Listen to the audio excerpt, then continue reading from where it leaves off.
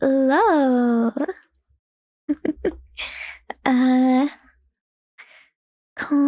Zenya. Hi. Pow pow. What's up?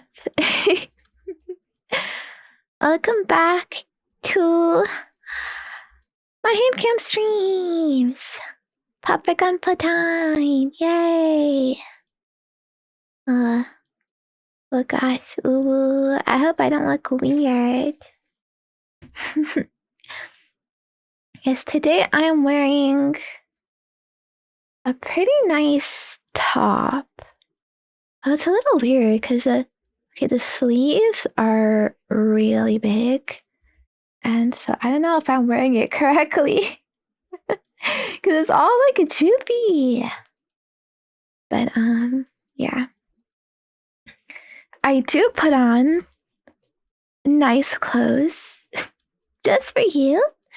For the little glimpses you'll be seeing of my wrists and forearms and such.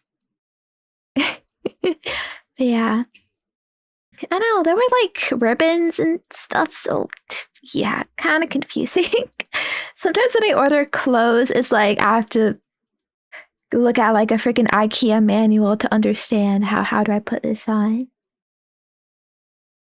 Ginormous sleeves is the Japanese way. Really? Really? Interesting. Well, this was from a Japanese, I don't know if it was like an actual Japanese store, but at least Japanese themed, so I guess it checks out. You know, I saw a post recently about like fashion. It's like a Chinese fashion, Japanese fashion, and Korean fashion, and how they're different. And basically, I don't know why the head pats are still like 1 second, by the way. I did look into that and I didn't really see a reason why that would be happening. So, I don't know. Chunkus. I'll look into that further. But yeah. Oh, thank you, Aki, by the way, for the resub. Hey. Oh my gosh, it's been 9 months already. Oh, look, see, there you go. There you go, that pad is working. Maybe it's like a spam issue or something, I don't know.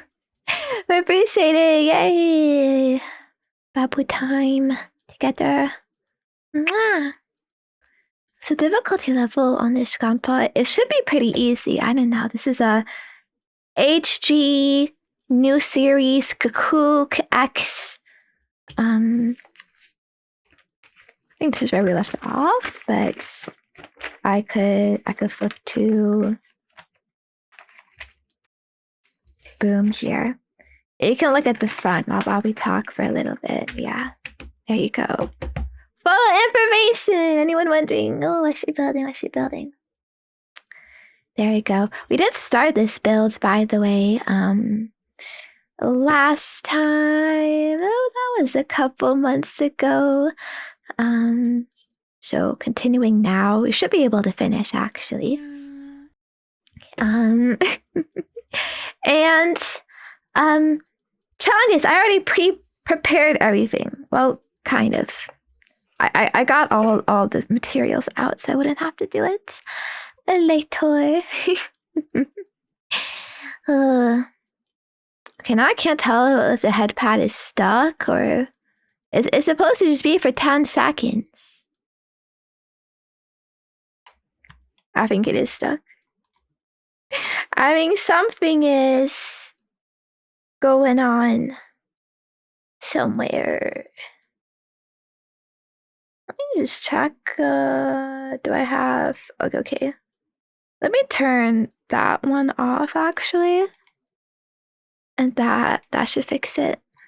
Maybe. I don't know. Right. Okay, anyways. I'm getting distracted. Interrupted. Naughty penguins. Sit down and listen.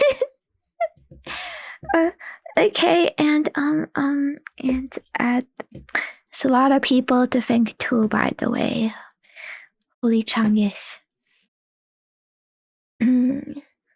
Okay, let me see. Thank you, Kalili, for the resub. Appreciate it. Thank you, Scorpion, as well. 1 year. Oh my gosh, thank you so much for coming out. I do thank you, Claymore, for the resub as well. It's so freaking long. Oh my gosh, thank you so much for still being here. Yeah. Thank you, Shana. 14. It's a very good number. So yeah, appreciate it too. Good to see you. Oh, Cully, I saw your thing earlier too, but thank you again. Thank you, Fenrir, as well. Welcome. Hope you're doing well. And thank you, Justin. Resub as well. Oh my gosh, 9 months. Let's go. That's babu baby time. Okay. Yay. Yatta. All right. So. Penguins, good morning, good evening, good afternoon. Happy Sunday! Yay! Lazy Sunday fun day. My Sunday was pretty alright. Can't really do too much though. Hoping to do a little bit of work tonight, but we'll see. I'm trying to take it a little easy. Well, thank you, Reaper, for the resub as well. Good to see you. Oh my gosh, I can't believe all these freaking months. It means a lot. Let me play some music, by the way, so to pacify all the ADHDers around. How's the volume? Is it good?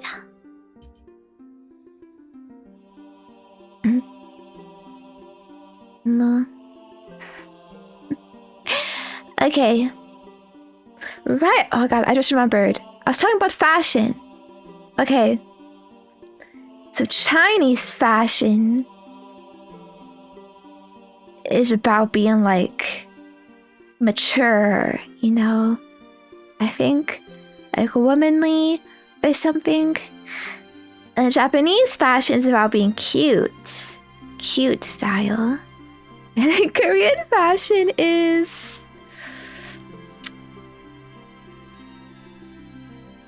ladies in particular establishments type of style. You know what I mean?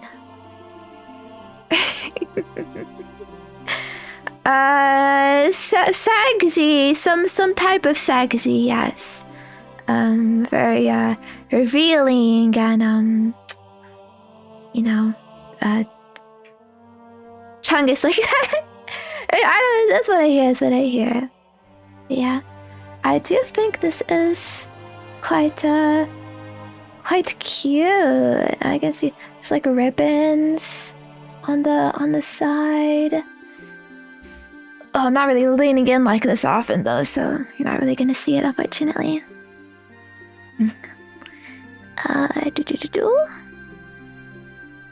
But yeah.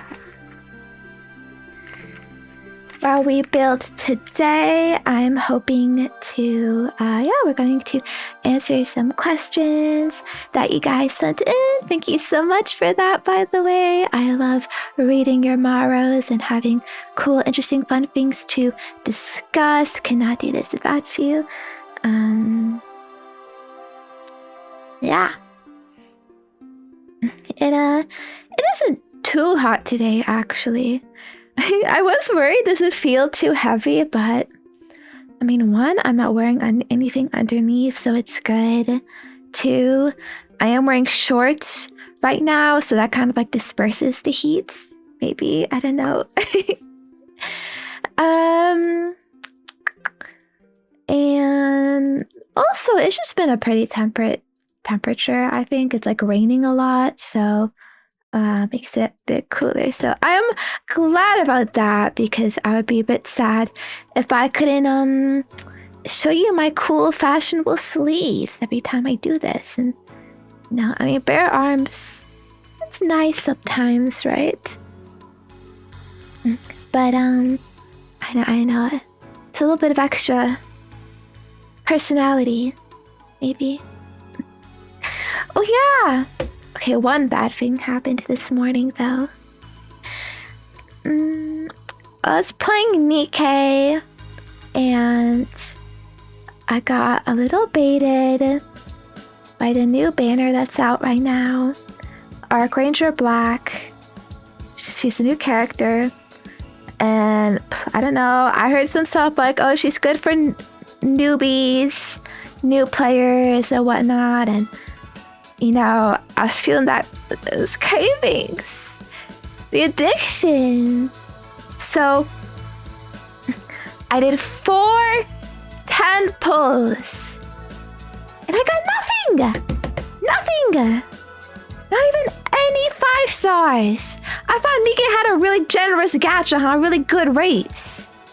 I mean, previously, I was getting lots of hits in all my previous 10 pulls, but here is crazy, like a dry spell, 4 in a row of like nothing. And then I was like, frick, man, I should just stop here. I should just stop. I should hold. This lady is probably not worth it. She's not worth all this much effort, all this. I'll just save it for something better, something more worth it later, soon, I guess. I don't know.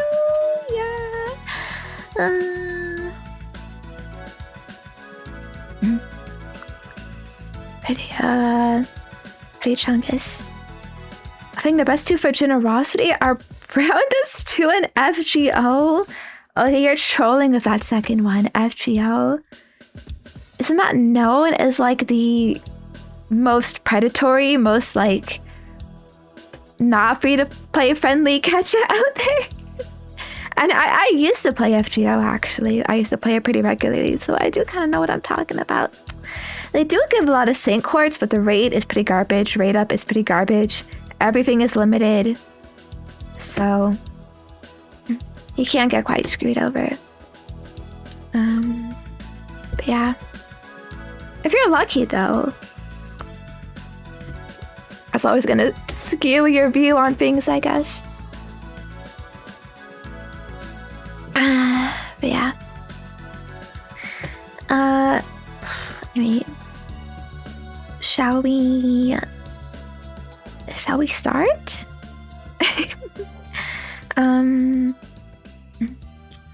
Ooh, it's gonna be gonna be a little rough organizing all of my plastic frame things. It's time to get addicted to the plastic again. I have a little napkin to put the bits on when I cut them.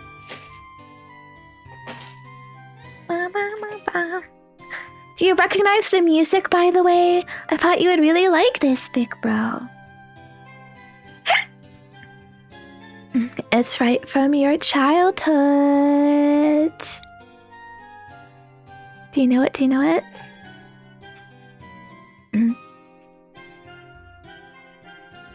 I should try to do it alphabetically. So this is A. Okay, this I don't think I'll need in a long time. This is a playlist of PS1 songs. PS1 tracks. So, I mean, this one in particular you don't recognize, but so far, it's all been that. It's all gonna be that. Okay. This is D1. I put B over here. Ooh, D1 and D2 can go together. That's right. I did 64. Oh, sorry. I forgot. I should have gone even earlier. Okay, C2. And this is C1. Okay, I did already kind of have it a little bit organized. I was putting things away. I don't know what this is. It doesn't say. And the picture is just it looks like some JRPG. That's all I can say. There's like a girl with wings. Yeah. The F2 I will put aside. And...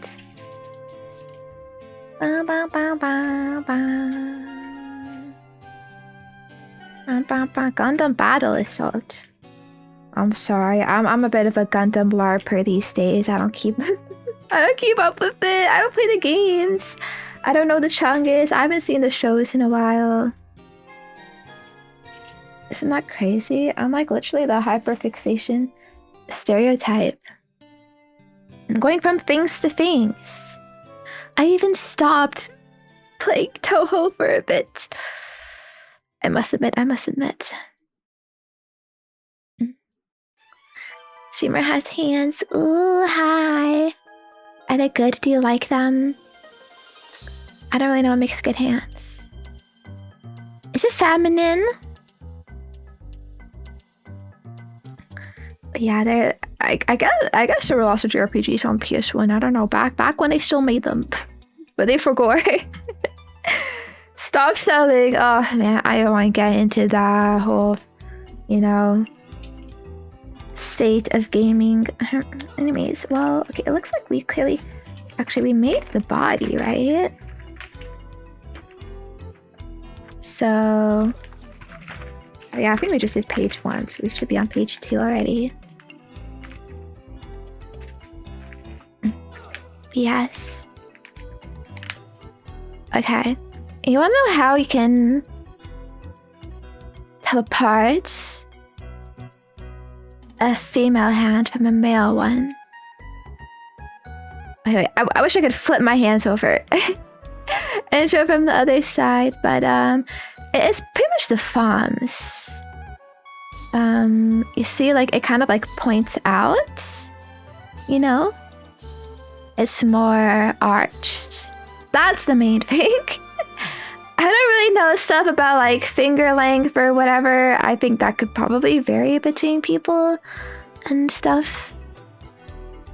The index finger is longer for females. Longer? Longer than what? Like the longest finger? Mine isn't the longest finger. It's the middle finger. Or just like longer in comparison to males. Is yours like shorter on the knuckle or some shit? I don't know.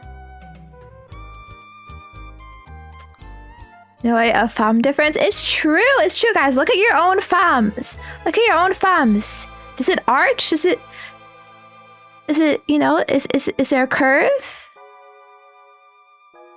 Okay, it's just like my hands at rest. Okay, like I'm not even doing anything. Oh, compared to the ring finger. Oh, yeah, mine are slightly longer than the ring finger. Only slightly though. Yeah. Oh, that's interesting. Guys have long ring fingers to show off the marriage band, I guess, or something. I don't know. Females are longer for pointing at males. Big bro, did you do your chores yet today?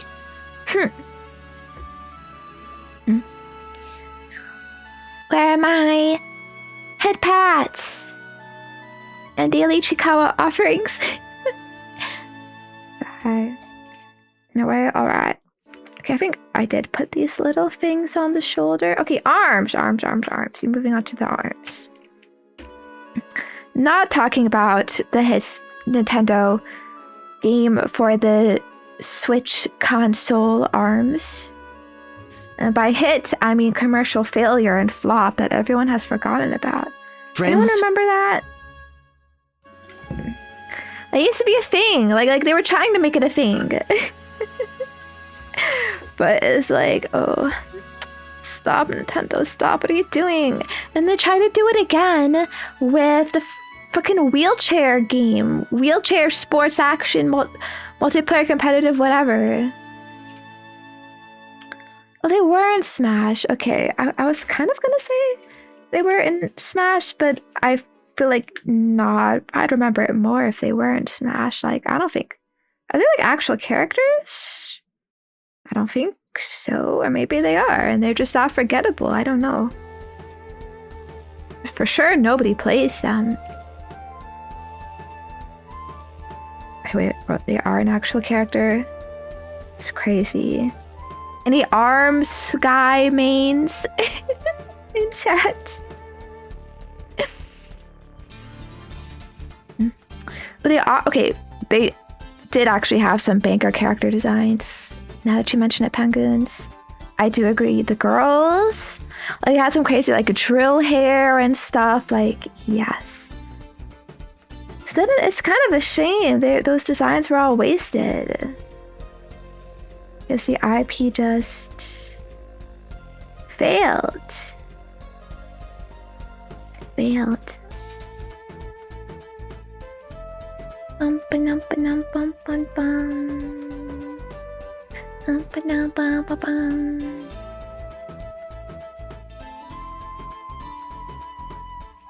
Speaking of the Switch, I do have some things to say about that actually, but should I save it for now? Because we do have some questions to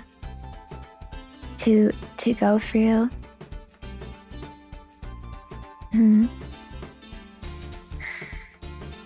Okay, well, you know how there was recently a Nintendo Switch Direct, right? It's kind of a bit divisive. Some people love the Direct, some people hated it. I feel like if you're not a Fire Emblem or a Xenoblade fan, you might hate it. Because there probably wasn't really too much, and it's pretty easy to be cynical about like, oh, Ocarina of Time remake, wow. Imagine having new games, How are they gonna mess it up? Or like, imagine even it's actually like a part 1 and it's gonna be a part 2 Ocarina of Time remake. Like they're going full like fucking Final Fantasy style. Like part 1 is only young Link.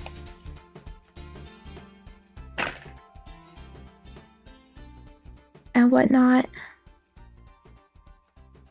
Shit like that, but anyways, there's one group of people that are kind of mad right now.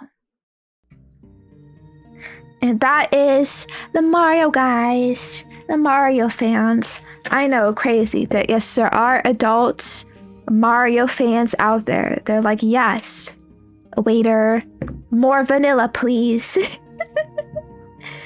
But yeah, I kind of get it though.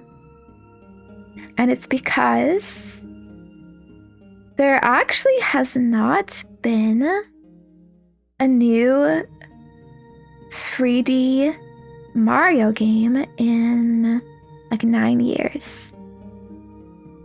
And since there was no announcements in the direct recently for a Mario game, they're like, okay, there definitely isn't going to be one until at least 2027, you know, which then would make it 10 years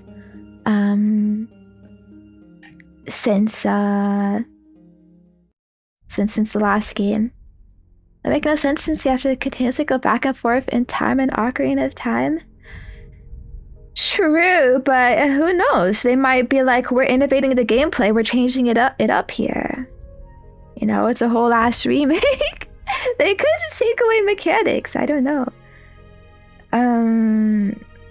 I don't know what Final Fantasy did exactly. If it did something similar or not. But lots of Chongus potential. DK Bonanza was our 3D Mario game. Okay, that is what one of the camps say in regards to this issue. Isn't it crazy, by the way, guys? 2017 was almost 10 years ago. You remember when the Switch first came out? Breath of the Wild first came out? Yeah. Ooh. It's rough. Even I'm feeling it. Like, it does kind of feel like, well, Mario Odyssey just like barely came out, but like, freaking, it's been 10 years. Wake up. But yeah. Anyways.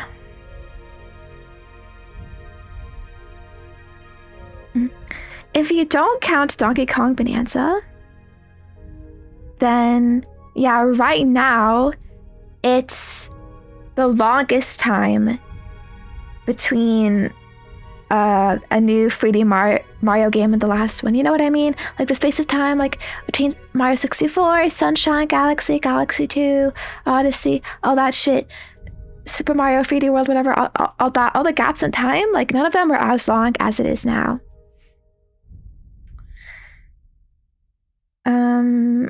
Mario Wonder is a 2D platformer game. They're considered different categories, right? The 3D games and the 2D games. Although I guess if you're a quote-unquote Mario fan, technically that is something to eat, I guess. That game had enough issues, though, apparently. Is the movie not enough for them? Bro, the movie's ass! It's ass, bro! Imagine being a Mario fan and like that's what you get. You know, I don't know.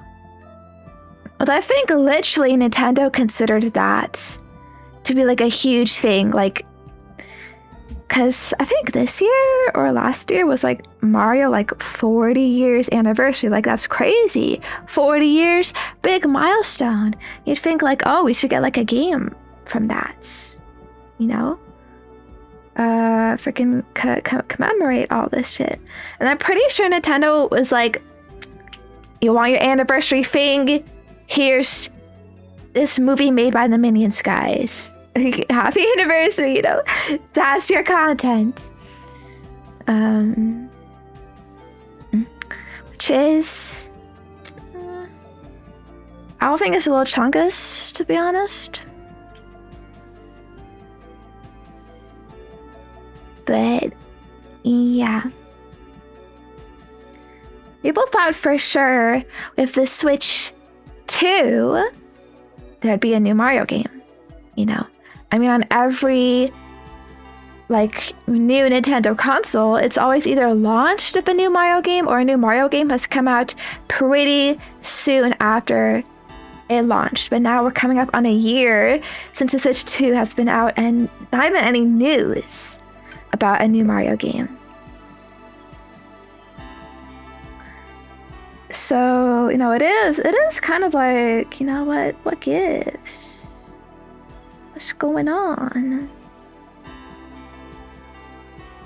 I do think, like Nintendo.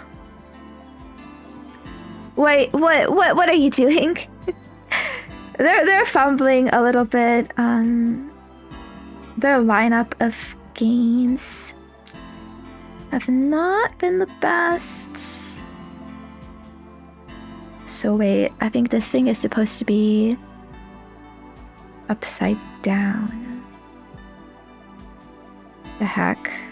Did I?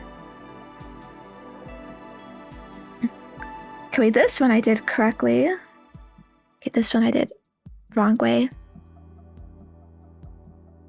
Mario Galaxy ports. No way that counts! Mario Kart doesn't count either. But oh my god, even Mario Kart, they abandoned it. They abandoned it. Mario Kart World. Wait, oh sorry. My tracking died for a second. Okay, Mario Kart World came out at launch of Switch 2. It was a big game. People saw it and they're like, oh my god, this has huge, big potential. But it did have issues. A little bit of content issues, I guess, on online issues. They famously actually made the game worse after launch because they changed some of the matchmaking rules,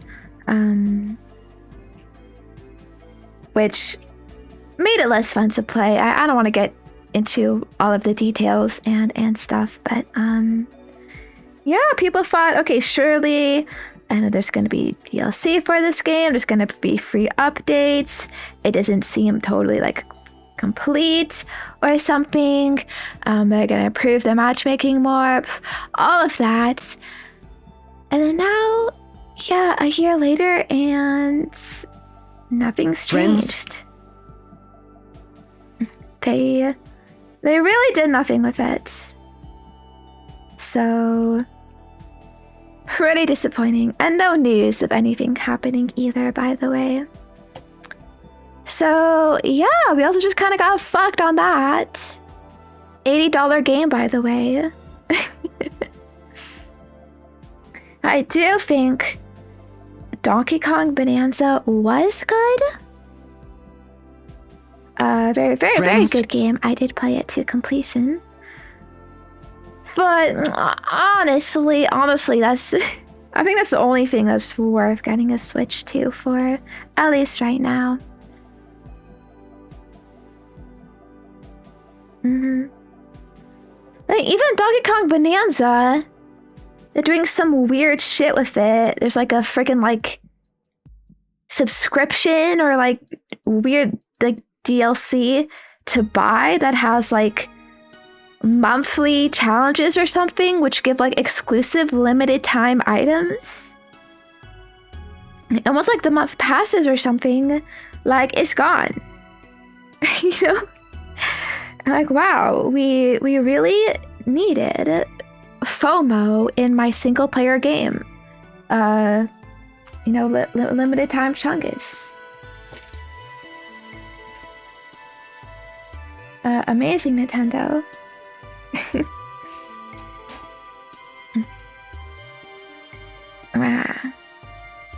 Okay. F2. RSS2 before the price hikes. Oh yeah, everything's been price hiking. Honestly, if you bought it at launch, like that's actually probably the best deal. It's when it was cheapest. Reminds me of a PS5 bros being like, oh, I'm not gonna get it at launch, I'm gonna wait for the price to lower, because historically the price has always gone down for PlayStation and PlayStation bundles. But it only went up. I don't even have to mention the Steam machine either. But that is very messed up price hike.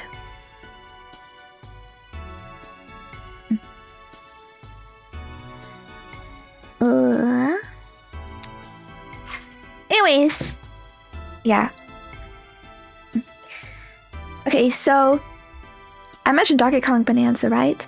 Some people consider Donkey Kong Bonanza to be a Mario game because it was made by the same team that did Super Mario Odyssey. Well, thank you, John Blake, by the way, stop. Hello, good to see you. 6 months, let's go. Half a year. Right. Oh, sorry. Yeah. I know if it was like the exact same team as Mario Odyssey, by the way, or just like a majority of the team or some of the team. I don't know. But I feel like it's a little cope to say like, oh, Donkey Kong Bonanza took the spot of a 3D Mario in the production cycle because of that. Because it's like, it's pretty different from a Mario game, I think. There is a little bit of platforming, I guess, but it's not really like a platformer game. Like, you could call it a collectathon, sure.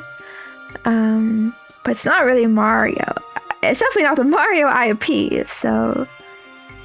Yeah, but people are kind of dooming of like, what...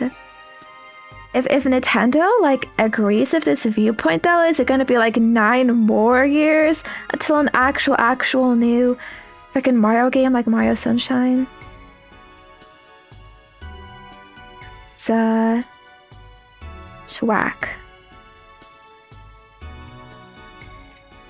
But, yeah. I think what Nintendo needs right now is just games, man. New games, not Chungus sequels, bro. Tears of the Kingdom, Metroid Prime 4.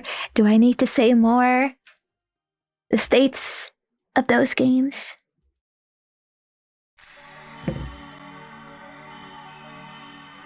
I tried Blocky's model kits. No, I don't know what that is. Well, thank you for the raid, Gunpla Sisters. Am I a bit of a Gunpla sister myself, maybe? I don't know. Yeah, welcome. We are building a Gunpla and chatting a little bit. Right now, it's Chungus state of Nintendo.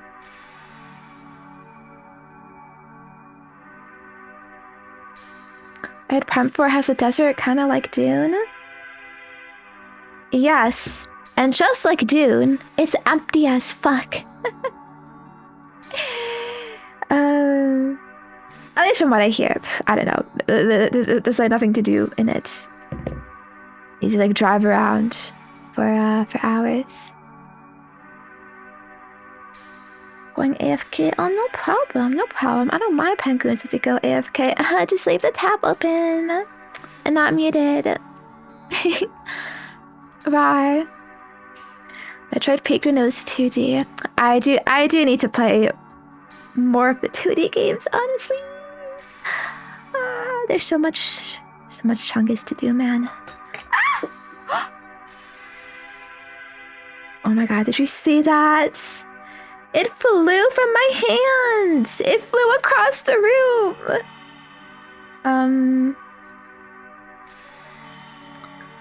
Okay, wait. I might need to pick that up. Let me see. Do I have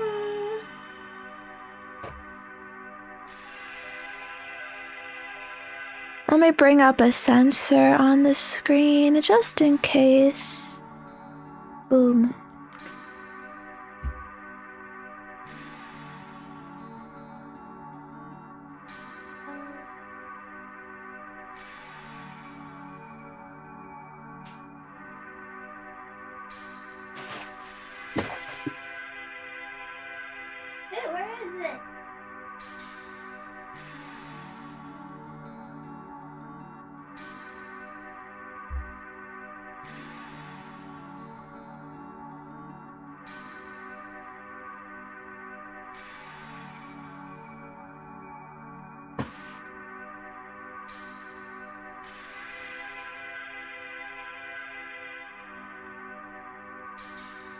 Oh, wait, I don't see it.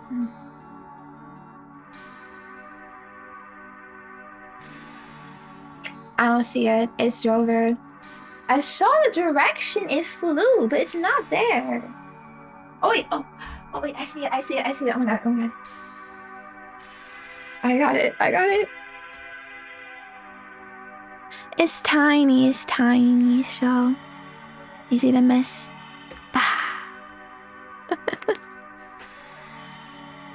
Nobody talks about this when building Gunpla.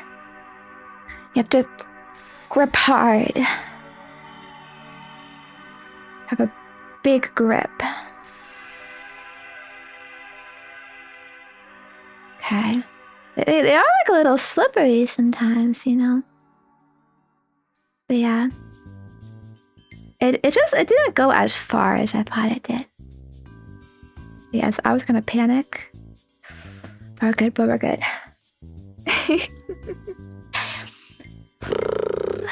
Anyways, shall we start with your questions, your inquiries, your calls to the Zenya Hima hotline? Burning in your mind. Yeah, but basically frick Nintendo. Except for when they make Xenoblade games. And maybe Fire Emblem games. But Fire Emblem, a bit of an asterisk. Sometimes they mess that up. Too. A little bit. Chungus.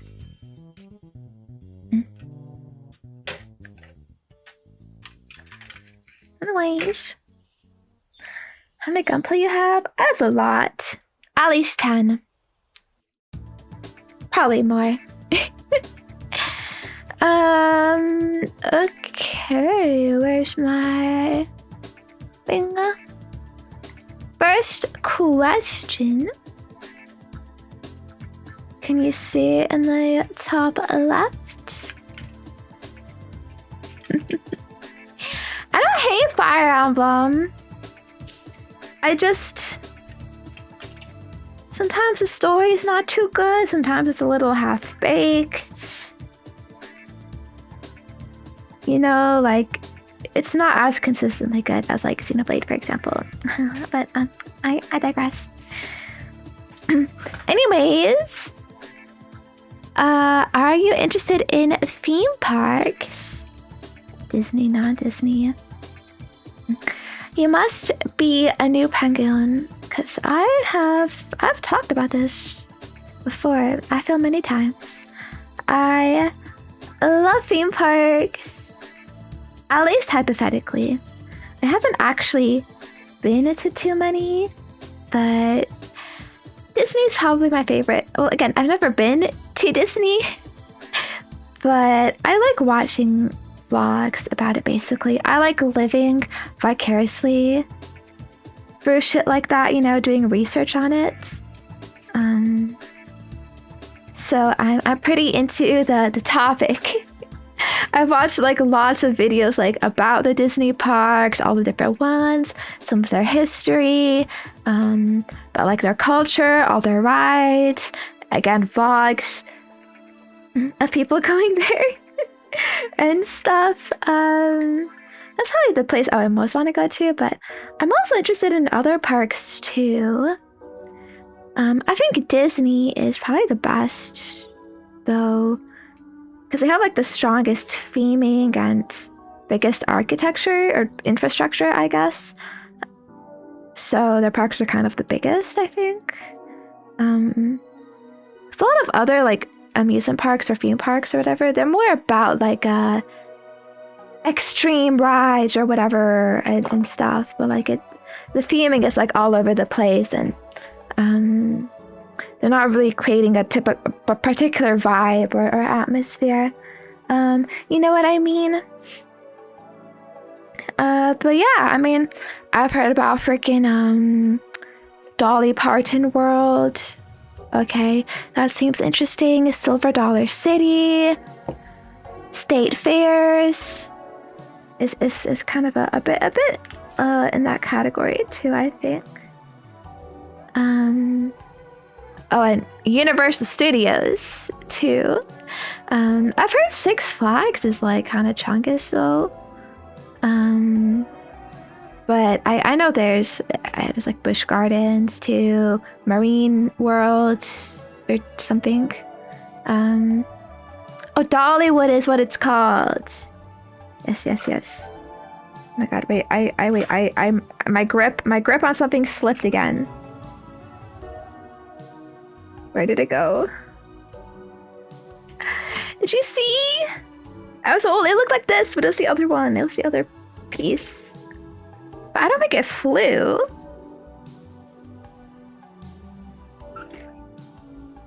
But it's okay. Okay, I found it.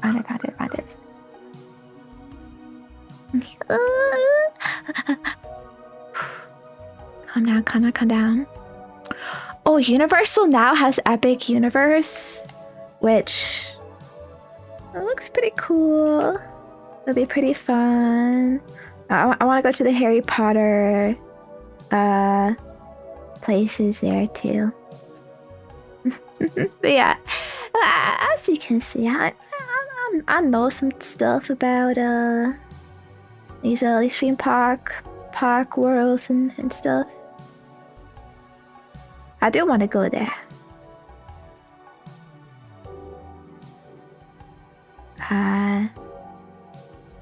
Yeah. Maybe one day. I have this correct. It's not really sticking. They didn't have Star Wars World when I went to Disney. Well, they have it now, right? Although it might depend on like which Disney park you're going to. Which locations? There's a lot of them.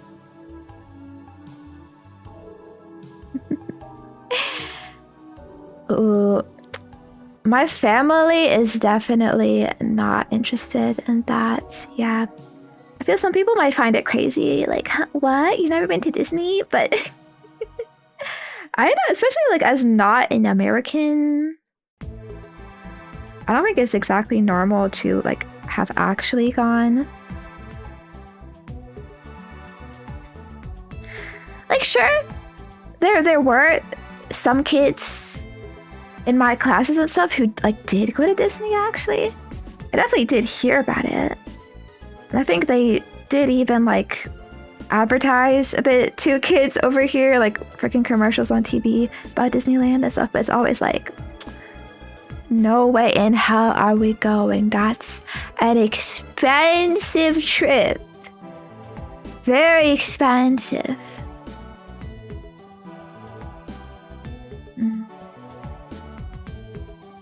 So yeah, you should be grateful if you got to go. Especially back in the 90s when it was much more reasonably priced. I'm surprised like Disney has not expanded to Canada. Like, why the fuck does France get a Disney World and we don't? Maybe they just thought Canada's too close to America. Like, oh, surely they would go down to the States. Oh, we don't need to bother. It's gonna take a mind share away from the state locations. In Chungus.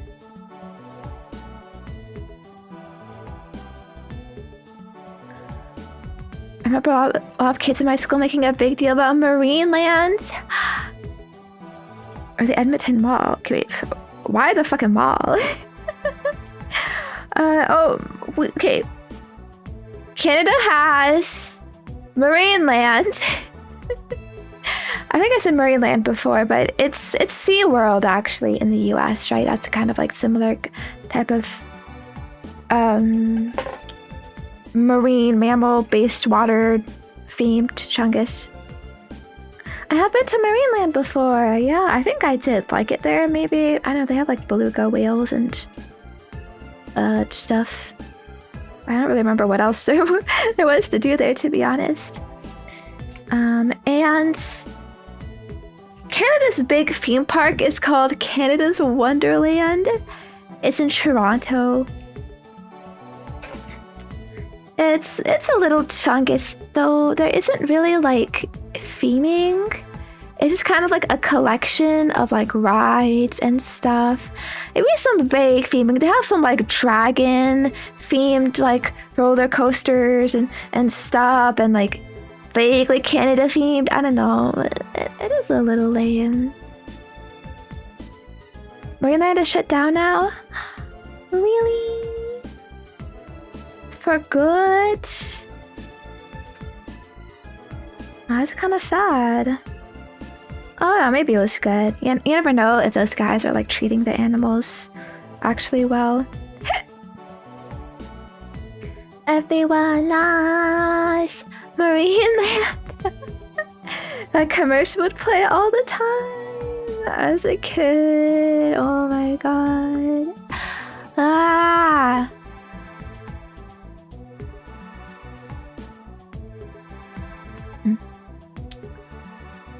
Okay. Making progress on these tiny arm parts. But yeah. I've heard like, yes, SeaWorld got a lot of controversy about animal abuse. There's that orca that like killed people. Is that Shamu? Yes, very, very sad. These creatures are very smart, intelligent, and they need space.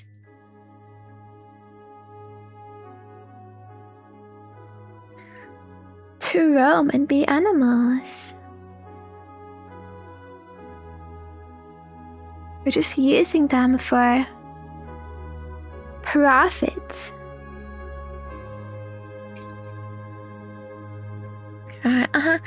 Well, anyway, yeah. I kind of like theme parks. I think a lot of people do too. That's why there's all these YouTube channels about them. You know, Defunctland, other channels. I can't remember right now. Very interesting stuff. I think they scratched some kind of like nostalgia itch. Like it feels like stuff from a past time. Because they used to be so much more popular. And there were so many more of them. So, wait, what does it want me to do? A4. Okay.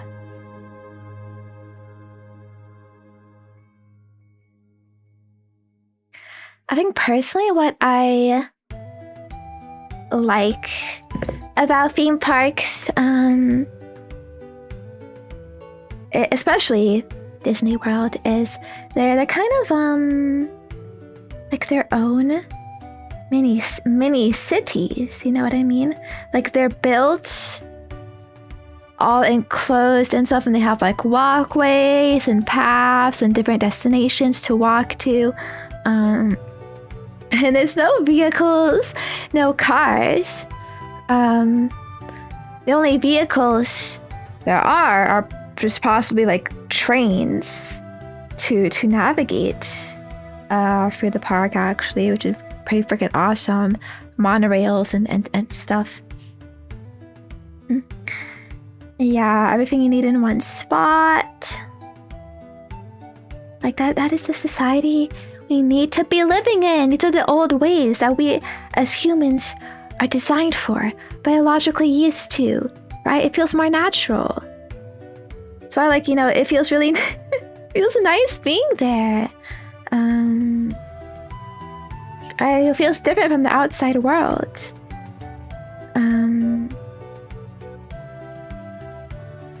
Because it was actually, you know, it's designed for people.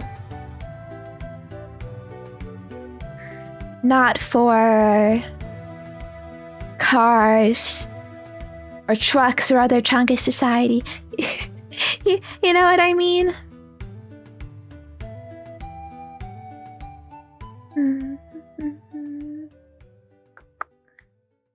Number 3. Right here.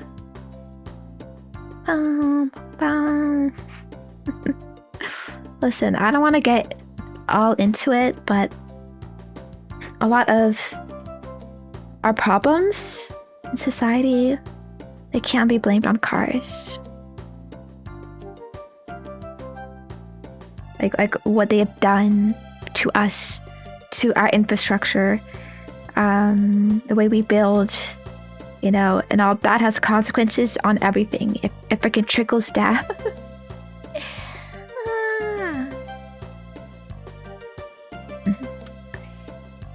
Okay.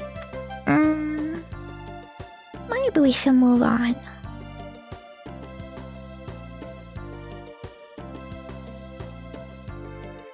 Move on to the next question. When do people complain about the lack of cars inside Disney World? They don't. See, that's the thing.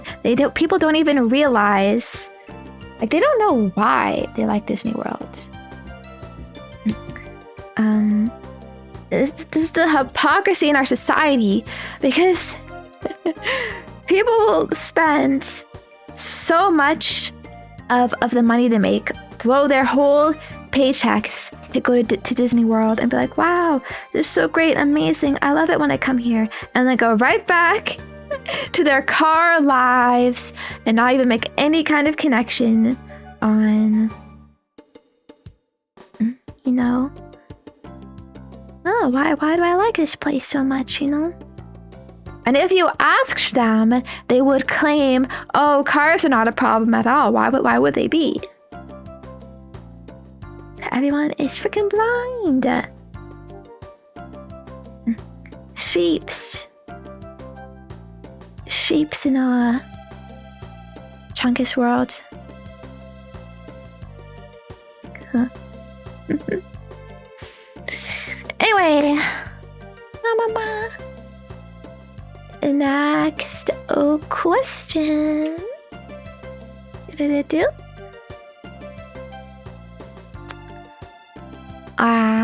It's a fat one. Hi, Chungus. This one is about books. Reading. Oh, I'm so glad you remembered how to read again, Oji-san. I'm getting very inspired by you to read books. Nichao is not really much of a reader.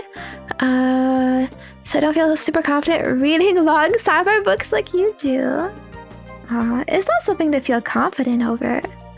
It's easy to read. Well, I guess I can understand it being a bit intimidating or like demotivating looking at long page counts and whatnot. But do you still have any shorter books you would like to recommend? Yeah. Especially in sci-fi.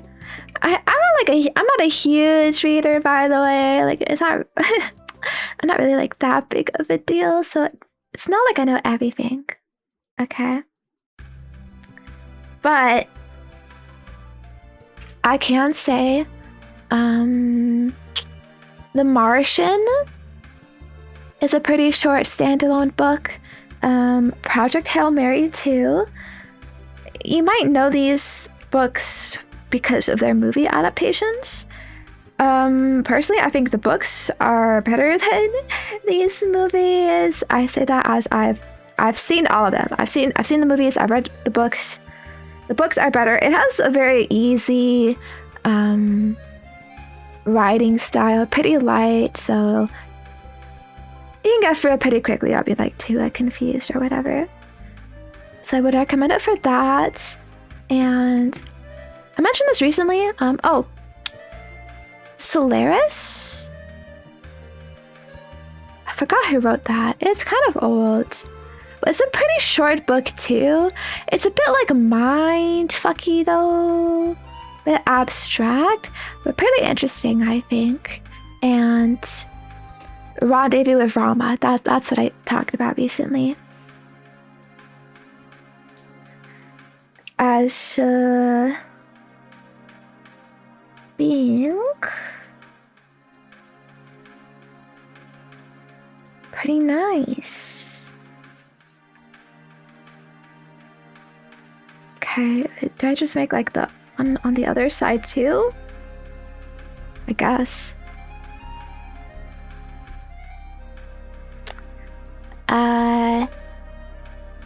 So yeah. Stanislaw Lem wrote Solaris. I don't know if I'm pronouncing that right, but yes. Well, I think there's only one book called it anyway, so you should be able to find it. But yeah. Other than that, yeah, it has been mostly series I have read. But you know, if I was able to read them, I'm sure you can too, Penguin. Okay, don't worry. Don't be intimidated by the concepts and whatnot. But like I said, if you just want easy stuff, anti-weir, those are very easy reads. Yes. Oh yeah, that's what I would say. They do. Well, thank you, Adam Sandler. Hello. Been reading one book a month, actually. That's pretty good. I do find that hard to do. I've kind of moved more to manga right now, actually. I'm sure I'll get back to actual books soon. Kind of getting through Berserk right now, though. But yeah, there are other books I want to read. There's one, I forgot what it was called. Like, I downloaded it. I wanted to read it. Yeah, but then I started reading manga. I got distracted. It was something about like a guy with like vision and eyes, some sci-fi thing of that. I forget exactly. To be honest, I also kind of want to read like the classics, like really old books, like fucking the Iliad, the Odyssey, or even shit like, I don't know, Moby Dick, Chungus. yeah, but those it's like those classics or like philosophy books. I think they're pretty good for your mind. I'm trying to tap my head, but you can't see it, so you know. Yeah. We're gonna pick up the sequel to Pandora's Star? Probably not. Pandora's Star had a lot of cool concepts. I don't know if I talked about it, by the way, but it's a long-ass book. There's a lot of fluff in it, and I tried reading the second one, but immediately I just felt like exhausted. Like, oh, so much here, man. So much. It's even longer than the first one. It's starting with like some weird side quest of these whole new characters. I'm like, I don't even know what's going on here, man. Frick this shit. I'll just wonder what's gonna happen, I guess. Like, I don't need to know that bad. I do think some authors, perhaps in sci-fi and fantasy especially, can be quite indulgent. I get really into like, boom, we have all of these characters, boom, all this lore, big world, you know, look at this. But like, I don't know, I prefer more condensed short stories that like kind of gets to the point.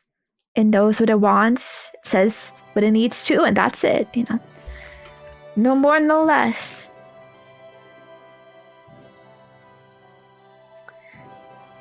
But yeah, literature is fun though.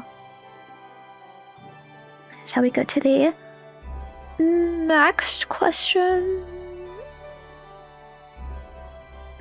Ooh, 1984. I never read that book actually. I know a bunch of people read it as school assignments, but our class kind of skipped that one actually. We read other things. I forgot what exactly though. I feel it would be interesting though. Like I'd finally understand the memes. Ugh, what are we in 1994? Checks the calendar year.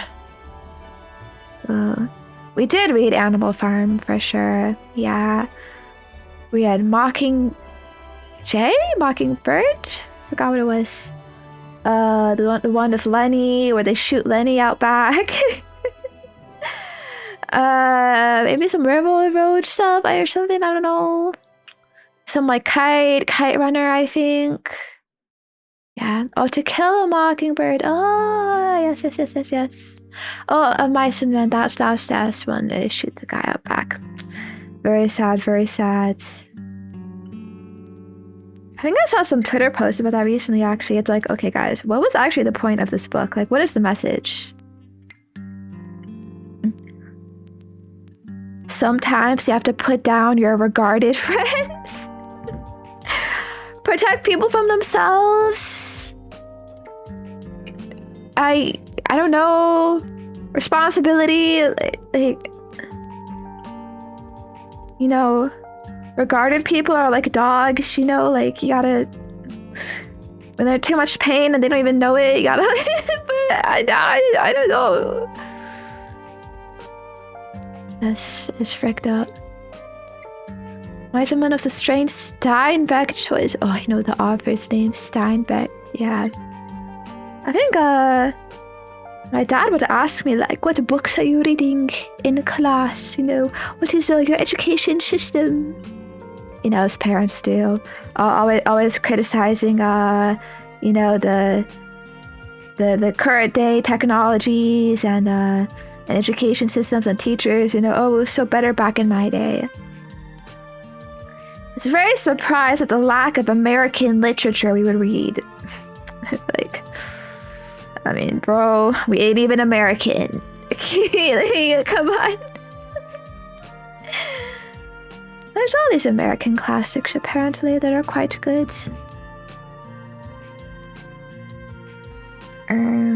Yeah. Hey, wait.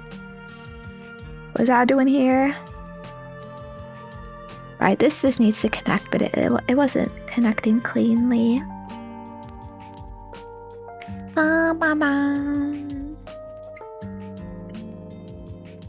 Oh wait, we read the Great Gatsby too, actually. That was pretty good. Good movie too. But yeah. And I hear nowadays it's really cooked. Like critical thinking, media literacy, kids don't have it anymore. They get tired like reading a paragraph. They don't know what anything means. Maybe it's supposed to look like this actually. What about Dune? I read Dune on my own.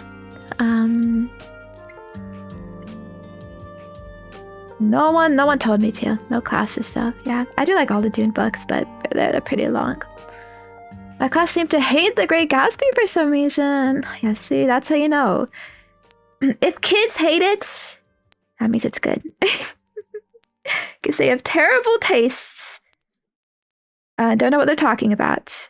Can't even understand shit. The second Dune is my favorite. Well, lucky you. The Dune Messiah movie's coming out soon. I did really like Dune Messiah. My favorite, though, was probably the 4th book or the 5th book. I thought they got pretty cool, yeah.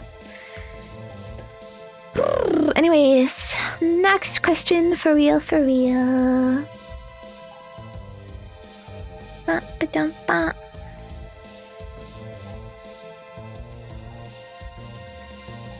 Emoto, today I learned that Wendy's, the fast food franchise, sells 50-piece buckets of chicken nuggets.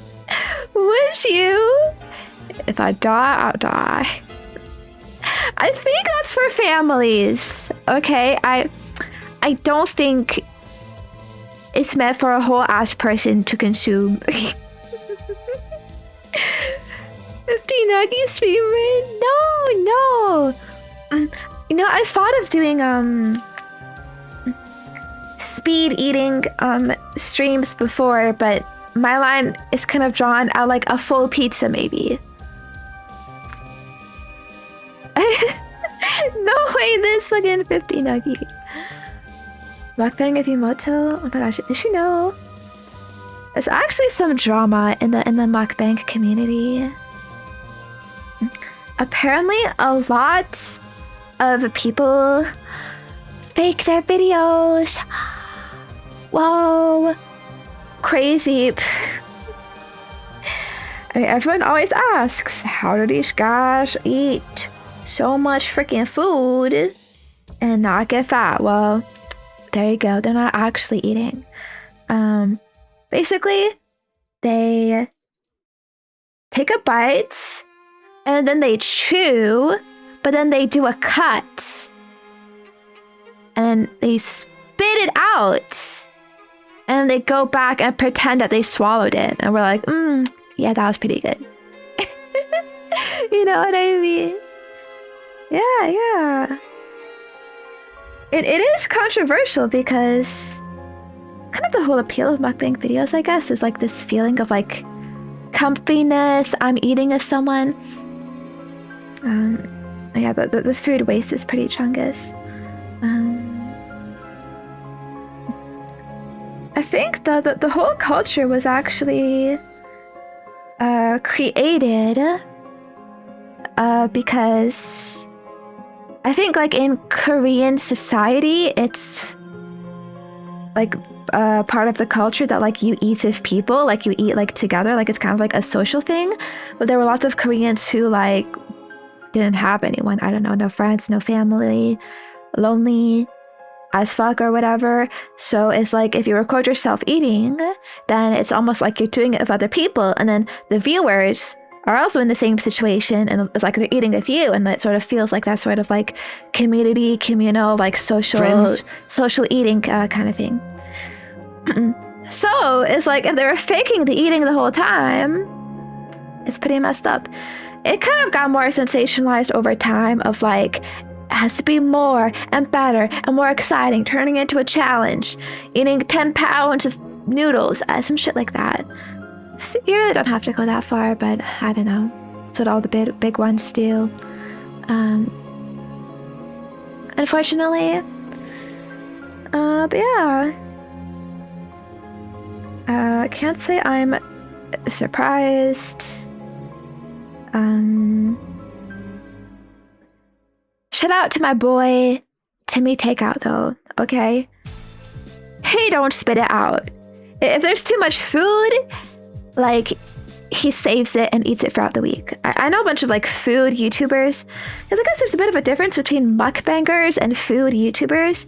Food channels, like general food channels, like they're not about this whole extreme style of like I'm eating a whole bunch at once in one sitting, but it may be like I eat X thing for like a whole day or for a whole week or whatever, or all that stuff. So it is kind of like excess food, but it's not like all in one session. So they can like spread it out over time.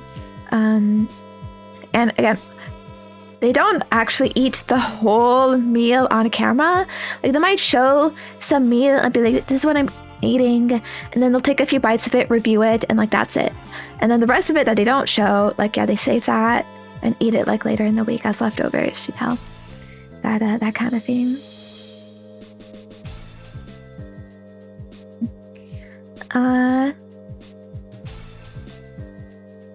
So yeah. Not a quitter, no. But also not a spitter, actually. Or, wait. Then what are you? If you're not a spitter or a quit, wait. What do you call a swallower?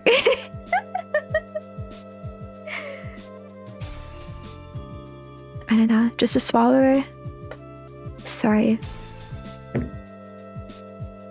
My brain malfunctioned a bit.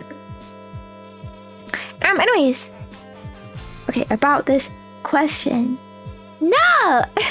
I don't need that many chicken nuggets. I mean, I guess it would be a lot of leftovers. I've never had a Wendy's though, actually. Maybe once, one time I went there, but like, yeah, we're not a fast food family, so I don't really have any Wendy's experience. I don't know like how good they are. I feel like McDonald's nuggets are always going to mock everything else, to be honest. So, you know, I don't know if I want to. Maybe if McDonald's had that, I would do it. I really like the McDonald's nugget sauce too. And we do not cut to my mom saying my favorite food is chicken nuggets. Okay, I swear I can eat other stuff.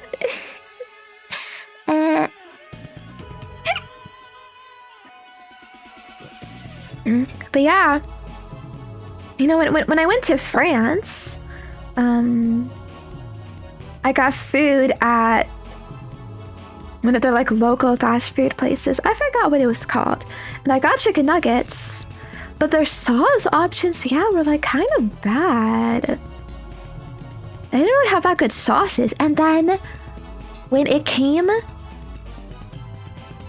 guess what? The sauce was delivered in like those like rectangular thin packets. Okay? And I'm used to the fucking dip cups that McDonald's gives, which is so much more convenient because you just open the cup and you dip it in. But for this thing, it's like, how am I supposed to use it? Do I like pre-squirt it over all my nuggets? I don't know. So I just fucking squirted it on like one of like the pieces of cardboard that comes with the meal. I don't know. Then I just dip it from there. But like it is it is kind of chungus, yeah. Sachets. Yeah. I got an Algerian sauce because I do like that. I don't think they had anything else too enticing. Yes. My favorite nugget sauce though. I'd have to look at the McDonald's menu again, because I kind of forgot. But sweet, spicy stuff, maybe a bit of BBQ, you know. Yeah. Pretty good. Yummy. Not gonna have to explain to someone that Tunisia as a country exists. Is that related to Algerian sauce? Is Algeria a place? I don't freaking know, man.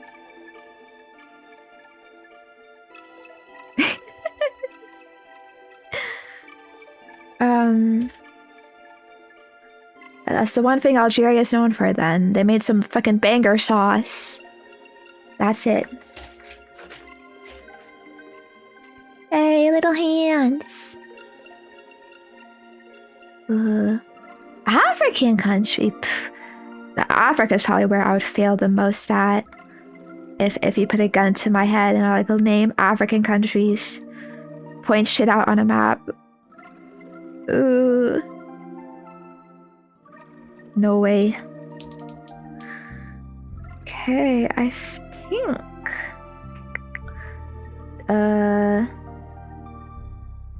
arms are getting good. Wait, I have to... Sometimes I have a hard time differentiating left and right.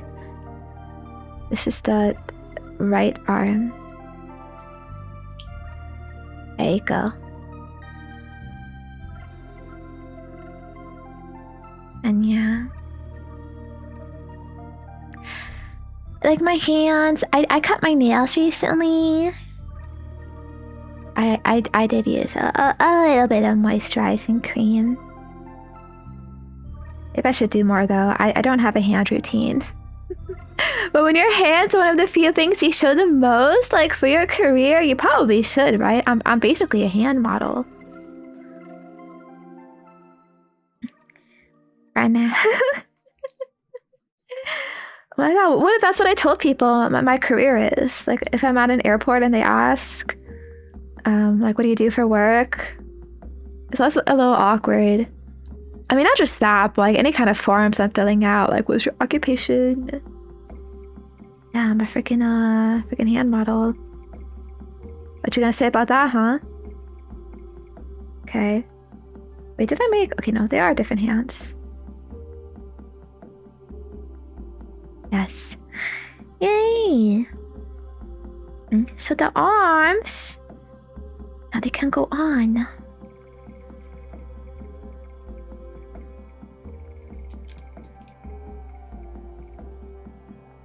Do. Oh yeah, let me see them. Because they're so important to my job, I have to like really protect them. So like I can't just show them to anybody. Yeah, it's like an NDA thing actually. Rawr. Oh my god, you know I've heard of that actually.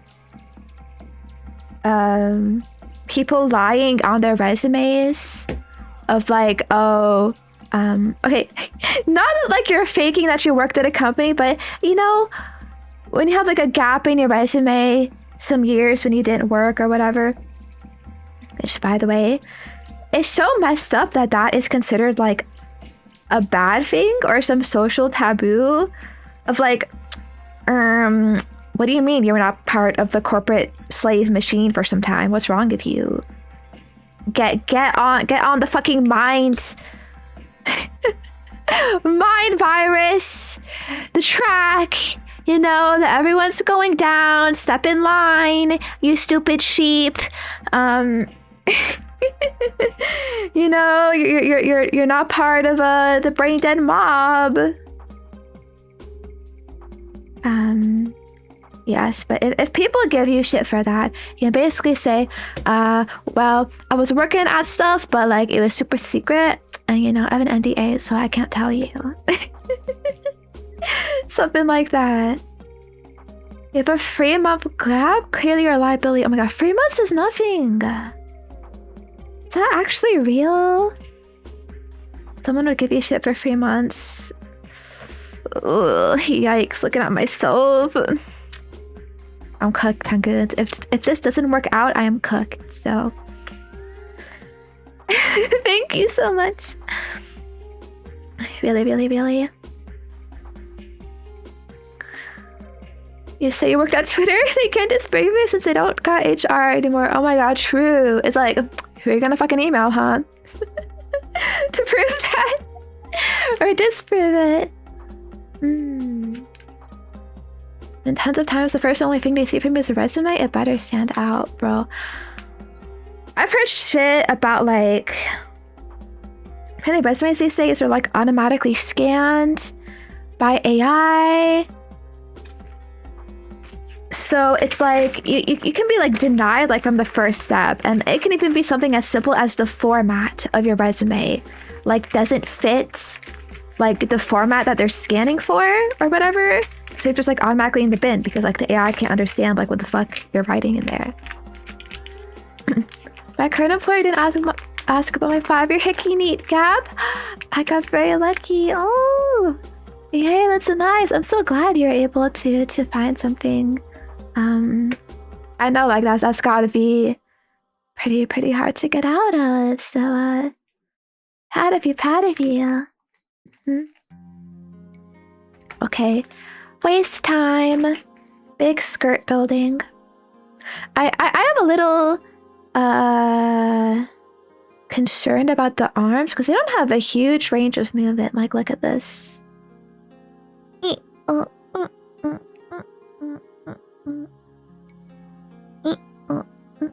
But it's not really budging any more than that, so I assume it's intentional. Blood really is an OG son. Wait. I have the wrong arms. Okay, they might be on the wrong chungus. There. If I was hiring people, I'd throw half out because I only want lucky people working for me. Oh my god, the true gotcha. I mean, hey, at least there, you can't really say like it was anyone's fault, you know? Oh, my resume format was bad or whatever. Like, nah, I just got unlucky.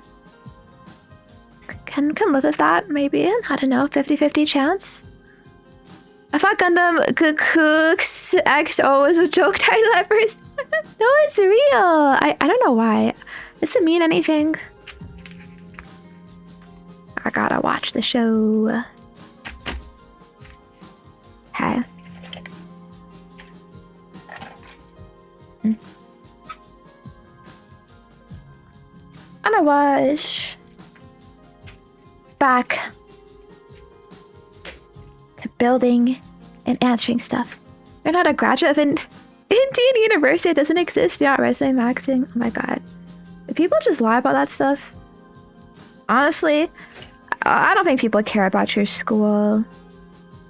It's not the flex it used to be. It's all about your connections. Nepotism is the best way to get a job these days.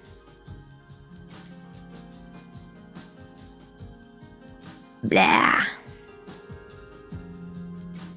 Sorry, I don't mean to talk all about this. I know it's a little depressing. Hope you're doing all right, penguins. Yeah. I know how it is. Maybe there's a little light at the end of the tunnel, though. You know, AI getting more expensive. Maybe they'll start using it less. I don't know. Yeah, try to adapt. Like, I heard there's some resume templates that are like specifically like they know what people are screening for, so you can get it in this exact template that like they're using, so you don't get filtered. I don't know. And cost of Ivy League school is actually the price to make connections. True, actually, but then you have to actually make use of them. See, I think I made the mistake in school of, yeah, I didn't really talk to people. That is probably the main point of like schools and universities, to be honest. Get a social group, get a network or whatever, but that's really hard as like some fucking socially anxious, introverted, whatever chungus. Sometimes the world is just not made for you. Gotta do what you can. Become a VTuber. That's where I'm appreciated.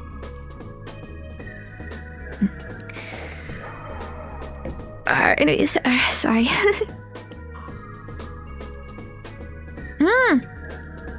Yeah, let's go to the next one. TLDR. I would not. I mean, I wouldn't say never to 50 piece nuggets. You know, I could use my air fryer to heat them up the next day. It'd probably still be pretty good. Definitely seems excessive though. And I don't know if I trust Wendy's nugget quality. I will say, by the way, you Americans are missing out. The nugget recipe in Canada is different. And people say they're way better, so I'm just saying that does play a part in my in my answer. Yeah, it's because we have more regulations in Canada. They can't just put a garbage chungus in your nuggets. Oh, I've heard of Chick-fil-A. Chick-fil-A sounds good. I think they have like waffle fries or something.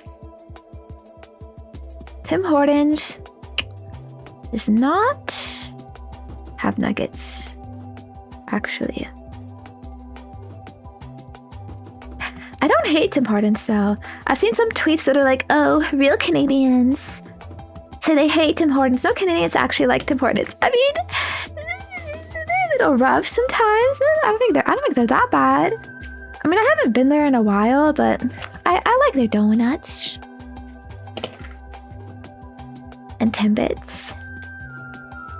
That's the main thing they're going there for, but you could say that they have been going downhill a little bit because something the owners changed, downsizing, reducing quality, you know, classic fast food capitalism shit.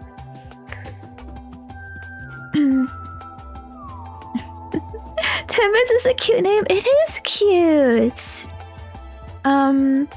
Except for there's a brief period where they had a collab with Justin Bieber and they called him something like Tim Biebs or Bieber Bits or to be Chungus, something like that. Who's Tim Horton? Oh man. What, you don't know Tim Horton? But we know Abraham Lincoln. Just kidding it. Bieber's pop. Is that what I would call it? I forget what they actually called it. I don't know. But I mean, Justin Bieber is actually Canadian, so like that's kind of why. As far as I know, Tim Horton was just some random guy. But he was like a rich guy who like opened this restaurant chain. And he liked hockey. I don't know if he like played hockey or he was like a hockey sponsor or like something like that, but I feel like Tim Hortons kind of has a big hockey connection. Like they like sponsor a lot of hockey games or like hockey clubs for kids, you know, that kind of stuff. Hockey, a Canadian sport. Speaking of sports, anyone watching the FIFA World Cup? Now it's happening now. Crazy. Football. Goal. World Cup isn't FIFA? Isn't it literally FIFA? I don't know. And they're doing like a joint hosting thing where it's like in Mexico, US, and Canada. Really nice of them to include Lil Bro in with the big guys of hosting these tournaments. Yeah, so it's kind of been all over the news here because, well, yeah, Canada is jointly hosting it. Ain't no one going to the Canada games though. Honestly, think about it. There have been memes though about like foreigners coming to America for the FIFA World Cup and being like, "Oh my God, America's so crazy, weird, chungish." But yeah, I will say I do not know anything. I do not care about soccer at all. From the worst World Cup in half a century, really? Oh man, are there like organizational problems? Or like, is North America just chungus? I wonder. Oh yeah, it is boring normie stuff.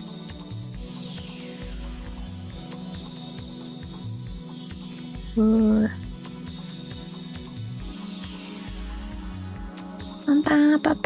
Does Canada even have a FIFA team, by the way?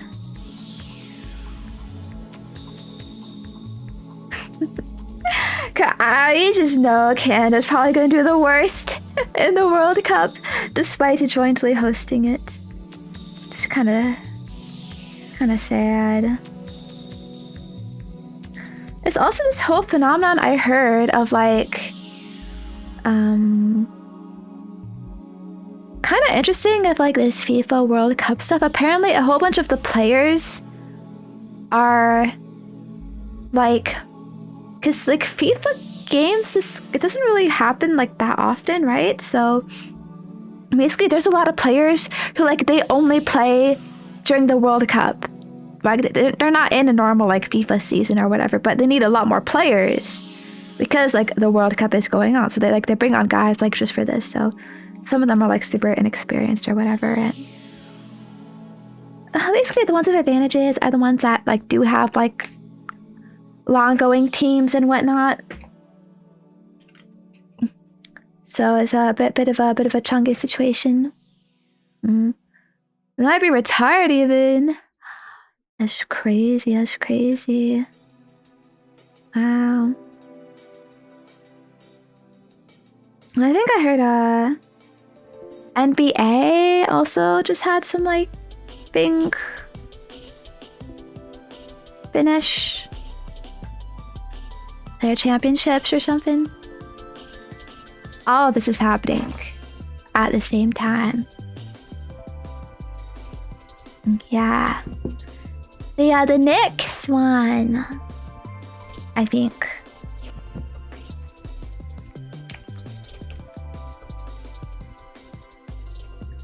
Now I'll take that, you know. At least it's not LA.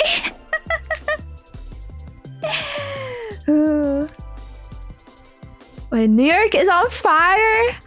Yeah, because I saw some clips of like apparently a whole bunch of like streamers went there and like yeah, there was like chaos going on in the streets. Oh man. The NBA, which has a grand total of 1 Canadian team, which is totally ass. This is why I don't get into sports. I have no one to root for. Am I putting this on right?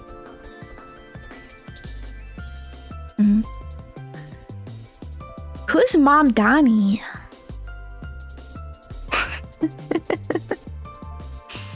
Chungus.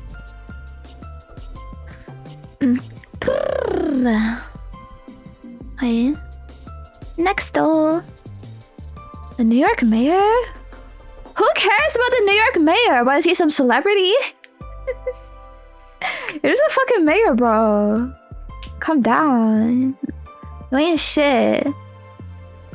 Everyone hates the Toronto mayor. I know about that. No one would care if you sat next to him. He kind of is. Really? Big figure nowadays. What did he do? Maybe I shouldn't ask. I don't know any of this. I'm sorry. Politic? What? Can wait for the Pittsburgh Penguins and pretend they're penguins? True. Shout out to Pittsburgh bros.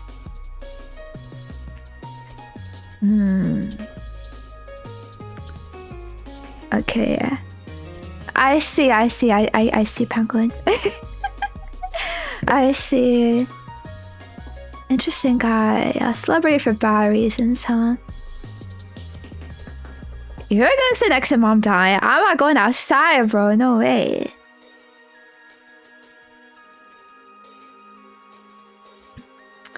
Have you guys seen that pic, by the way, of your president talking to these evil, white-haired looking motherfuckers? Was that ever explained? You know where I saw that? I saw that in a fucking Game of Thrones subreddit. Because they were like, oh my god, he's talking to House Targaryen. He's making a deal with House Targaryen. Because like they look like that. It's definitely a little freaky. Oh, I can't wait for the fucking conspiracy theories to come out of that. I need to make a conspiracy theory stream part 2.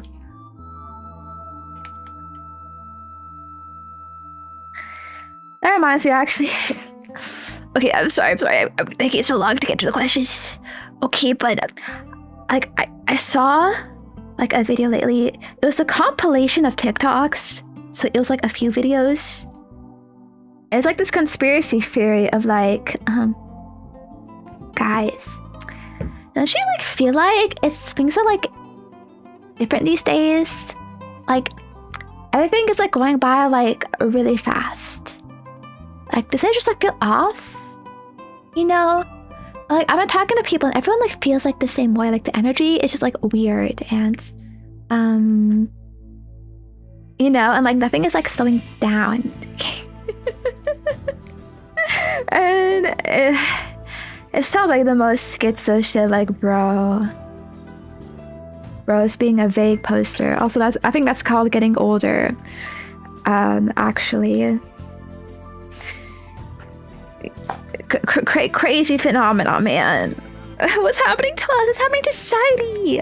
This is a conspiracy. Someone's behind this. The government's speeding up time.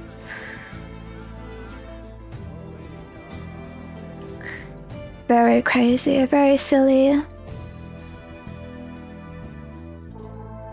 Yeah. But I'll leave it at that. Okay, we can go to the next one now. Promise. Ooh. Next question.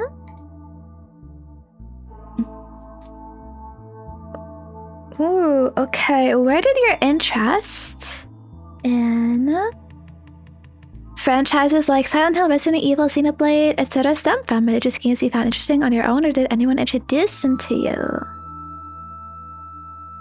Interesting question.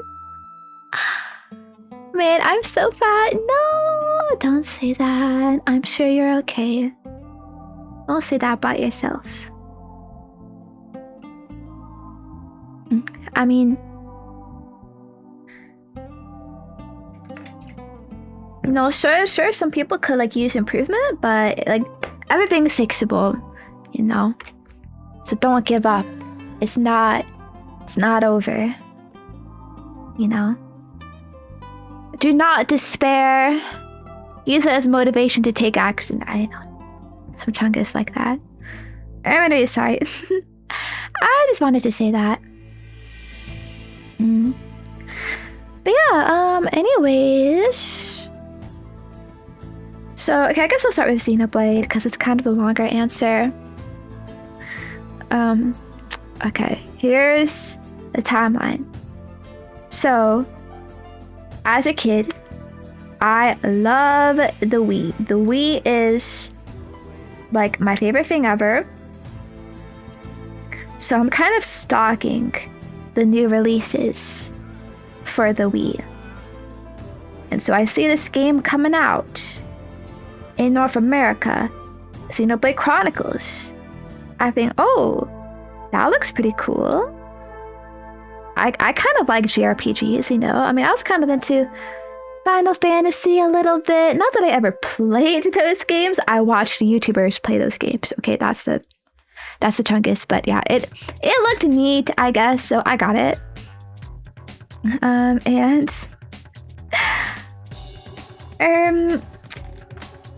I never actually finished Xenoblade Chronicles way back then, to be honest. I was a big noob. I was a big, stinky, stupid, like 10-year-old, even younger. I don't remember the exact years, but yeah. So like I got stuck on some fight, and then I gave up, and I put the game down, and I stopped playing. But I knew about Xenoblade like because of that introduction.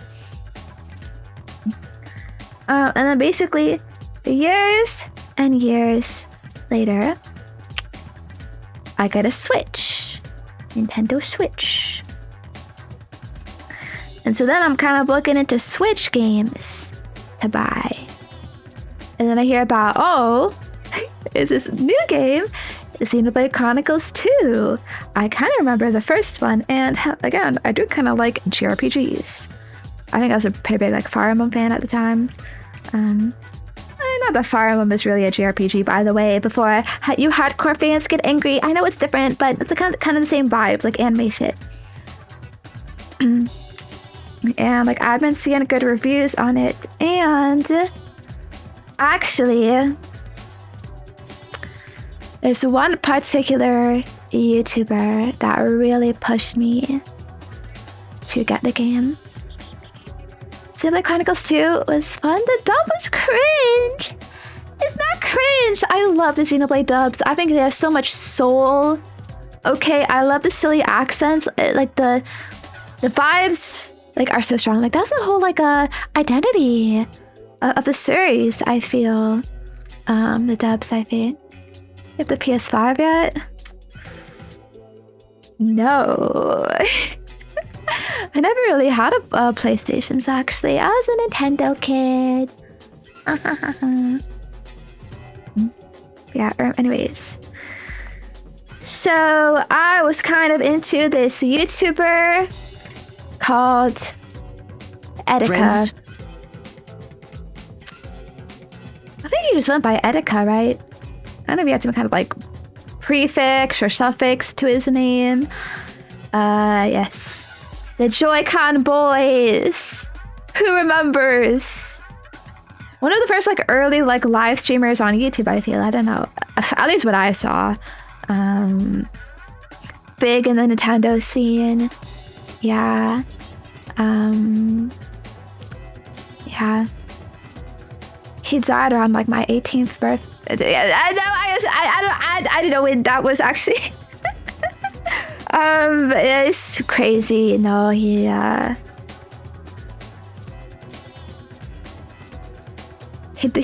do be not around anymore. But I really liked his videos. I really liked his streams or whatever, and he was really into Xenoblade Chronicles 2. And I kind of wanted to understand the streams, his videos about it, and I didn't want to get spoiled. So I got the game and I played it myself. So yeah, partly Etika is to thank for that. And then yeah, I got like super obsessed. And here we are today.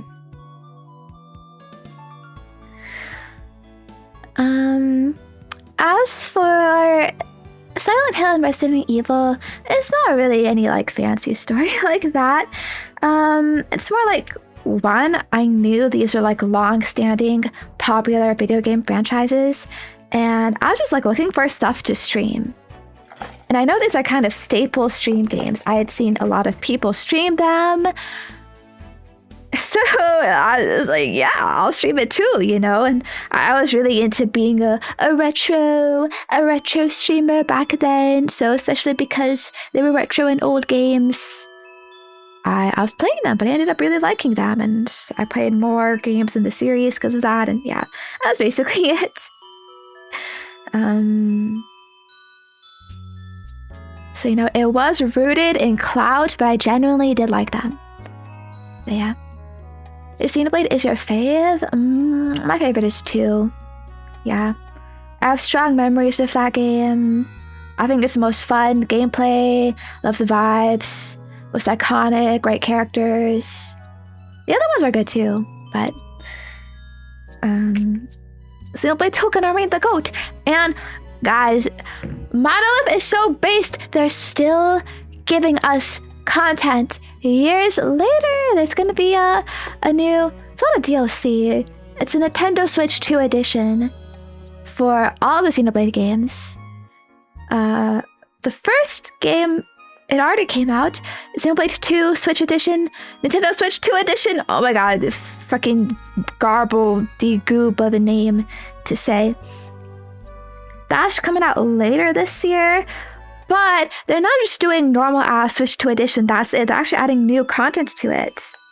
Like a bit of new gameplay, and I think like one new character. So like Nintendo Switch 2, Xenoblade 2 Nintendo Switch 2 edition is getting a new Blade. Xenoblade Chronicles Free Nintendo Switch 2 edition is getting a new hero character. Shit, so like yeah, that seems really fun. I'm definitely gotta get them. Just for that. Yeah. Are they free if you have the game?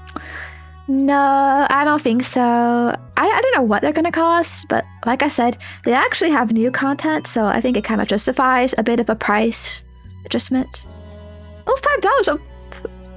I was expecting $10. Okay, $5 is actually pretty good. for everything they're giving. Xenoblade 1 is kind of funny. They added freaking cars. Well, not exactly a car. They added a vehicle, a freaking fast jet ski to travel around the world. Kind of funny. I think I just connect this. I was expecting 20. Nah, Monolith is goated. Best developers, never miss. Actually reasonable. It's crazy, yeah. That's why I have full faith in Xenoblade No, it's not Chronicles. Xenoblade Genesis. Can't say the same about the new Fire Emblem game, but we'll see, we'll see.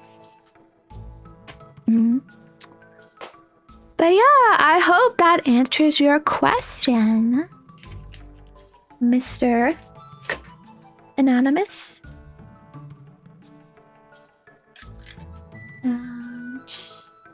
Time to go to the next one. I'm just finding my next pieces first. Interested in playing Xenogears? Oh, for sure. I want to play all of the Xeno titles. Xenogears, Xenosaga. Ooh, but you know, time is chungus. There's not enough time to do everything in the world that you want to do, unfortunately. I'm still playing through Xenoblade Chronicles X, by the way. Oh my god, it's been over a year. I played a lot while I was on my vacation. But still not done. I don't know, guys. I'm a little bit of a Xenoblade Chronicles X hater. It's a very different type of game design to the other Xenoblade games. Not that it's bad. I still think it's good, but there's so many side quests. Like, oh my god, another one. Go talk to this guy, go kill this thing, go collect this stuff again. Oh, it's a little overwhelming. That's kind of what the whole point of the game is. Just don't do it. No, what I'm saying. That's what the whole point of the game is. You remember what the story was? I think I do. I do. Because there's barely been any story, because it's just all the freaking side quests. But yeah. I feel like if you don't do the side quests, you're kind of like missing like the soul, the heart of the game. I do think they're good, like, don't get me wrong. I mean, some are definitely better than others. For sure. I feel like you kind of do have to do them, by the way, too, because progressing the main story quests, like the actual like meat and bones, the shit you want to get to, they're level capped, actually. Wait, what am I doing, by the way? Where am I? Okay, I'm here. I've been looking for F. I think I had them in my hands the whole time. I didn't realize. But yeah, the main story quest is level locked, and it's kind of hard to level up in this game, actually. So you kind of also have to do the side quests to get like as much XP as you can to level up, because they're also, I guess, a pretty good source of XP. So yeah, basically you're intended to do all the side quests, so you'd be missing kind of the point of the game if you skipped it. But yeah, that's why it takes so long. I mean, there's also like exploration too, though. You get to ride in a mech, which is very cool. But yeah, I think it's easy to get a bit burnt out on the game. Like, it's not really as instantly exciting. Yeah, playing X is really fun, but only picks once you go through multiple class trees.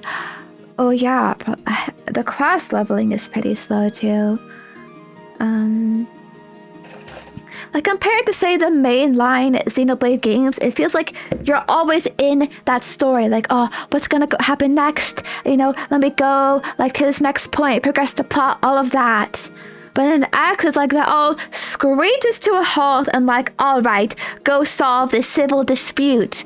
You know, this fucking Grandpa Napon is sad because his kids haven't been contacting him or whatever, but visiting him. So go talk to all the kids and get them to fucking throw some party for him. You know, that's one of the quests. You know, it's like it's definitely not. You know, can be not quite as exciting or like momentum kind of building and shit.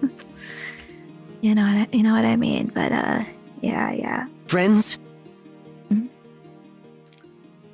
Chungus. Friends, hello. Ooh, wait. I have a rare chance to put some stickers on, which I think I might do. Add a little aura to the sky.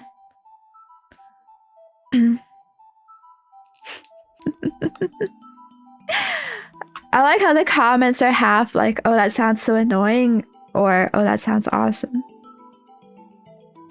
And that's how you know whether Xenoblade Chronicles X is a game for you. Anyways. Next question. Oh, I really need to finish X though. Like, I want to know how it ends the story. Apparently, it like connects to the other games in some way. There's a big like epic reveal and Alright, yeah. Next question.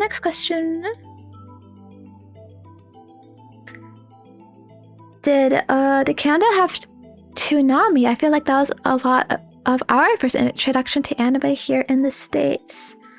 No, we did not. We did not have Cartoon Network either, actually.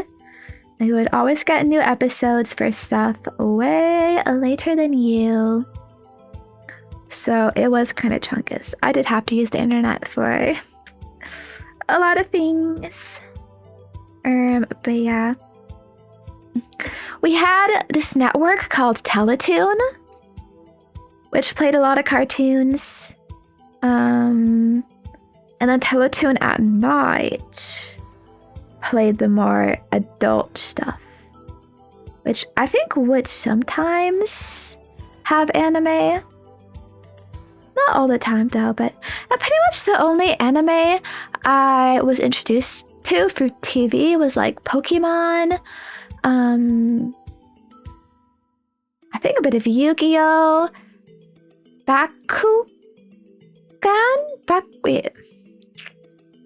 What's the one where like there's balls? There's a toy for this too. It's like balls, and you throw it out, and it like springs up into a monster. But what's Bakugan? Who remembers that? That's crazy. Maybe a little bit of Digimon. I don't know. I mean, all of these stinky. Oh, and Beyblade. Beyblade. Let it rip. I kind of liked Beyblade actually. That was my guilty pleasure. I think there were like multiple seasons, but I was kind of watching when they had like the Pegasus guy. But I also thought he was kind of chungus because he's always like super positive. And like Nakama stuff. But yeah. That's kind of it. And then I think like a little bit of Pretty Cure.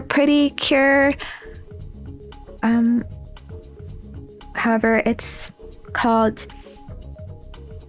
And for some reason early in the morning they would play Tokyo Mew Mew. So sometimes I would catch a little bit of that. I wouldn't understand anything that was happening though.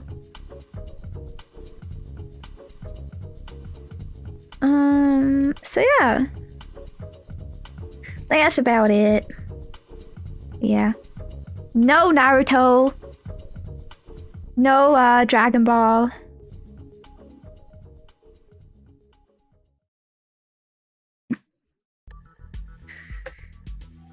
Some would say unfortunately, I would say fortunately. Not really interested in that stuff. Sorry, big bro.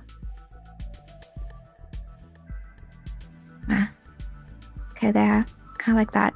Okay, you see how I put these stickers on this? Big aura fashion increase. Because of that.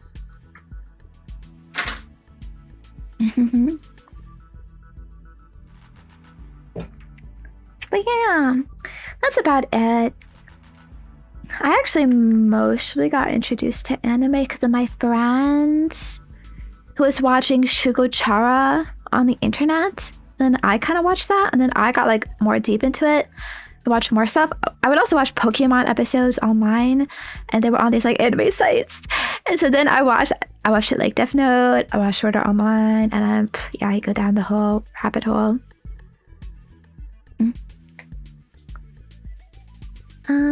So yeah. Should we should we go into the next question? Watch Pokemon episodes online. Enter. Get 10 million computer viruses. Why is that PC so slow? Okay. Next. I hope this one is a joke. Do you agree that being raised in an anti-SpongeBob house is low-curricularly abusive and a social handicap? What the frick is low-curricularly supposed to mean?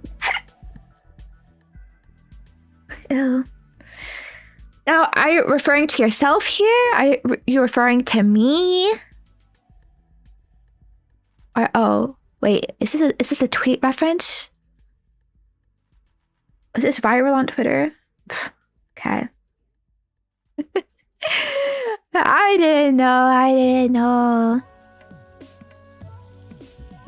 Thankfully, I was allowed to watch SpongeBob. Though my parents did not like it. I think they found him very annoying. But still, I was allowed. That's how I turned out so amazing today. Yes, every child, I believe, has the right to SpongeBob. Yes. I will say generally the first 3 seasons of SpongeBob at least are very good and worth watching. Good children shit, good adult shit. So yeah, I can see how that could fuck you up in life, you know? All your friends making SpongeBob references, you don't understand any of it. Could definitely get bullied. Yeah, you don't want your kids to get bullied though. So you better let them watch it. Ugh. I wonder what show that would be these days. Cause no way SpongeBob is as popular.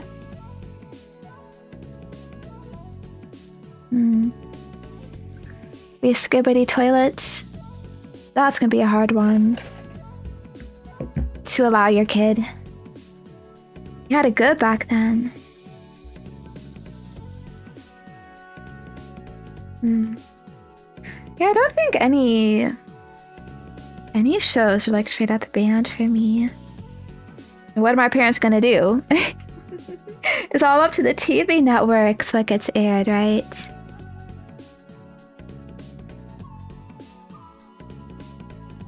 Ugh.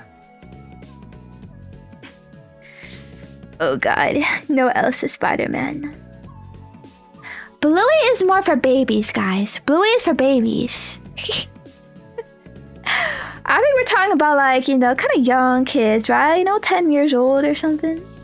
Around there. They're not watching Bluey. No way. Or, I mean, unless you're like a super cool adult.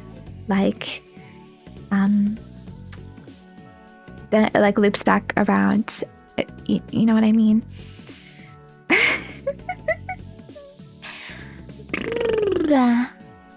Whatever.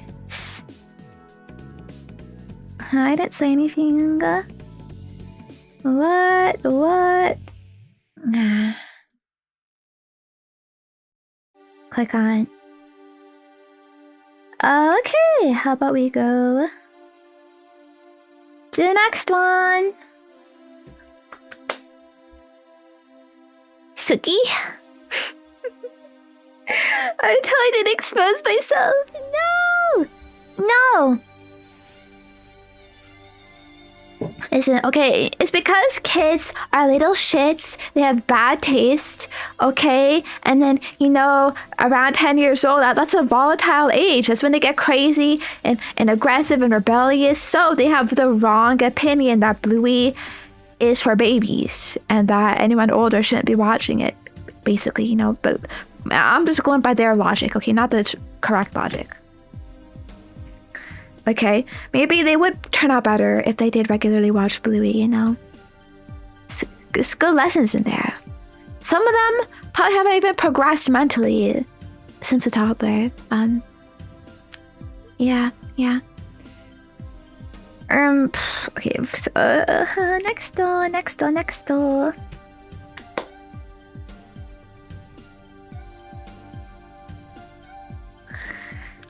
Melissa, have you ever gotten a haircut that you hated? I thought this would be an interesting one to throw back at you. So I wonder about the boy haircut experience. For me, no, not really. I've always just asked for like simple stuff, so there isn't really much to fuck up here. Oh yeah. You see, your boys are saying yes. Yeah, the barbers fuck up. Yeah, because I think for boys, there's more like varied hairstyles in terms of like short hair, kind of how you cut it, how you style it. I could be totally wrong there. Actually, maybe I just do not have standards. I don't really care. See, this is why you should accept your natural calling, Penguin. The Oji-san calling. But then it's simple. You just shave it all off. That's it. Nothing to worry about.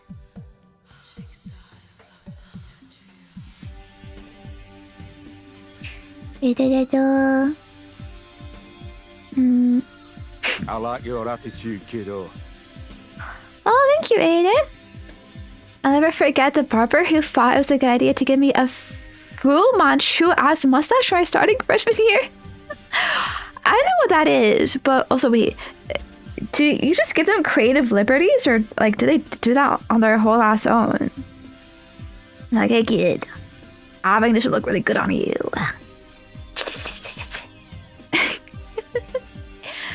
Oh, it's gotta be awkward when you factor in beard hair, actually. Yeah, see, it's complex. Boy hair is complex. For women, it's just kind of like, oh yeah, just like cut it down, I guess. Give me some layers. I will say, I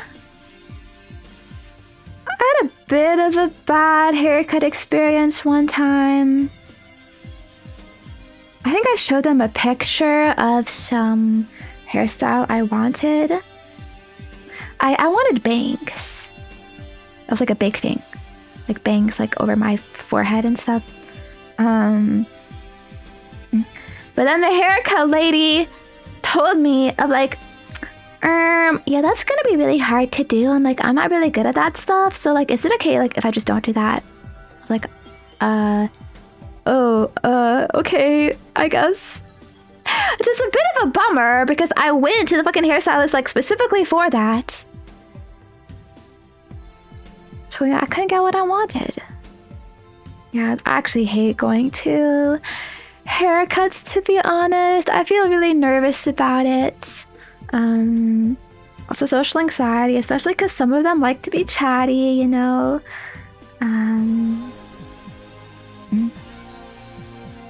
So, yeah. These days, I just ask my mom to cut my hair. She does it pretty simply, you know. And sometimes even then, like, I just get very lazy when it comes to maintaining my hair length, so usually I end up growing it out really long, and then when I get to a boiling point of like, this is too annoying to deal with anymore, I cut it way the fuck down. Yeah. I just do it a couple times a year, really.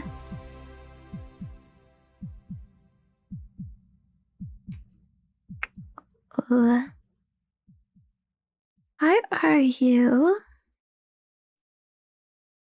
not fitting? Let's go to a Turk barber, not a traditional one. No appointment, no chat, cheaper. Really? I gotta go to those immigrants, huh? You know, I was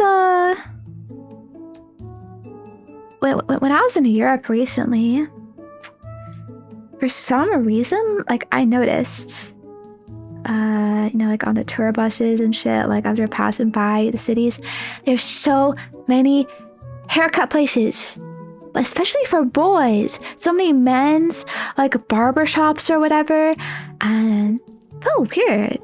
I don't really see that many where I live. Maybe it's just some like recency bias though, because I also don't go outside very often. But still, yeah.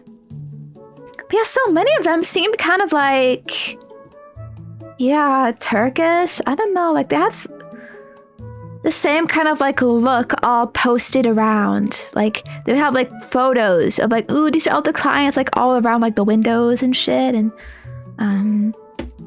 lots of fades, low taper fades, and like shit like that. You know what I mean? Like the side cuts is really popular with young kids. I remember my fucking little brother used to always want that style of hair. Not anymore though. Wait, can get a beer while my hair is being done? Really? They give you beer in Turkey places? That's crazy. Oh guys, tell me, I don't know if this is a current hair trend, but what my brother does, he uses this hair gel, okay, in his hair, and then he makes it all like curly, like tons of like little curls in his hair. It takes so long for him to do his hair, by the way. Like, this is actually a problem when we were on vacation, because like we would be like trying to go out, like do our plans for the day. Me and my mom, my dad, and then we're waiting for my brother to get ready. He's still in the fucking bathroom, like putting this shit together. But yeah, my little brother does the exact same thing. Okay, is that the zoomer cut? It's not really a broccoli thing. Would be like going really up, right? Up and stuff. It's like flat. It's like flat, but like little curls like all around. I don't know if I can like portray that. Yeah. Interesting.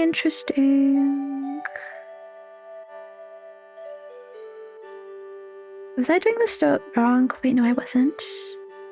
Okay, wait, this. That.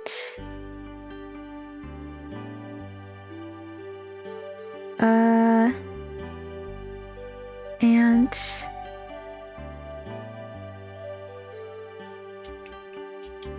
why no stick?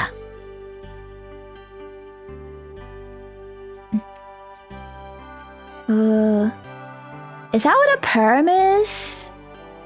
Friends? Honestly, I kind of love perms. If I watch like 80s movies or something, I'm like, that looks neat. It's kind of a nice hairstyle, you know. I think it's when it's like a little more like poofy, curly around.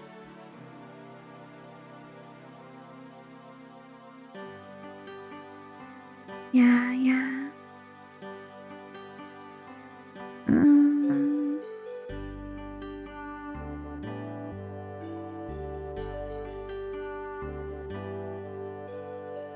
Bah, bah, bah.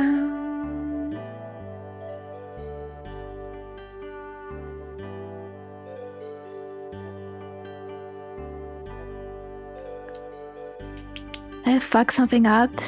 Is that fitting? Did we eat the plastic bits?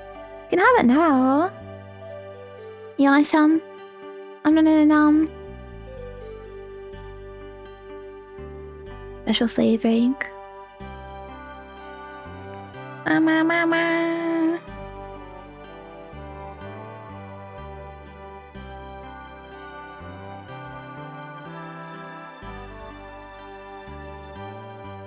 Okay. Did I get the right pieces? 19. I think so.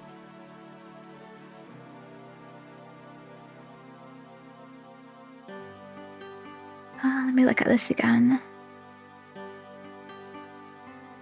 Big one on top. And then...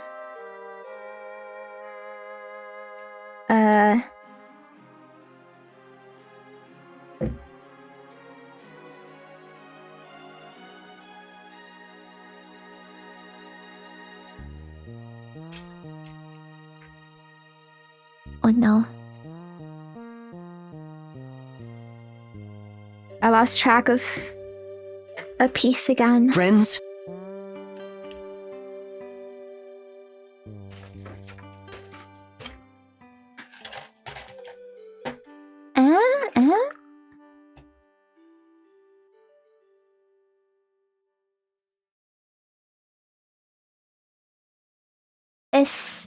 It's the one that's inside this, but there's supposed to be 2 copies.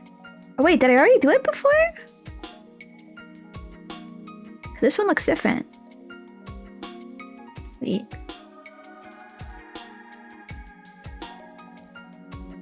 I think I did. Okay, so it's supposed to be like this. So then, how did I do that?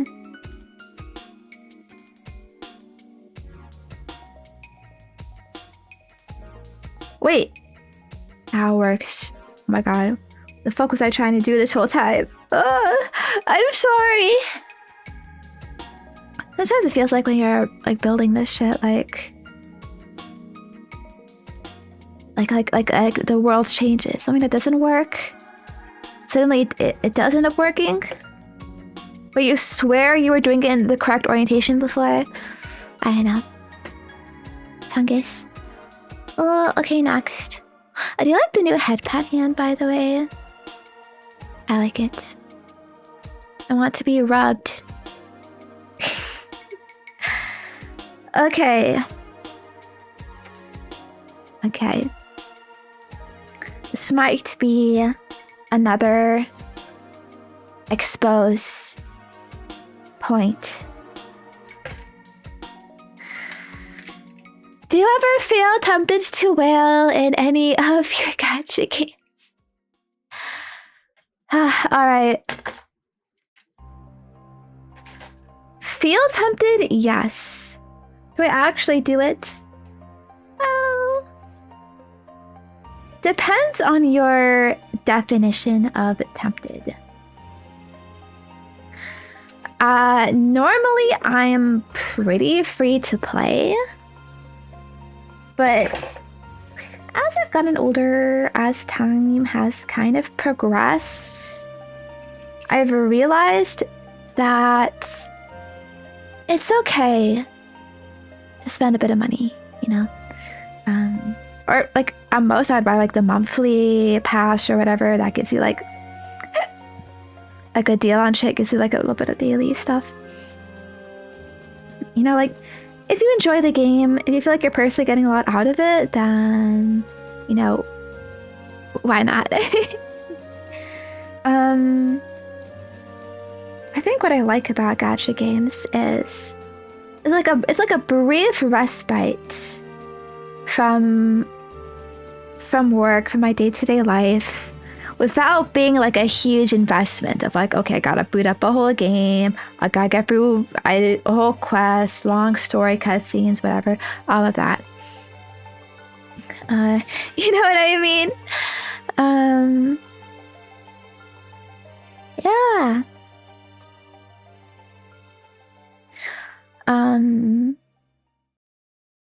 And a lot of your enjoyment can be tied to the characters.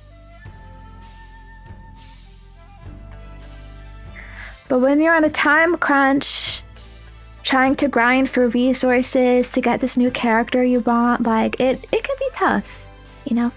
It can be rough. And so I kind of realized, like, okay, if time is money, and spending money, you save time. So if I don't have the time to be like grinding out these gacha games, like spending a whole like long amount of like whatever hours and hours every day on it, then what's wrong with just like buying the character instead? You know, I see it as like I'm saving myself time by doing that, because yeah, I don't really have the time to play daily sometimes, you know. Like for me, that's a trade-off. I've talked about like how gacha games can be like a little difficult, you know, in your life, like taking up so much time. So I've like dropped games, stopped playing daily, but if like a new update comes out I'm interested in, if a new character comes out I'm interested in, like sure, I'd come back, but then I know like, oh, you know, I'm gonna be kind of broke here or whatever. So, you know, if you spend a little bit like to catch up a bit, actually get them, like I think that's fine. It's kind of like the trade-off to it. And of course, I only spend in moderation, okay? And I would say at least I'm not addicted to like ordering out, you know, fast food, whatever, Starbucks, daily, shit like that. I know some people do have those kinds of addictions, which I would argue is worse, because it actually impacts your physical health too. So yeah, I see it as a bit of a trade-off, I suppose. And you know, I'll admit too, I spent a bit in Nikkei, this new gacha game I just started playing, because like I was really liking it, and you know, I'm like, I like it even more if I get to pull a bunch more. You know what I mean? But you know, I don't regret it, because I did get good shit out of it, you know?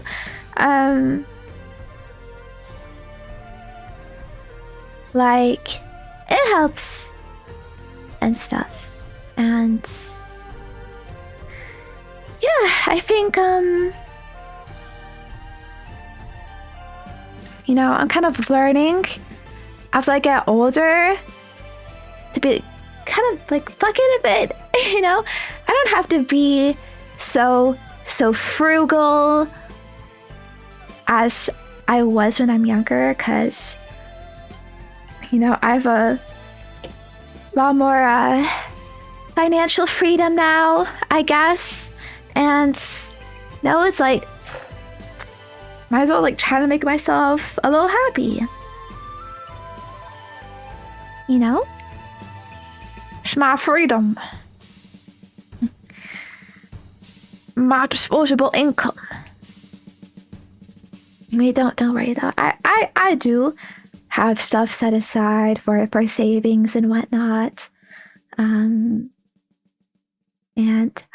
all my projects, big projects, many projects. But yeah. Think if you enjoy the game and want to continue to play it, why not expand some? Yeah. Of course, only if you're financially able to.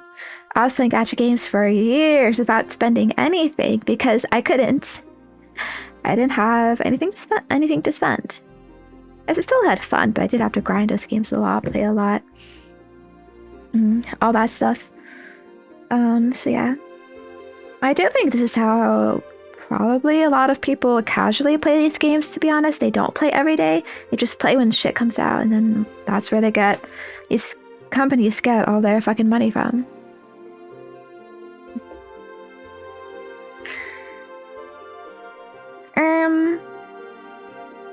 Yeah.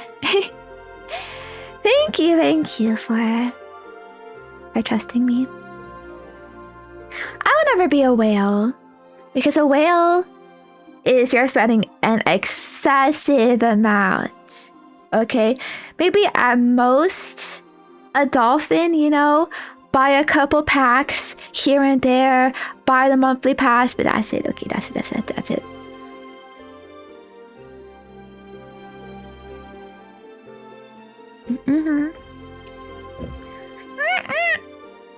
What's the dolphin say?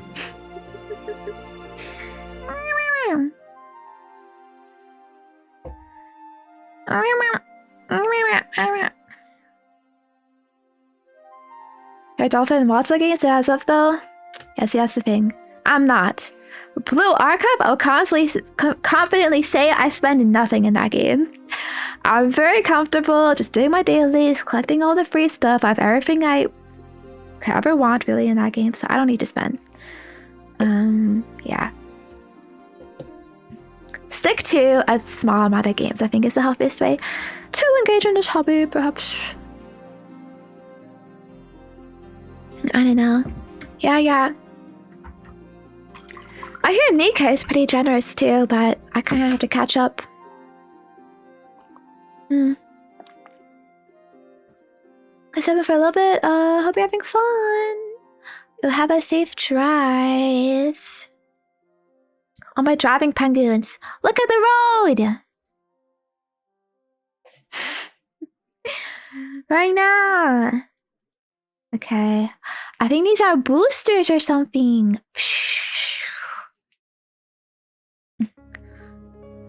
And some skins are $60 though. Ah. Oof. Oh yeah. Even Blue Archive is doing that. They're putting cosmetic shit, paid cosmetic shit with the battle pass now. That's better though, right? Than doing pay to win stuff. So we really gotta contemplate. Okay, is this shit worth it? I don't think I would buy a $60 skin. Like that's literally like, okay, this is a whole ass game here. It's not adding anything to my experience. It just looks a bit nicer.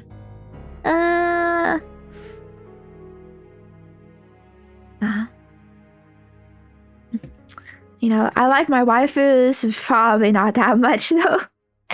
Don't think I like them that much. Maybe if they were cheaper, but yeah. I have been tempted by Stellasaurus $15 skins, but even that's too much for me. I'd rather get new characters because you actually get a new experience that way. Yeah. Next question. That's it though. If you do want to buy those, all the power to you, man. You freaking go. Thank you for finding these games for everyone else. Yeah, okay.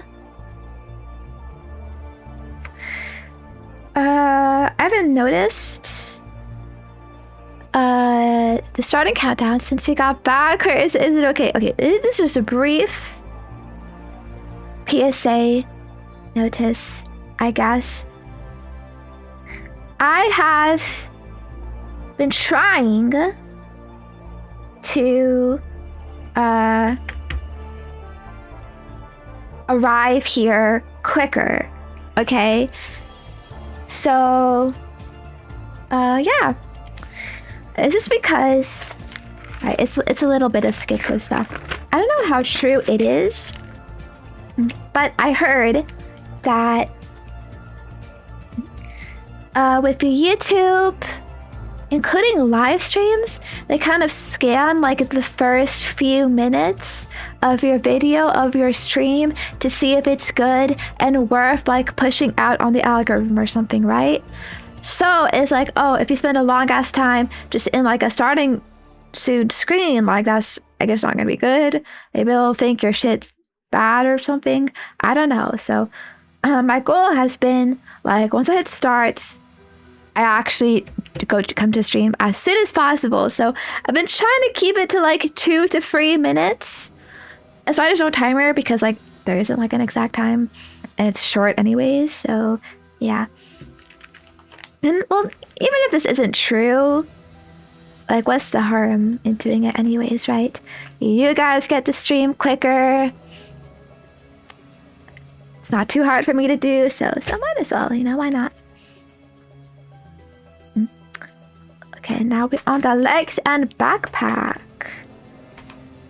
Yeah, this is a skirt? How's bro gonna wear this? Crazy. Put on the tactical skirt, penguin. This would actually be better for,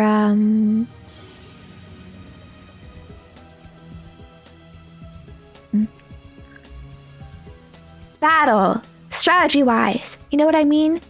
Men used to wear skirts to battle. You can move more freely in that. You know what, though? I should actually manually run the ads on Twitch if I'm doing that, like, right at the start, so that, yeah, it all, like, syncs up nicely. It's still hard, though. Somehow peeing always takes so long. It's usually the main thing I do. Like, you might wonder, like, okay, Zenya, what are you doing in these 2 to 3 minutes before you actually start to come here? Run into the bathroom. Gotta empty out the tank, you know. For maximum efficiency. Okay. Oh, big pieces. I like the big pieces, because it's easier to see what's going on. Anyways, let's go. Next. Do you keep a physical collection of books, or is everything pretty much digital? I do have some physical books, but this is mostly when I was a kid. I was really obsessed with books as a kid. For a few years, I would always ask for a gift card to the local bookstore for my birthdays. And then we'd go, I'd like blow the gift card, get so many new books. And then, yeah. Some of them I still haven't read though. Oof. Yeah, it do be like that. These days, though, I go digital. I use my freaking e-reader.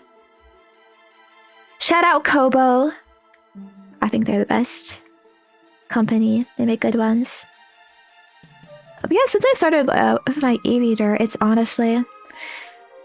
so much better. Okay, I know people are like, but the feel of a book, the physical paper, I get it. Okay, I was like that too. But the convenience is so much better on an e-reader. I would actually say it's more comfortable too. Because on an e-reader, you can kind of read while laying down. It's pretty comfortable that way. Doing the same with a book is a lot more difficult. I remember doing that recently because I did actually buy physical copies of the Toho manga. So I was trying to read that, but I kept finding that actually in some configurations, like when I'm trying to like read the book lying down like this or sitting like that, having to hold it up, like it's more tiring, less comfortable, you know?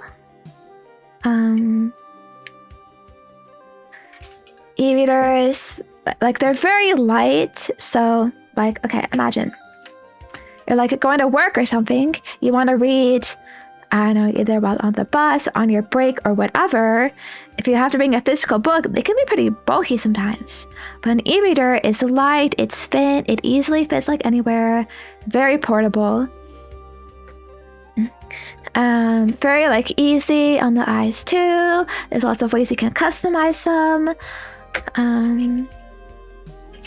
And even just considering physical space. Like, okay, if you are an avid reader, want to get into books, you're like, okay, you know, I'm gonna go buy a bunch of physical copies, but then you realize these have to go somewhere. So your shelf over time is gonna get full and full and full. Eventually, you won't have a lot of room, all that. With an e-reader, you can have a whole shelf of books in the fucking palm of your hand. It's crazy. So, yeah. That's why we have a big e-reader movement these days.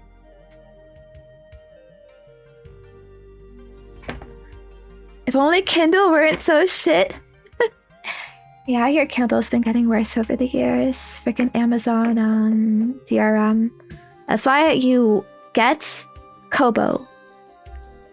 Kobo e-readers. They're good. What about the aura from reading in public? Oh yeah, gonna look less cool. Well, actually, these days you'd be considered lame.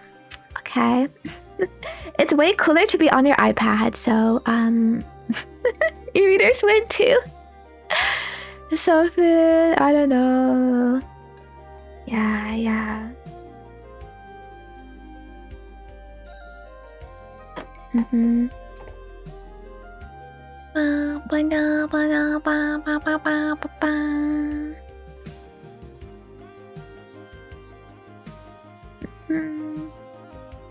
Do all people walking up and making a conversation over what I'm reading?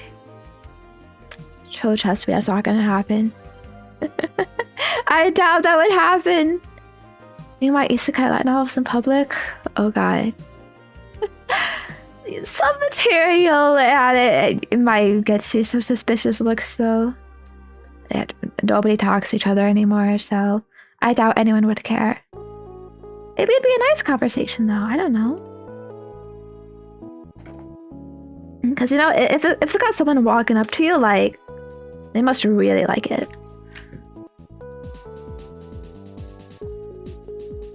And there's something to talk about, I don't know.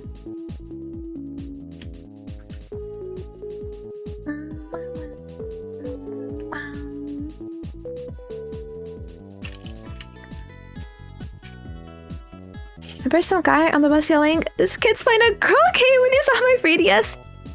What? Are you playing a girl game? What was it? Animal Crossing?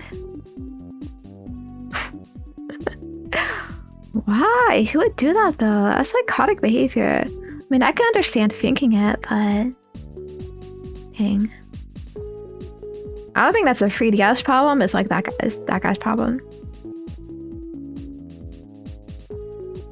Kid Icarus uprising? Okay. That's ridiculous. We thought the little boy was a girl. Don't underestimate random encounters. See, I don't have any of these crazy moments. I mean, I know I don't go outside, but even when I do, I'd like to think my evil, negative, chunkish, autistic aura just deflects everything away. People can tell, you know, something's off about you. That's why people bully like autistic, neurotypical, or neurodivergent kids. Because like, you know, they have these instincts that like someone's different. And just like, I don't know how to process this. Must kick out of group.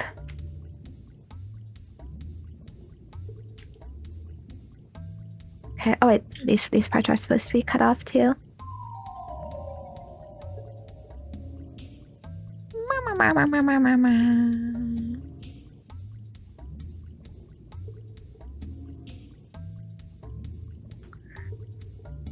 But yeah, hope that answers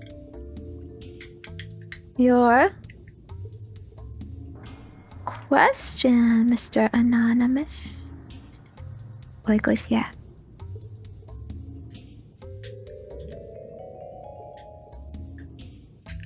Yeah. Nice. Big knee pads.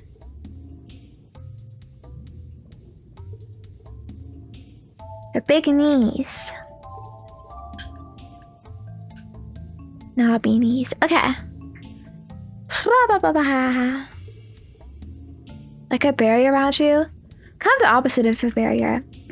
Actually, I saw a Twitter post recently that was like, it's about feng shui and autism, okay? So like we all have an inner feng shui, apparently.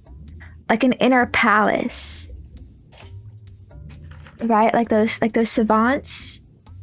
But our palace layouts are all different, like depending on like who we are, our personality, how we think, stuff like that. Okay? And an autistic person's inner feng shui is like a big open room. Okay, everything's open, everything's available. There's like no protection, so it's really easy for people like to come in and do whatever they want. Okay, because they cannot detect like manipulation, malice, second meanings, double meanings, whatever, all of that. So yeah, it's very easy to take advantage of autistic people. And that's why they get bullied, because like, bro, your feng shui is so open. Let me take advantage of that.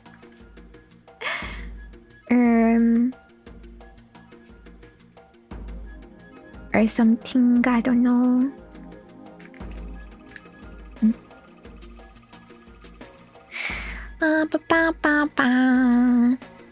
Yeah. Kind of another note on that too. You know what's sad is there's a bit of a common idea amongst girls. Girl friendships can be very, very complex, very confusing, very complicated. Lots of mind games. I feel like you boys might have it a bit easy. I don't know. It's like pretty straightforward. It's like, hey bro, I'll play Call of Duty. I bet. Wait, I digress. Sorry. Yeah. No overthinking. But there's this idea that if you don't have friends, you're like a weirdo. Like, oh, that's a red flag. Like, it must mean she's like a bitch. Must mean she's a mean girl. Must mean she's all these reasons. If someone like doesn't have friends, and so then you get even more like ostracized by your peers, and you have even more no friends.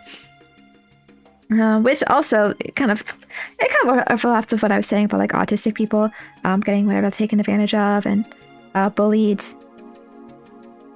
It's kind of similar. There's a big overlap.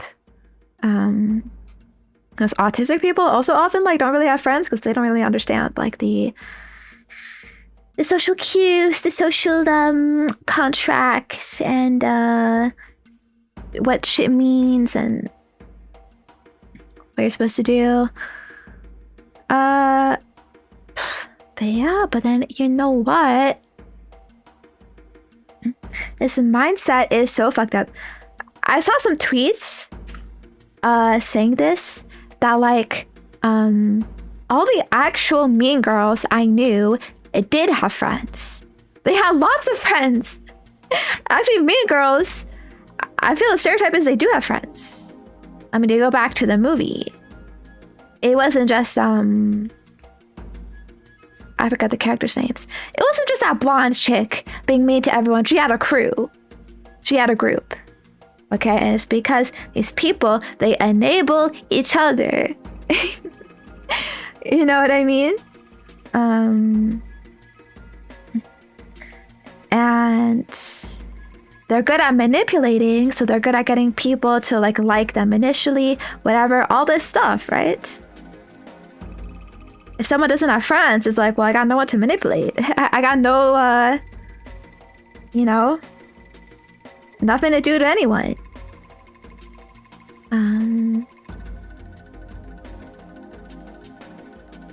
Yeah. It's fucked up.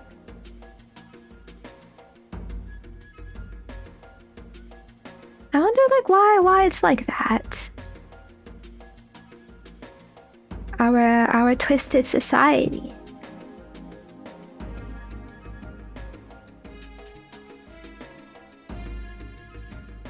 I can smell blood. Yeah. They can be very charismatic. I mean, literally. How's an autistic person gonna be mean? We're so straightforward. Well, I'm not gonna generalize. Every autistic person ever. There probably are some who aren't, who are mean, who can't be mean. Not like they're incapable. Definitely less likely.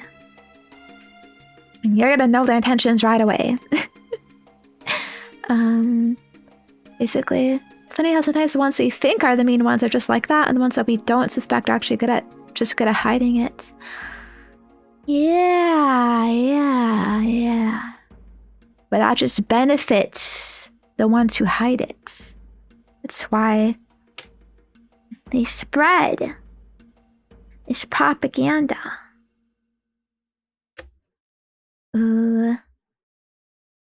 Yeah.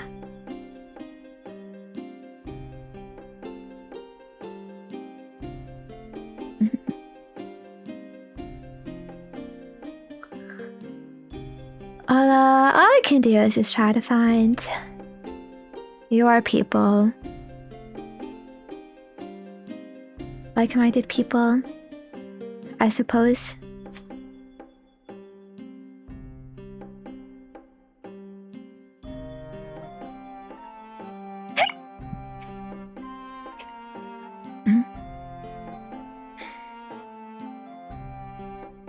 Anyways, shall we go? Oh wait, there is a next question. It's already up here. Oh. Okay, I got distracted by my tangent. Right, is there a movie you've watched that has been viewed as controversial? If so, can you recommend it to me? I would love to spark my brain cells. Oh man. I don't think so. There aren't really many movies that are considered controversial, to be honest. And the ones that are controversial for a bad reason. A pretty bad reason.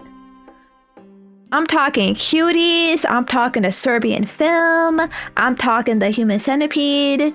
Okay, like, that's not shit you should be watching. Actually. But I mean, if you really want to be edgy, I'm sure you could go ahead with it. Banger after banger. Yep. I just did my letterboxd top 4. I need a 4th one to do a top 4. The Emoji Movie. Maybe that could be the 4th one. Crazy. But yeah. Also, yeah, I don't know. I don't really think people care like movies in this way.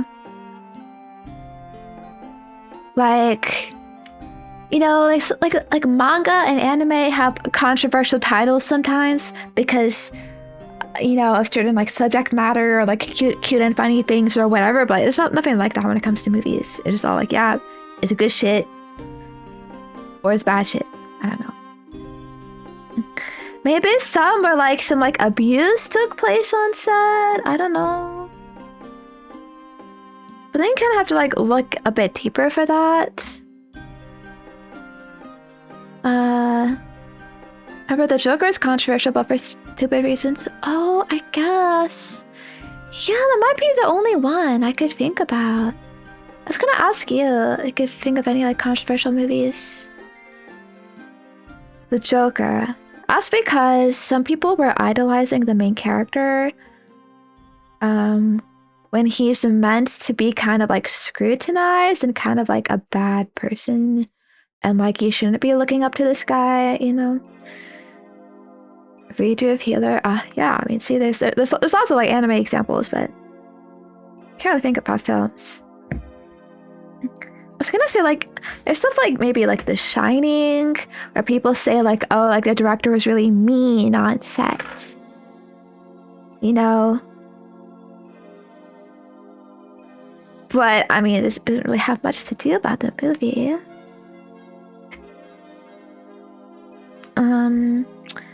Eyes Wide Shut, people say like it's about like Hollywood underbelly of like human trafficking and shit child trafficking, stuff like that. That's a little controversial, I guess.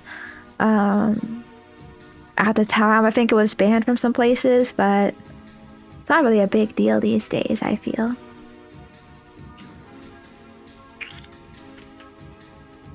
B6. The Minecraft movie? The crowd behaved in a cinema? Oh, but it's not the movie. I guess that's controversial if people would say that's actually a good movie. Like, yeah, I would fight you about that. Remember, they said there would be lots of cinema shootings because of the Joker. I don't remember that actually. Did that happen? It's crazy. Mario movie. It's more so controversy because it's like, oh, this is so bad. But some people think it's not as bad. It's like, okay. You know, yeah, the actual controversial ones, I don't think you want to watch. Like, it's not worth it for the edge, for the LARP, okay? They're either bad or banned for a reason.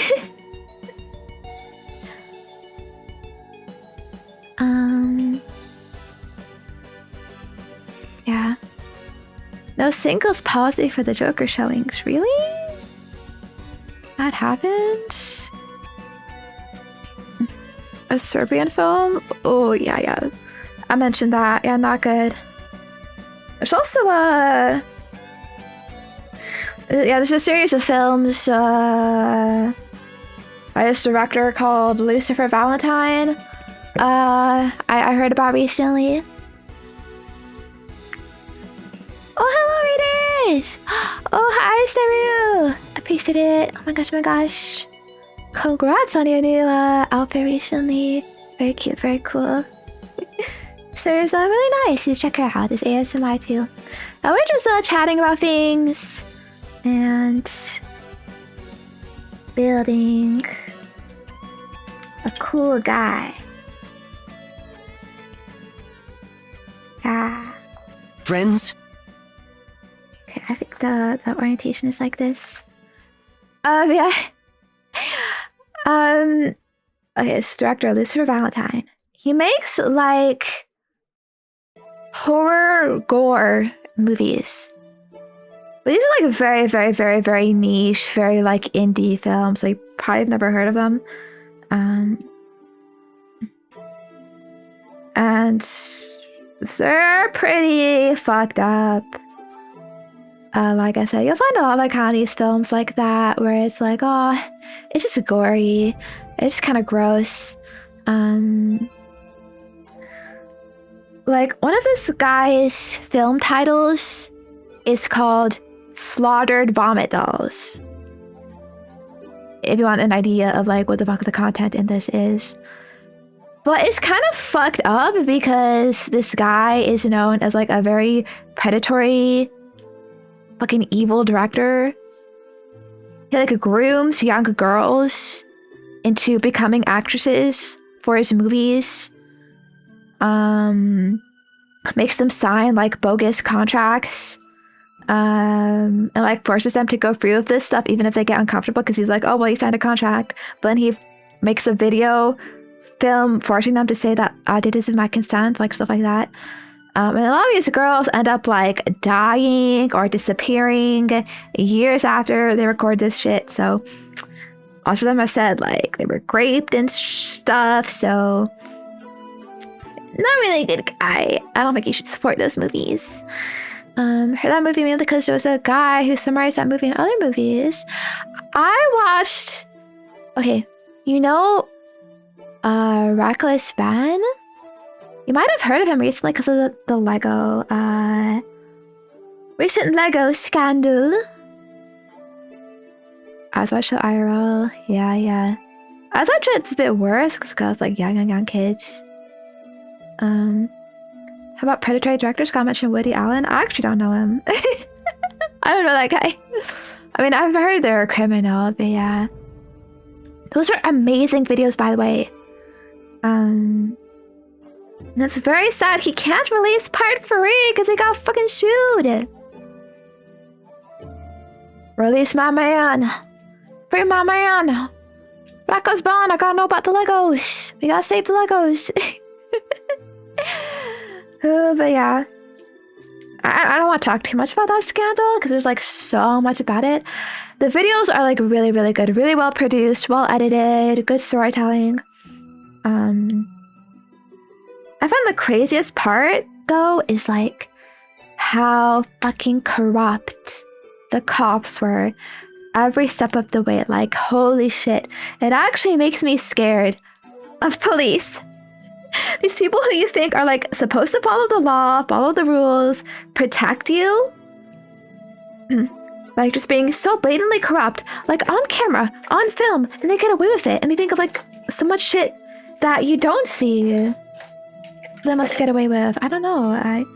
It's crazy. And not to say that like all cops are bad, because I'm sure that's not the case, but there's definitely something wrong if this can happen. Know what I mean?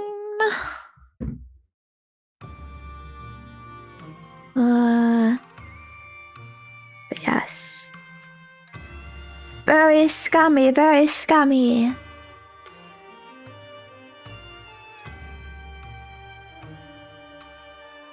You'd think for sure, like, oh, they're not gonna get away with this. They're gonna get sued in courts, but we'll have to see, we'll have to see. Hope is a bit shaky. Okay, I need F. Okay, number three, this one.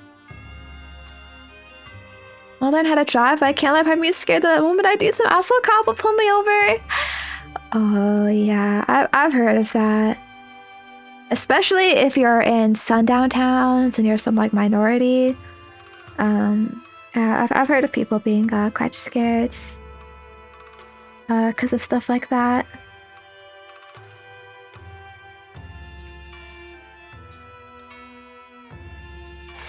I don't drive because I'm scared of driving in general.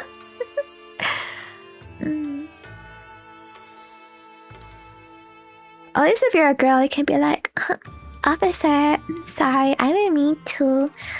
Ooh. Something. I don't know. Surely you not pull over and arrest such a cute girl. And ask for directions from cops. Oof, just don't talk to cops. And no one wants to get involved with the police, man.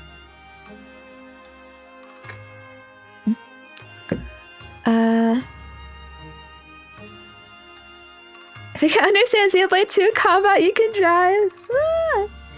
It's not about a knowledge gap, okay? It's a mental gap. It's scary. I wish I could just play Xenoblade in real life. Cute girls don't get tickets. Oh, don't take me in, Penguin. See, this is the corruption I'm talking about. In our society. Anyways. So this Reckless Ben guy. I wanted to check out more of his channel. Cause I was thinking, yeah, this is a pretty good video. So, like, what are his other videos? What else has he done? So he did a video about this guy that I mentioned, this director, Lucifer Valentine, a bit of an expose, trying to interview him, whatever, expose him, all this stuff. So yeah, kind of interesting, I guess. But shall we move to the next question?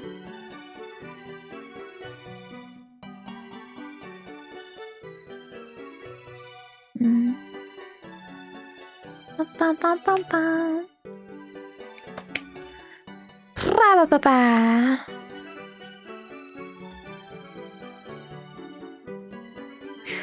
If you were gonna take another degree, what would it be? Alright, definitely not tech. I think tech is bad place right now. Very difficult to get into.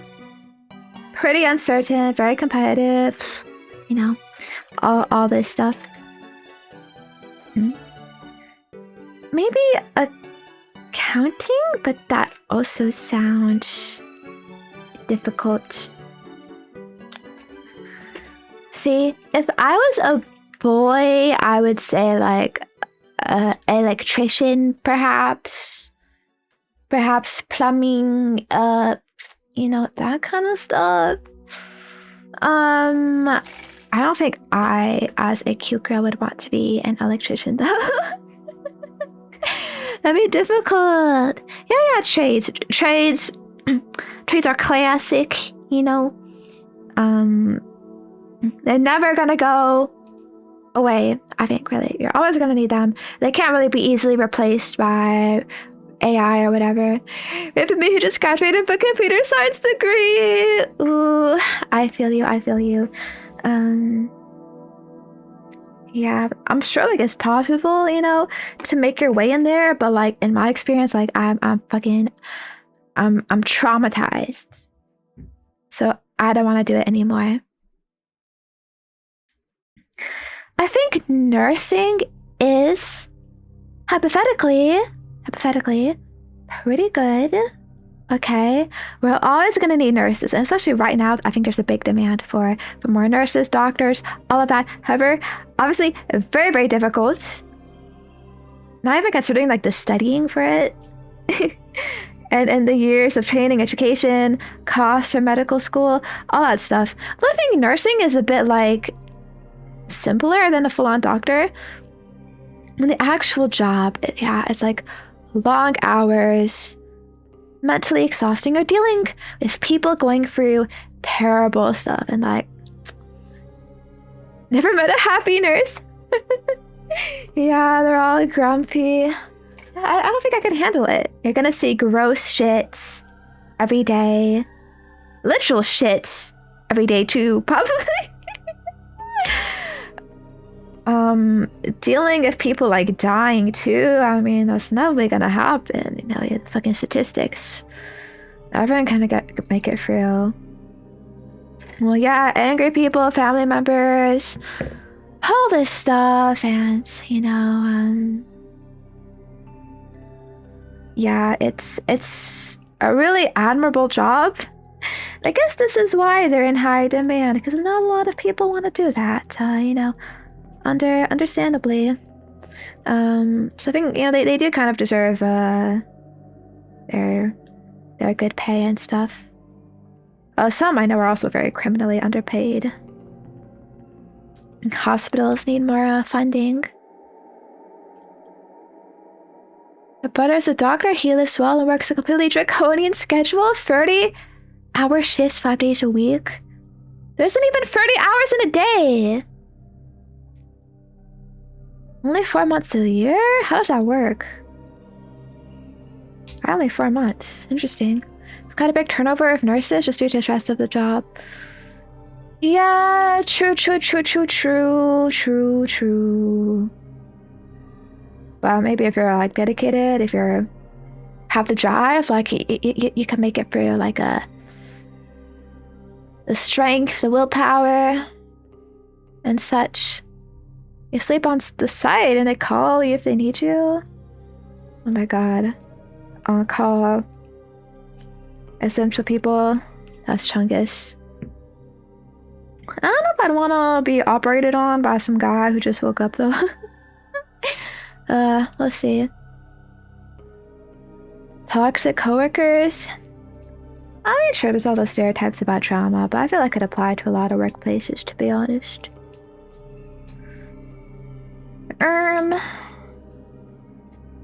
But yeah. Also, apparently electricians don't need degrees, so does that apply to this question? I mean, a slight change, go to a trade school kind of thing.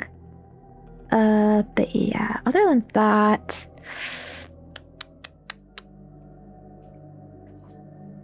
what other degrees are out there?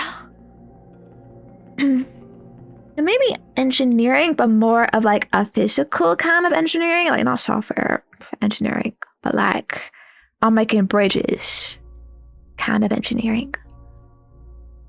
That's probably a little more stable, a little easier, perhaps. Maybe like networking stuff or something. Germany need a master to open your own electric company. Oh, really? Master in what? Business or fucking electrical stuff? I mean, don't a lot of business owners don't actually know the main thing? Like, they just hire people to do it for you.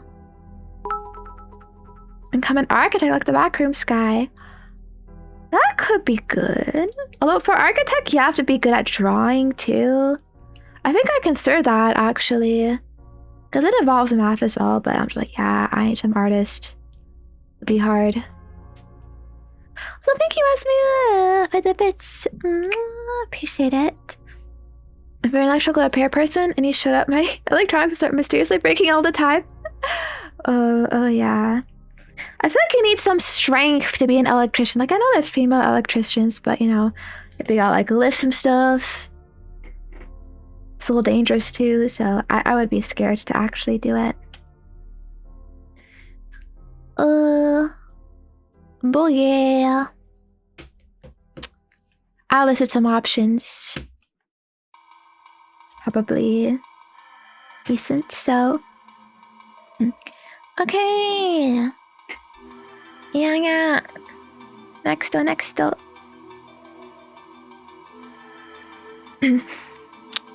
Ooh, okay, this one's a bit of a controversial question. So, please, can I not get canceled today, penguins?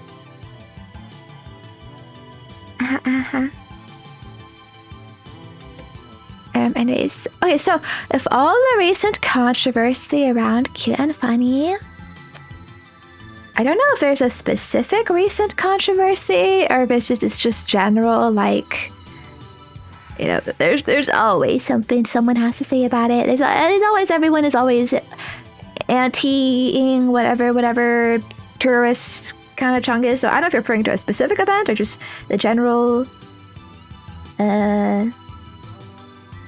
like vibes and shit. I was wondering if you had any personal limits or points where that kind of content gets to be too much for you. Like when a character is stated to be underage, prepubescent, or when a character's proportions are too tall, they're like, it's not real at the end of the day. Just curious. Hi. Yes. I get that. So I'll say probably my limit would be like Ibuki from Blue Archive. Although it's a bit nuanced.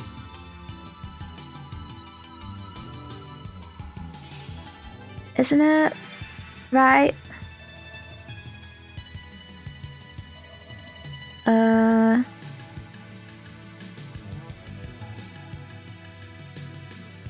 Did they mess up with the things they gave me here?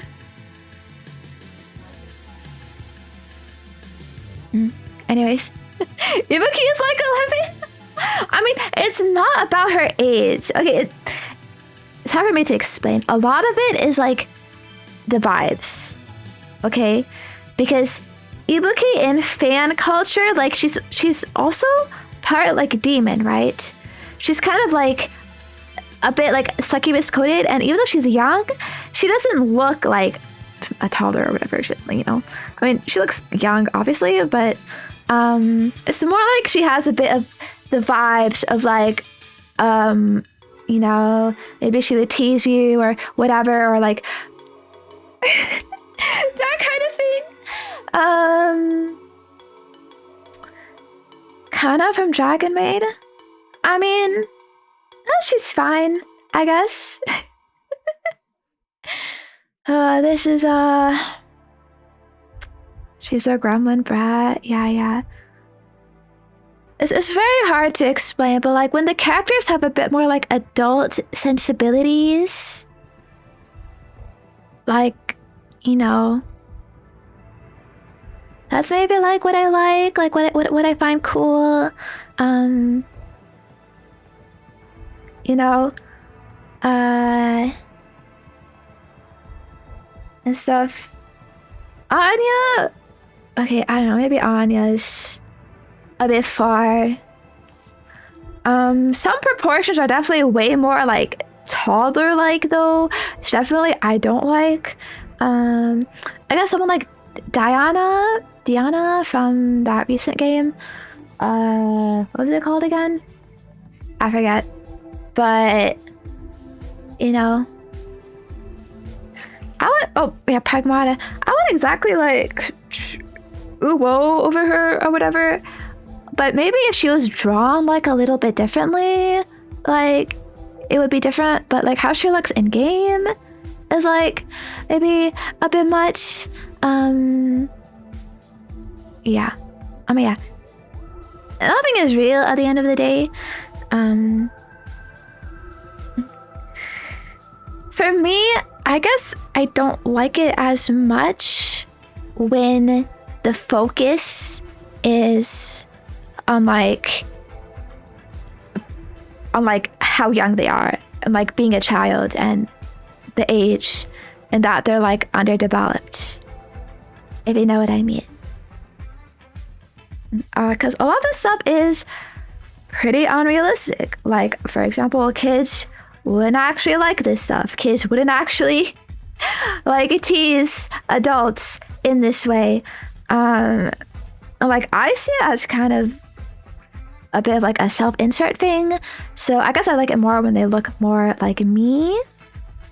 Let's say compare like a completely flat chest of like no development at all versus like just a small chest of like a little bit of like budding or whatever, like that's just like small A cups or whatever. I definitely prefer the second one because that feels like more like me, you know what I mean? Whereas the first one is like you literally have nothing because you're a kid, like so like fucking young. You know what I mean? So yeah, but age play. I mean that's kind of the thing. To me, that's kind of the appeal of like it is a way to age play when you like engage with cute and funny stuff, you know. You could call it, you know, whatever you want to call it, but yeah, like for me it's like I would like to like pretend to be like that and like play out these scenarios, like because I know it's like fun or like you know, like exciting or whatever. maybe I age regress a little bit. You know, it's partly like I wanting to be taken care of, but also like corruption or all this stuff, or wanting to be seen as like cute and sexy at the same time. You know, so it's a little nuanced. But I will say, I was browsing some manga the other day, and I came across a story, a comic.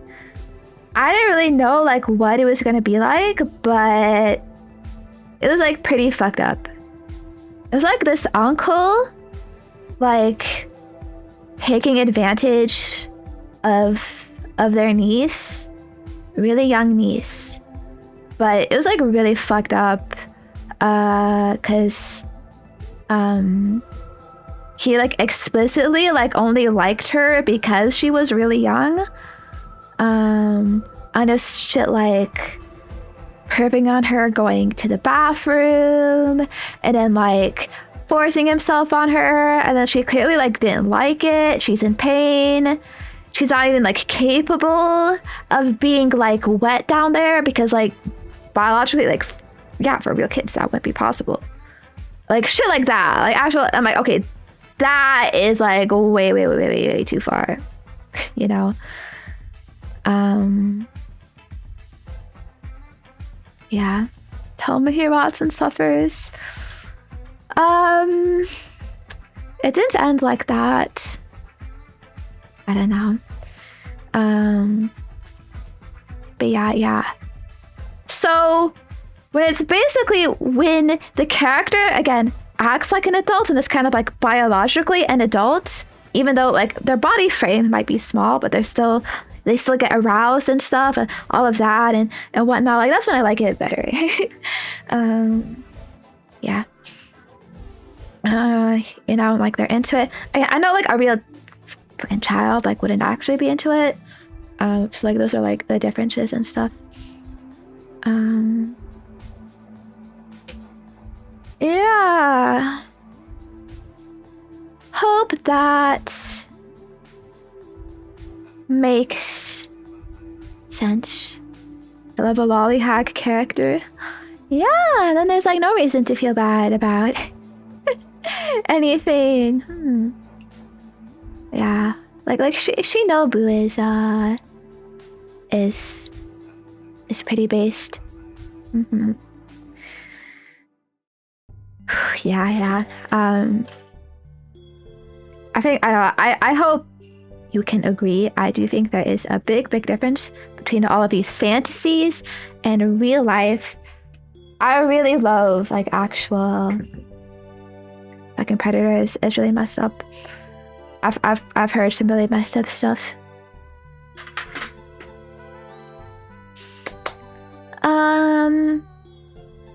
Yeah.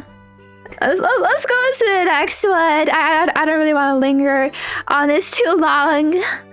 Oh man. I'm already getting screen recorded. Okay. Yeah. I guess a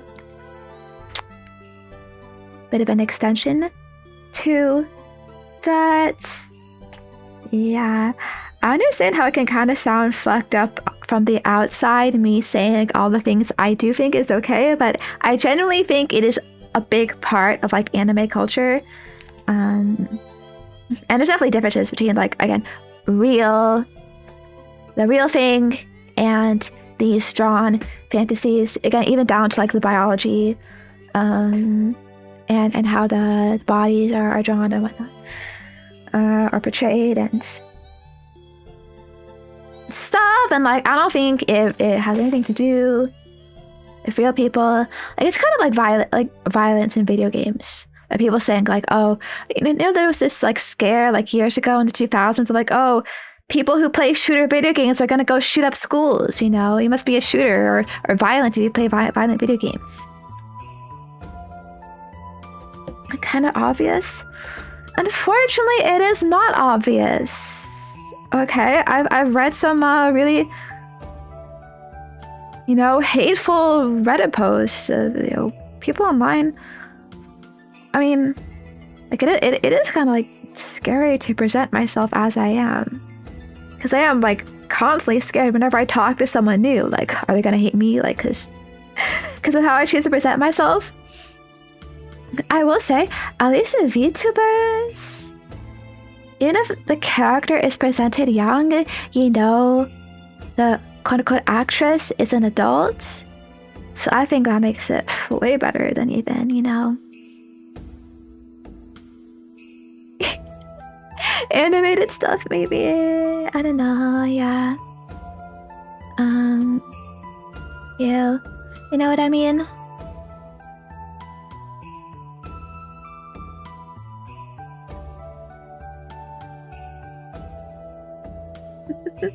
All hacks. Oh man. I was thinking about this the other day. You know, like how years ago there were these jokes in the VTuber community of like, oh, where are the hacks? XYZ is a hack, lol. You know, the age of 30 is in demand. All these like jokes about it, or haha, you're a hack, or whatever, all this stuff. And then I realized, wait, all those people saying that we've become hags. We've become hags. What do you mean? It's been 5 years. Oh man.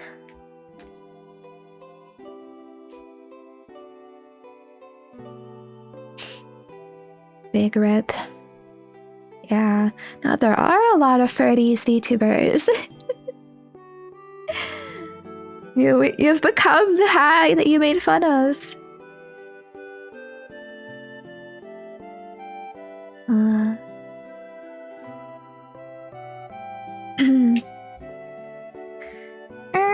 Anyways.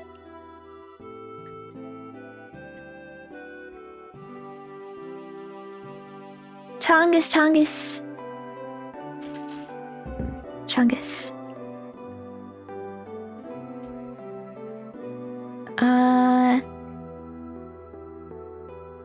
Next though, Zenya, did you like any boy groups growing up? The VTubers are forever young. Forever young, I'll be forever. Chongus. Oh, I wish, man. It's part of the appeal of being a VTuber, actually. You don't have to worry about stuff like that. But I digress, right? This question. I gotta... I don't know.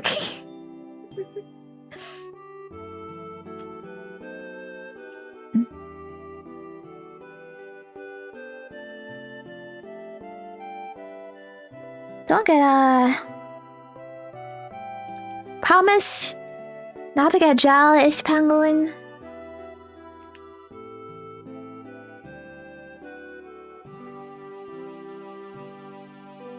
Ich habe es fördern. I think here goes some slots.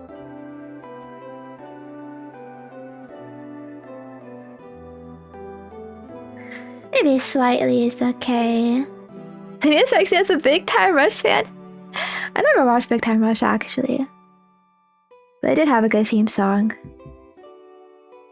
I was more of a Disney Channel girl. So BTS? I did like BTS for some time, but not really that much. Okay, I was really into 5 Seconds of Summer. I don't know if you know them, if you've heard of them. They have had some hits though. But back in like 2014 or something.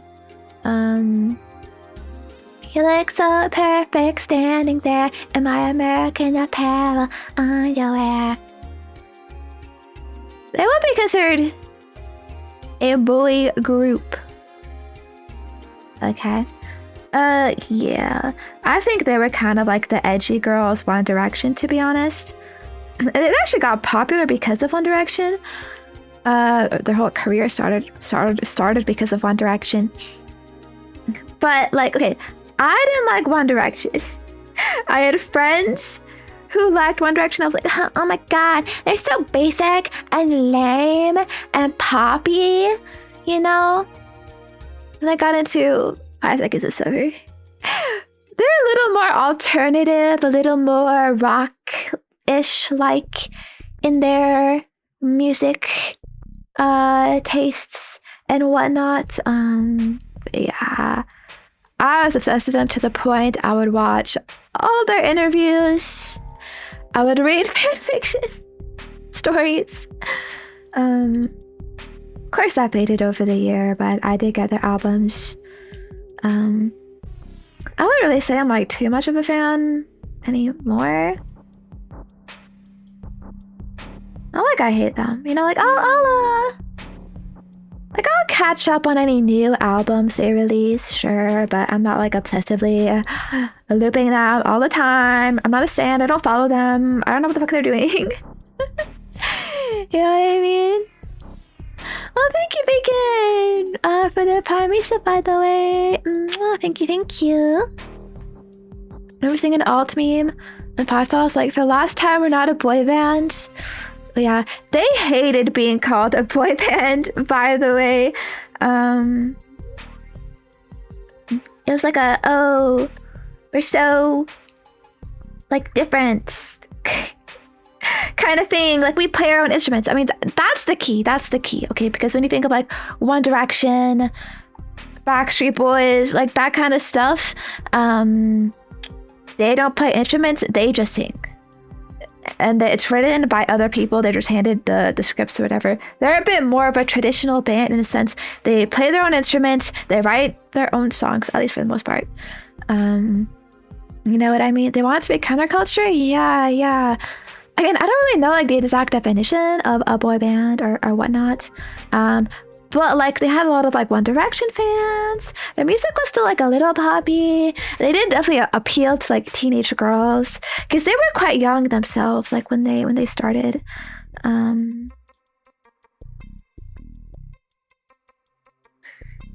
So yeah, like it's kind of like they're saying we're not a boy band, but then if you go to their concerts, 90% of the people there are women.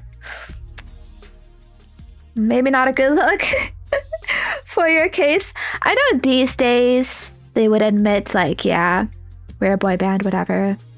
We don't really care that much what you call us. I think they even have a song called Boy Band, like kind of like joking about this idea and whatnot. But yeah, I doubt. They still do music?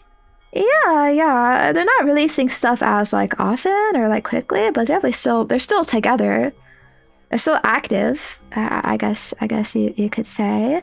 I think they've kind of like struggled to keep up with modern times. To me, it feels like they're mostly making music for their old fans. They're not really chasing like radio hits or whatever, or like big marketing, like that kind of thing, you know. I would say probably, again, most of their audience has probably grown with them. So instead of teenage girls, it's like we're old old girls now. But yeah. It is a little respectable. So, you know. They used to be quite looked down upon though. Just because teenage girls like them. That's kind of all you need, to be honest, to hate on something. Like, oh, teenage girls think this is cool? Yeah, fuck this. Like in Twilight, One Direction, all this stuff. But yeah. Yeah, they even allowed each other to make like solo projects, solo albums. I think that that's also why they're still together, because they don't have this like strict culture like, oh no, you can't write your own stuff. Which, fun fact, the Beatles had, they wouldn't let George fucking write, and he was pissed by that.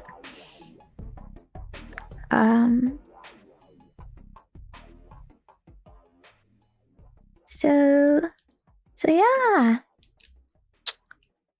How do I put this up together? I need to bring back boy bands. We never appreciate how good they were for the culture. Really? Were they? I mean, isn't that what K-pop is now?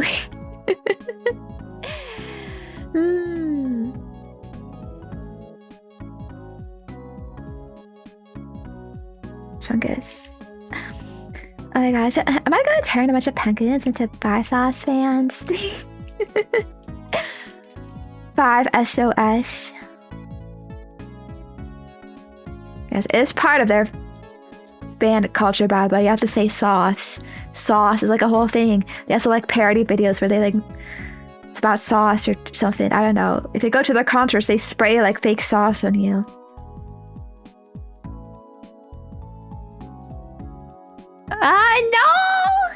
No! Oh, come on, Nichan. I want to go to their concert. Okay, it's not real sauce. Let me be clear. It's like a fake big sauce bottle and has like confetti in it. Basically, they shoot it out. I think. Yeah.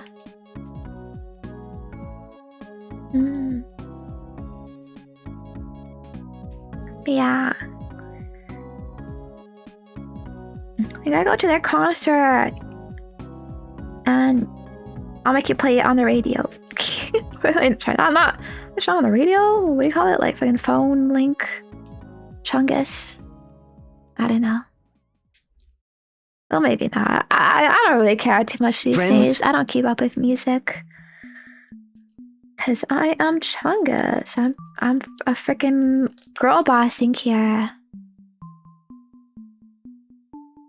Okay. I was never really into K-pop, by the way. I kind of dodged that whole phenomenon. I know a bunch of girls are obsessed with boy and girl groups, by the way.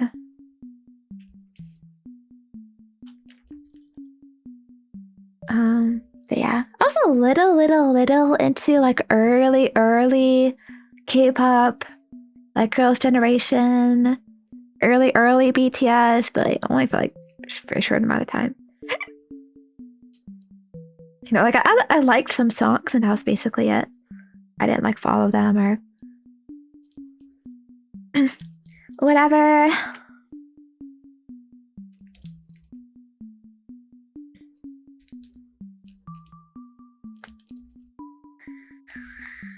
Ugh. But yeah.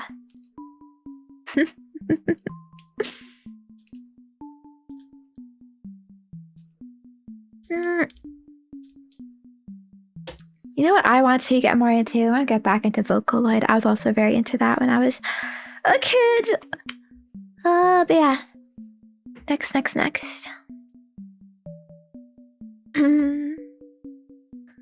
Alright.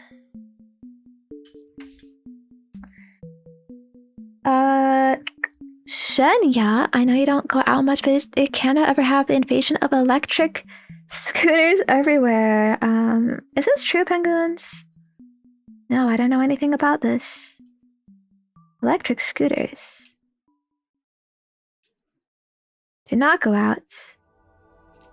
I've not heard it. Is that how people get around these days?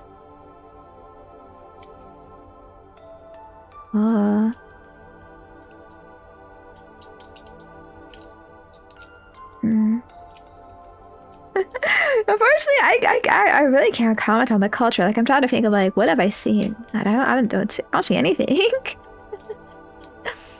Maybe it's more like in like student places. Maybe, I don't know. Sounds fun though. Wee! I'll ride an electric scooter. Just wonder how powerful they are. So you literally just stand on it, right? It's compared to like driving a bigger car. No! No cars. Gotta take a bike. It's good for you too. Exercise. Good for environment, Chongus. Yeah, maybe a moped, go full you camp style. I didn't know this shit until last year when I finally got a job and had to go out. Everybody and their moms are riding these things, so I had to walk to work. What the fuck? How long distance could you even go in an electric scooter though? You still have to live like pretty close to where you want to go. I mean, no way you're going like 10 kilometers. Actually, I don't know what distance is. I don't know if that's a lot. Of kilometers and miles. Sometimes like 30 miles or more. Eh? Wait, is that a lot? Actually, don't know. Can't go far with some high-end ones. But I feel it's gotta be slow, right? Like slower than a bike, slower than a moped. It'd be kind of boring, right? Because you're literally just standing there, you know?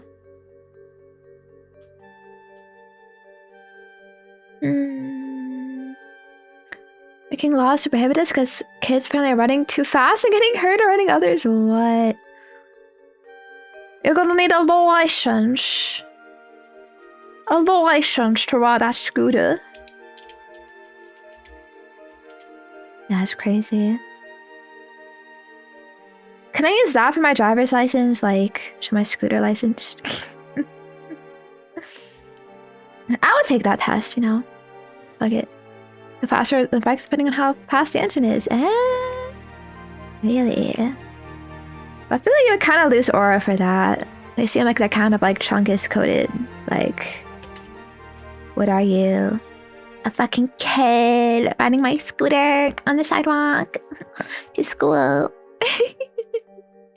With my friends. Okay. Why is this not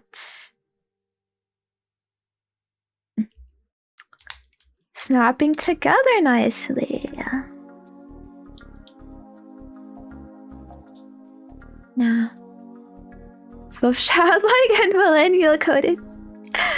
Oh yeah, yeah. It's like those vibes of like bosses who put like bean bags in their offices.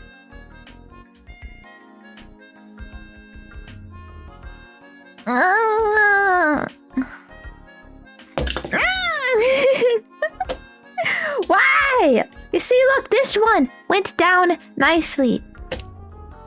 So it's not going down.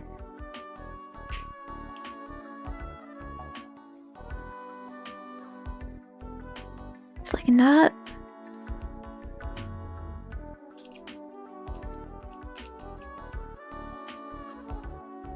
Together?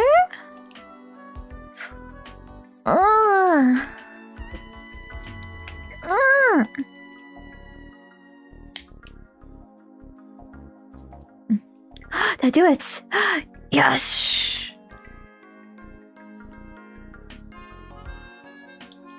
I did it. Yatta! Okay, almost on the... Are these the feet? Oh, these are... Just the legs. Maybe we won't finish today. Chungus. It's still not over yet. It's not over yet. I'm still in the game. I like your attitude. Put me in, coach. Oh my gosh, thank you so much, couple. Alright, I appreciate it. I hope you were having a good one. We are building and yapping and having fun. Okay, sorry, I keep mixing up where my stuff is. Here are my C's.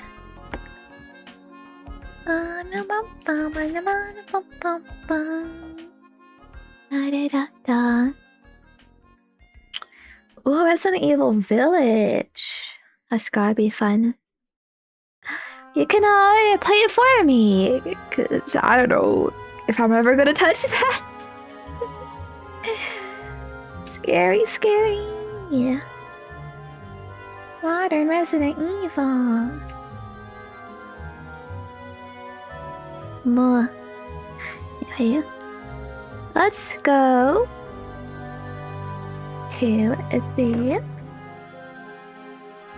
next question. Oh, bye-bye.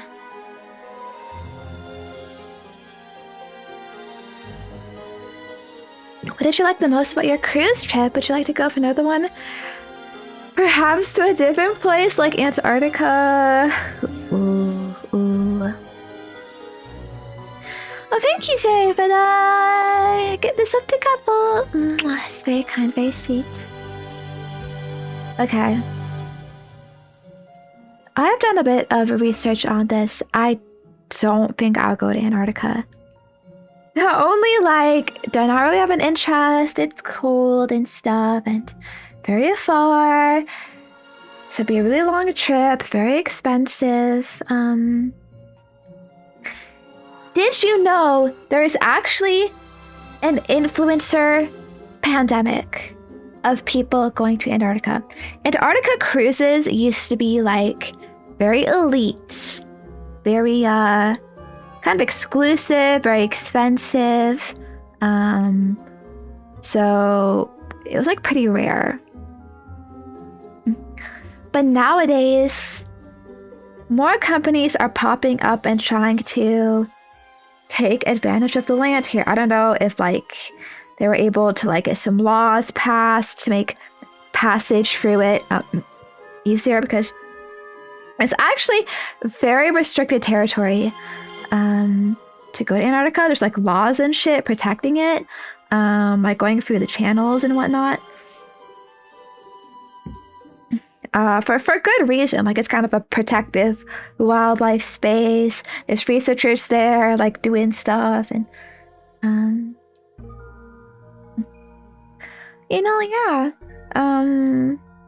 Very, very delicate wildlife there too. But yeah. It's also a very dangerous trip, actually, too. You have to go through the Drake Passage, which is like very tough seas, rough waves and whatnot.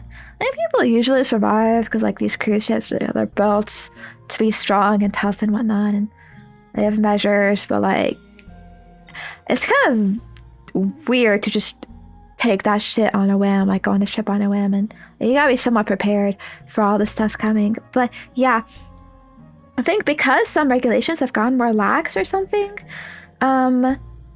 more people are going on these Antarctic cruises. And now they are marketing them to influencers. Yes, it used to be mostly a thing for old people, for Oji-sans. Because a lot of people have these goals, like, I want to visit every continent in my lifetime. And so then for a lot of people, it's like, okay, the last thing on my bucket list is Antarctica.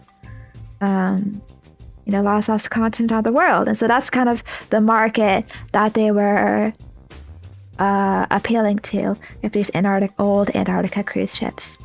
But now, they had their genius idea of what if we market to influencers.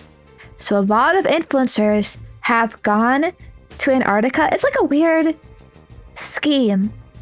Like, they pay the first wave of influencers. They're literally sponsored by these cruises to go to Antarctica so that they can promote these Antarctica cruises. Like, look at how cool it is. Oh my god, the snow is so pure. Oh my god, the penguins are so cute. Oh my god, the water is so clean. All that stuff. And like, wow, so crazy. How it's so cold. Oh, look at how I'm living here in Antarctica. Like, all this shit. Yeah, this is a thing. Okay, and basically, other influencers see this stuff and they're like, oh, this is good content. There's some discount this influencer is giving to go here. I'll go there too to make content for myself. That's what I mean by it's kind of for influencers. Because for normal people, it's still really expensive. Maybe the prices are going down, but I guess it's pretty inaccessible for most people. So like, if you actually went on these Antarctic cruises, you would probably see the majority of people are filming. They're trying to make content out of it because it's like, yeah, expensive ass trip, bro. I gotta finance this shit or something. I don't know. You know what I mean? I'd rather they harass the penguins than the Japanese. No, it's actually worse. This is a problem because the wildlife there are really sensitive. Penguins don't like humans. Whatever you may see online of like, oh, they're so sweet, they're so cute, they're so polite, like they're in like fucking panic mode, okay? I think researchers have determined this because they can measure their vitals and whatnot shit. Like, they would rather avoid humans at all cost. So you being there is causing like active stress to them, which could fuck up their biology, you know? It could be like penguins, if they get too stressed, they might not mate. They might not get their food properly. You know, they might not, you know, this shit that's supposed to be part of their normal lives, like it gets disrupted, and that actually has very negative consequences on the penguin population. Humans can fucking deal with annoying tourists, whatever. That's legit annoying the Japanese people. Leave the penguins alone. Leave animals alone. These are innocent creatures that are not designed, not equipped to be around humans. Like, we're fucking exploiting them. Disrupts the ecosystem, ruining our planets. It's bad, it's bad, it's bad. Leave everyone alone. I mean, true. You could also just stay at home. It'd also be scared of weird bald monkeys wrapped in sheets of fabrics. Yeah, I know, like it's crazy. We really are like the worst things for the environment. But yeah, okay, so these like these cruise ships, if they bring a lot of people to Antarctica, again, the more people there are, the more disruptive it is to all the native animals. Not even that, there's also all of like the waste produced by these big cruise ships, by the people going there. You think everyone's fucking recycling and like not littering? Pfft. Sorry, but no fucking way. Like, oh my god, I actually watched a video about this. There's this place in Indonesia that was a really popular tourist spot. I forgot what it's called though. Bali, I think? Is it Bali? Is that in Indonesia? Well, it kind of still is, I think. But basically, okay, that place has gone to total shit. So it used to be known for... Oh wait, no, yeah, it might have been Malaysia, not Indonesia. It was known for being like really beautiful, right? And you'll see pictures of like beautiful like waterfalls and stuff. But apparently, if you actually go to these sites, there's like a certain frame, like photo you can take of like, wow, look at this beautiful, clear, clean scenery. But then if you go to the side a bit, turn the camera, there are like tons of trash just along all of the rocks to the side from all the tourists coming and being disrespectful and like fucking shit up. You know what I mean? So yeah. Stuff like that is kind of happening everywhere, but I guess in these places where maybe the government is a bit weaker, a bit more corrupt, like it doesn't really get dealt with properly, unfortunately. All this shit runs wild. But yeah. It's messed up. So yeah, there's that. Now imagine Antarctica. History is repeating itself with this excessive tourism, and it's so ironic because part of like the marketing for going here and the advertisement of like, look at how clean this water is. It's like the last untouched place on Earth, you know, untouched by a society, you know, no garbage or filth or dirtying or whatever stuff. And it's like, okay, the last untouched place, you're touching it. You're touching it now. And you're encouraging all these people to go touch it. So like, it's not gonna be this nice place anymore. You know, it's gonna be ruined too. So yeah. Pretty sad.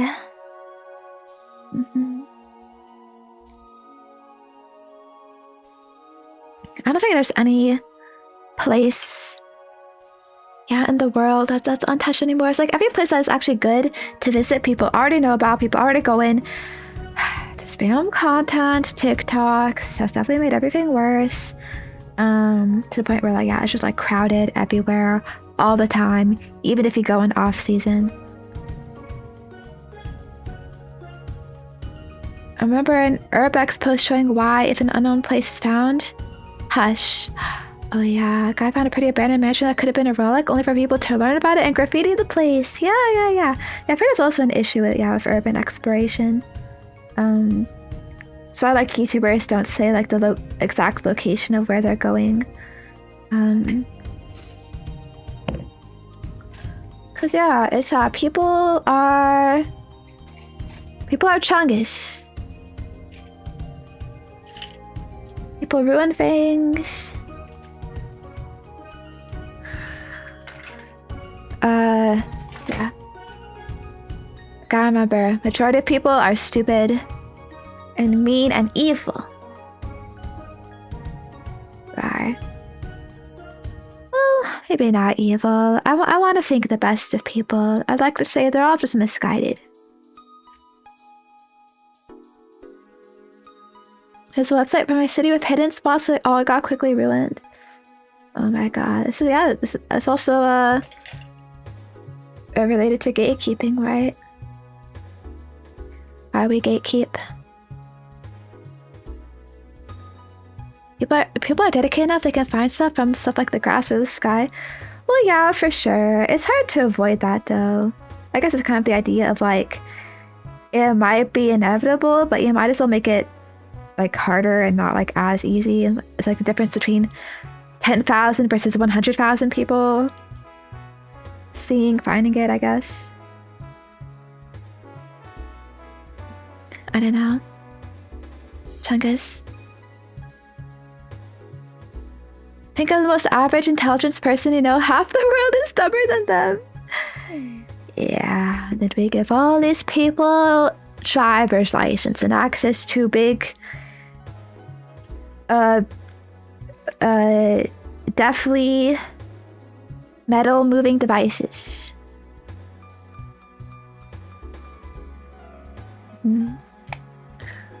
How people found the place where Oda dropped the ending of One Piece in the ocean. Are you really? Wait, did bro drop the fucking chapters there or something? What happens? Yeah, that's crazy. That's more of like an ARG thing, right? Wait, how does this attach? Oh wait, I get it.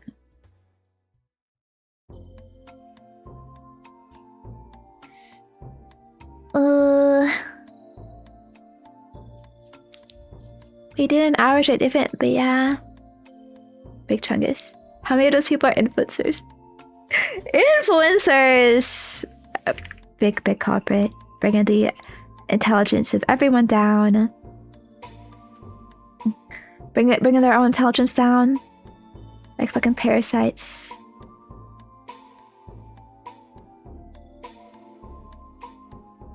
But not me, right, guys? VTubers are different. I stay inside. I can't go out and ruin anything.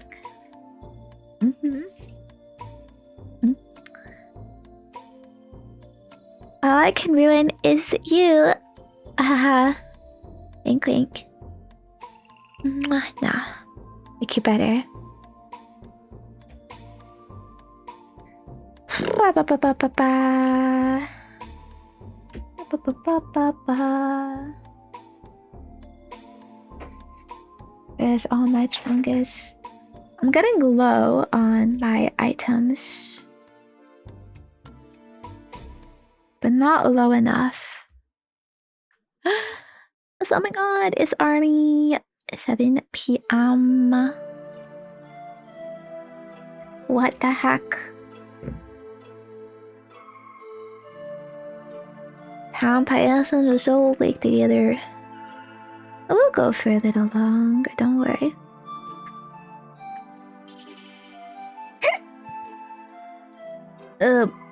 Anyways, alright, this question. Okay, so, no, I would not wanna go to Antarctica. Antarctica Chongus. What is this piece? What's one of these?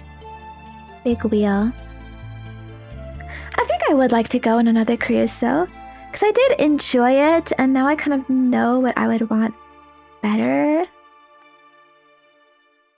I think for me, it probably wouldn't really be too much about the destination, more the journey, you know?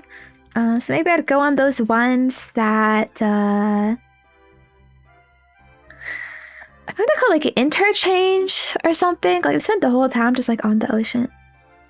So you just chill, do like the vibes of the cruise. Because yeah, you really don't get enough time at ports to truly enjoy and appreciate the place. It's kind of stressful, rushing and stuff. But yeah, maybe the Caribbean though. Yeah, there's a lot of places that have like private Caribbean islands. I think you can just chill there for a while. Maybe that could be fun. I don't know. The beach. The beach is supposed to be good, right? I don't know. Wait, I think these things are supposed to go on top. How about the shoe? Right. Like a luxury hotel would be kind of the same thing. I mean, they can be like luxury hotels, but then you have even more stuff. But yeah. I definitely, though, if I go on one again, it'd have to be a fancier one. I want one with no kids, smaller group of passengers, so it's not as crowded. And unfortunately, that stuff costs more, so imagine it's gonna be a while till long while till I could do anything like that. They do have Disney cruises, actually. I might want to do that. Although I hear the Disney cruises have kind of been getting worse, to be honest. So I don't know. Maybe not. Okay, wait, almost done. Okay, I just need to do this left leg thing. Aspire, no! So lame! I don't want to freaking drive. I like the, you know, the service. of cruises and whatnot. A cruise is full of kids. No, it'll be full of Disney adults. I mean, okay, they might have kids. I might do a bit of an exception for that one, just so I can see it, experience it, see what it's like. They do have like a little bit of theming on these Disney cruises, I think. They're more kind of like mid-range cruises, a little luxurious, not like super mega chungus. Luxury and opulence.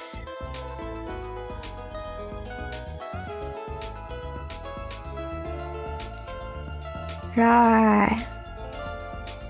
I'm almost done.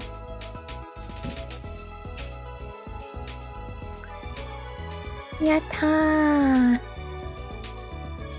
No. But I hope that answers your question. Question.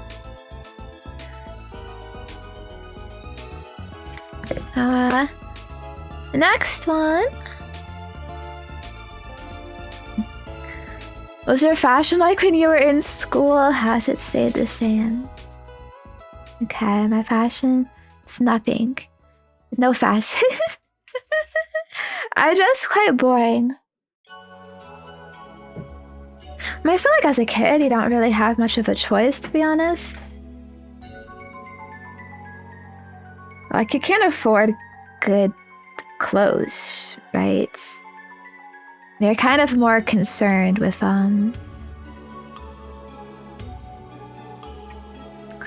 if your grades, if your friends, whatever.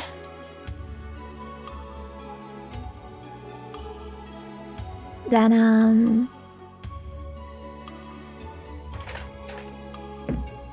whatever. How you look, at least? I mean, probably like basic looks, like your hair and your face and whatnot. I mean, you seem like someone that would have been very fashionable. What? That was kind of a loser.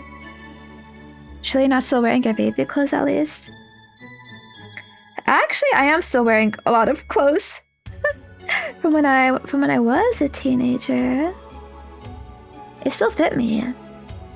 Talking like 12, 13, 14 years old.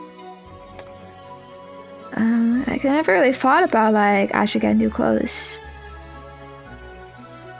You know? They still fit, so whatever. Yeah. My basic outfit would have been jeans. Maybe black jeans. Not necessarily skinny jeans. I think I did have a pair of skinny jeans. Some kind of jeans, I guess. Financially, it's better, I suppose. Yeah. I'm also not a woman that blows money on clothes. Unless it's for cosplay. I've only really explored fashion more when it comes like to you, I guess, being a VTuber, because I do post like cosplay sometimes or buy nice dresses or outfits I see on like Japanese sites. But like I only wear them for you. I don't really go out in them. They don't really seem like outside appropriate stuff. And maybe some of them would be, but you know, it's also embarrassing to go outside in some fancy looking dress. In case, yeah. Jeans. And then some kind of graphic t-shirt, you know. Sometimes like band shirts. Sometimes some anime shirts. Other cringe things. I have a shirt I got from when I went to the zoo with my family when I was like a teen, kind of young, I don't know. I still wear that shirt. It just has a fucking like tiger on the front of it.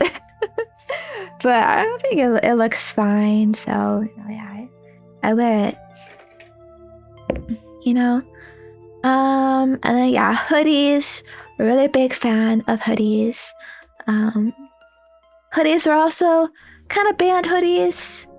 some kind of like normal hoodies, but yeah, I was wearing sweaters. But yeah, if it was really warm, then I would wear shorts. Also jean shorts. I like short shorts though. Cause my legs don't look good if like mid-size shorts because my legs are short, so it kind of just like looks all weird and chungus.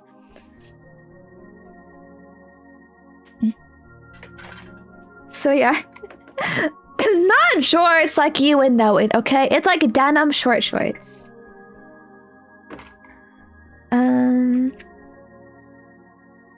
But yeah, and I think I still dress the same way. I don't really care about clothes. What I care about most is being comfy. When I'm at home, I would wear like pajama pants. I used to wear sweatpants a lot, but yeah, I kind of graduated to pajama pants. Yeah, just the same kind of like shirts and stuff.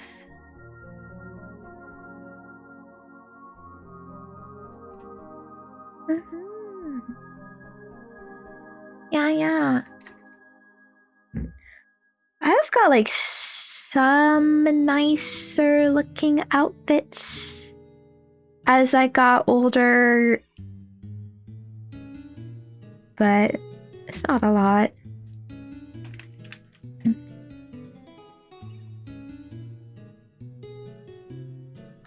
Da-da.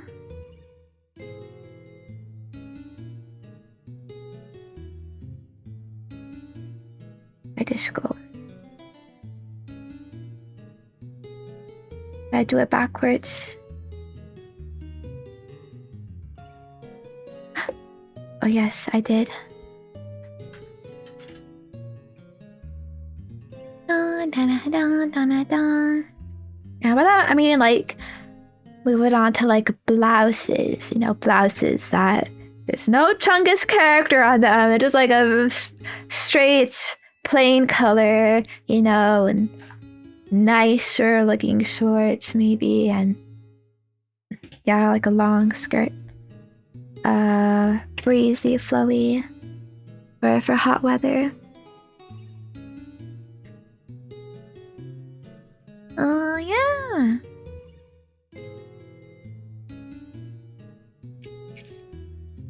Okay.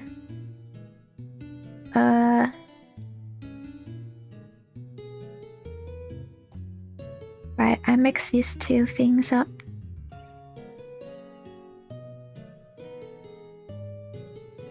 This one goes on this one. Yeah.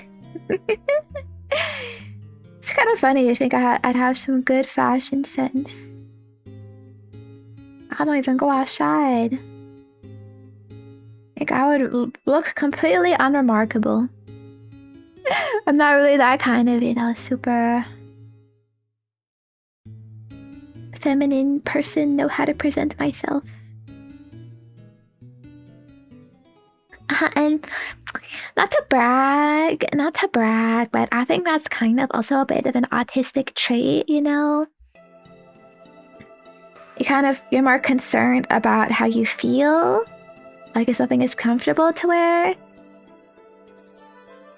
instead of like, oh, is it fashionable?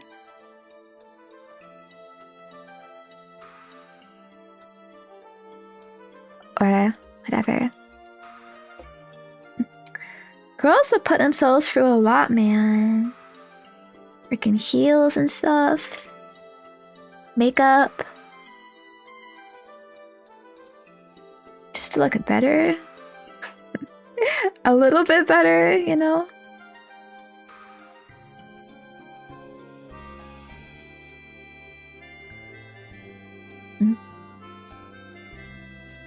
Crazy.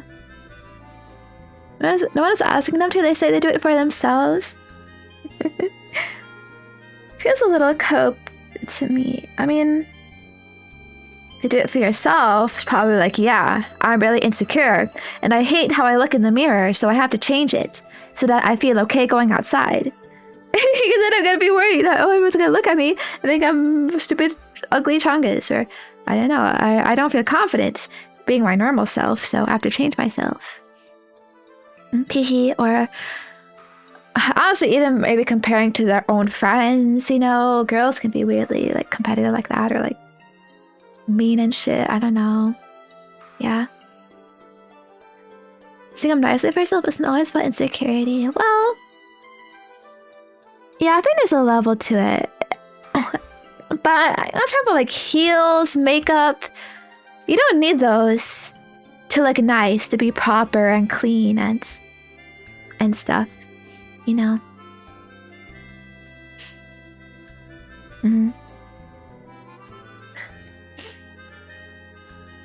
But yeah, it's looking nice and there's being extreme about it. This is what I'm talking about more.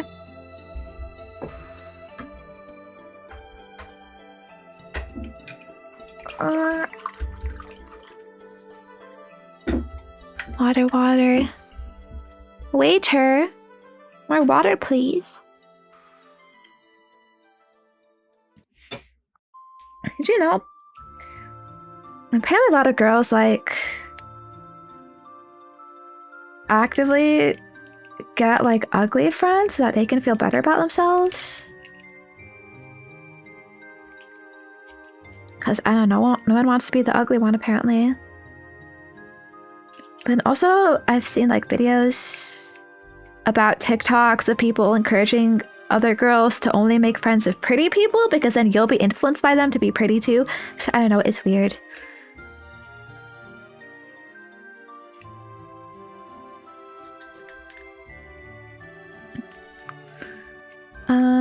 Yeah, it's very shallow. That's why girls are friends with me. Oh no. No. They also like tease men for practice, apparently. Practicing their makeup and dress up. Chungus, I don't know. It's how I get into the slumber parties.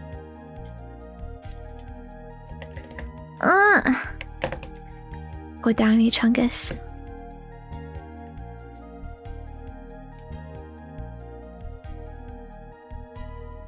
Okay, I think I did it.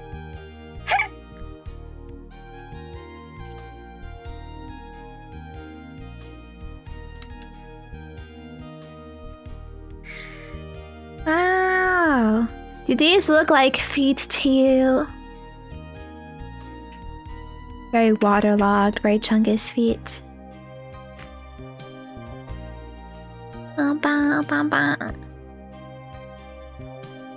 Next question. Have you ever considered going back to school to get your master's degree in something?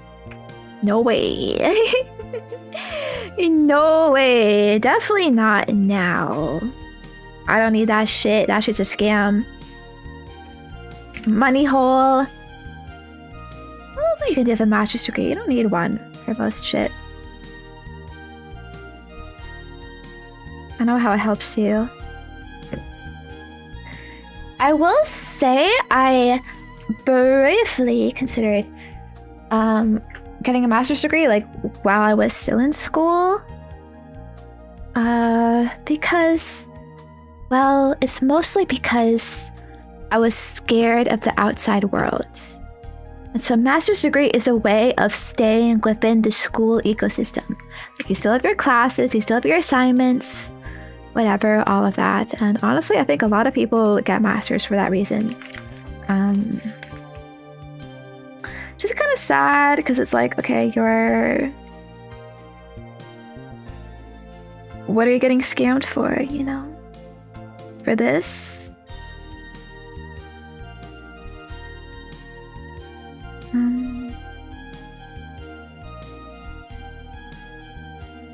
I can move these up apparently. Yeah, the job market is scary. More so than that though. Well, some people are either loaded or they don't care, they don't really think about it. It's just one more year, it's not that bad. I'll make a lot of money when I graduate. I don't know. It's not my problem, it's future me problem.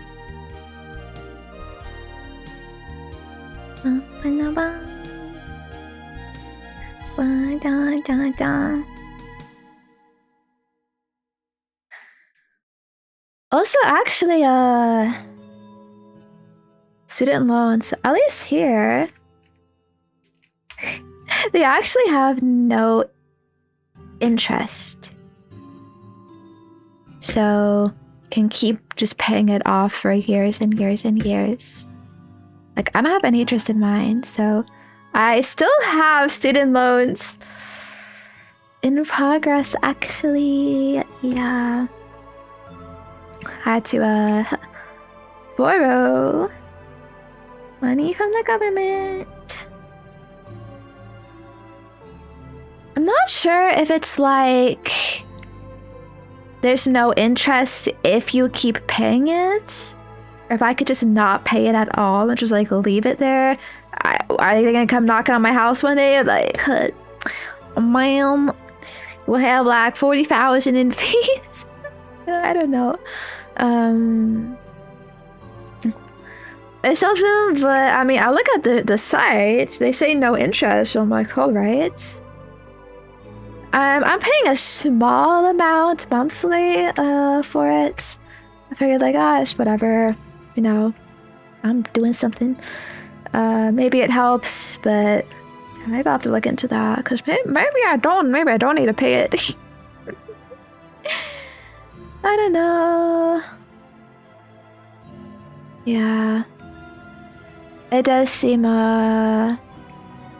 pretty chungus in the US though. They had student stuff. Okay, what I'm wondering. You see, bro? He's a little wobbly. Like his legs aren't like firmly both on the ground. Oh. Shit, what did I do? Okay, wait, I think it attaches back like this. Yeah, he doesn't have much like outwards movement.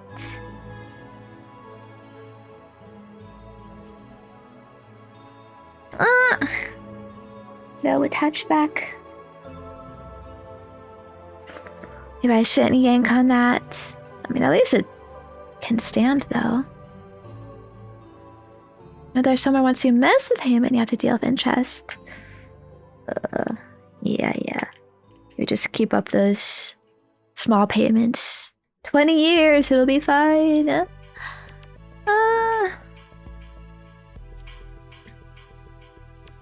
Chungus.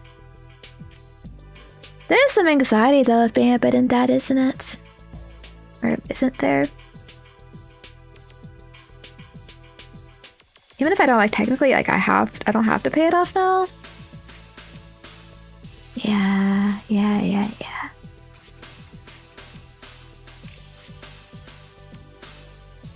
I'm not paying it off though if they don't make me it. Like, oh, cause fuck that.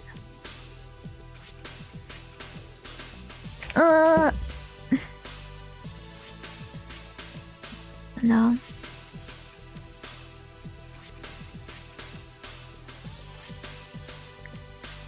I may have chunkus up his legs. Oh, maybe it's fine actually.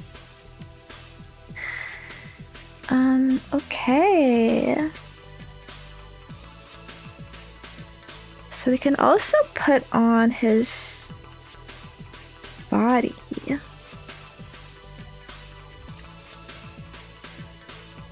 I think just like this. Wow. Pretty stout guy. Oh no, his leg thing.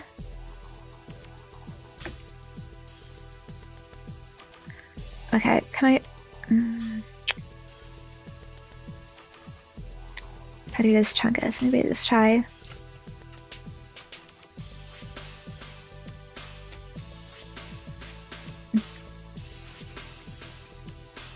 Connecting it like this.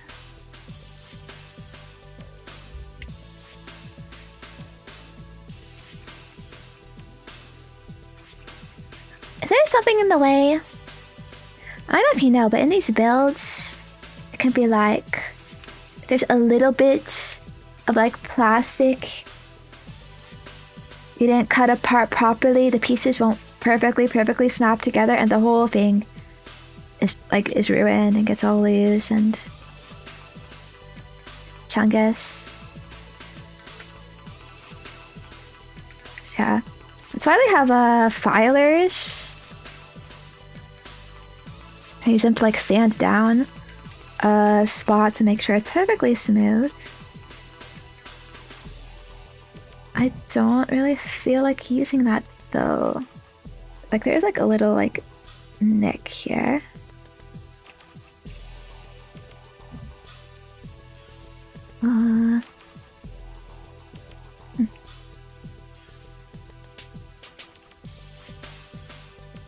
Yeah, that's better.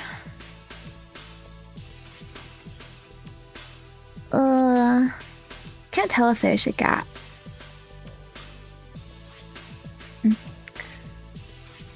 Maybe it's okay now.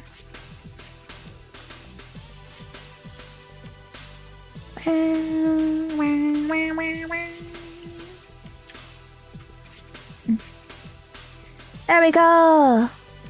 Chunky boy. Now, I think there might still be some stuff. What are they trying to get me to do with the knees?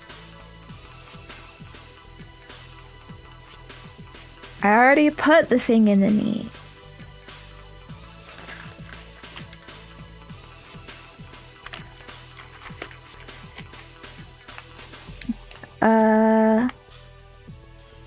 Oh, you can put the leg on his back as his backpack. It can make him turn into some kind of tank.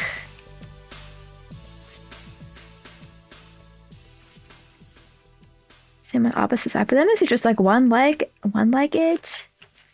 Or are they saying you gotta make a whole ass extra leg for this, by the way? His third leg! Need a third leg for the backpack. Oh man, well, all I have left are the weapons.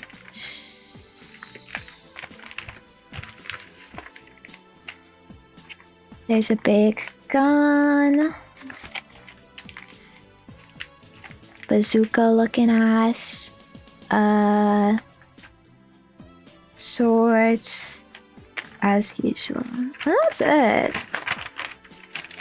Not really too much more.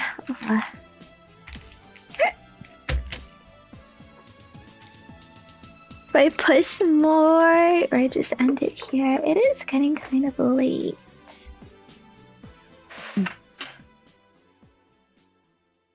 Yeah, bye. They should be pretty simple to put on, I guess. I don't know. How's it gonna hold it? You know, I'll figure that out later.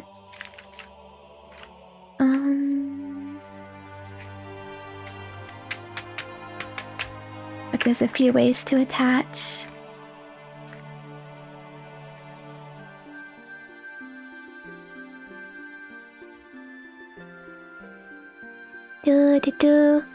Well, there's also it's also the third like I guess booster pack on the back we can do if we want. I don't know if I care to do that. I think he looks fine just like this. Very purple. Okay.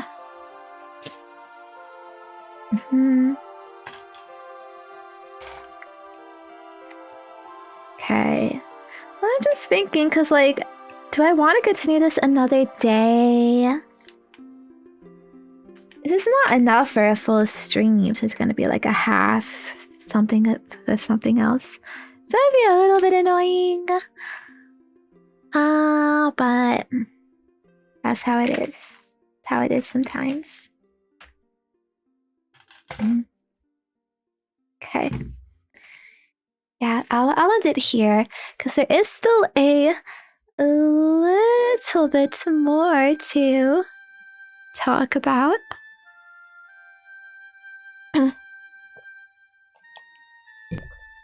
Um.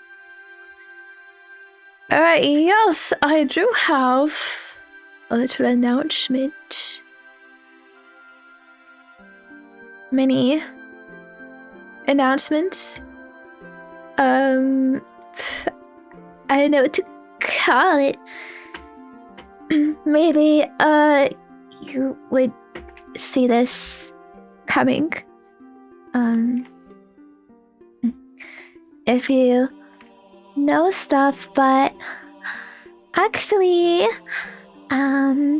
next week is my birthday. Did you know that? Did you know that? Yeah, we were talking about age stuff earlier, huh? Well, guess who's getting even older? Can I skip the old part? Can I skip the advancing in age? Kinda don't want to.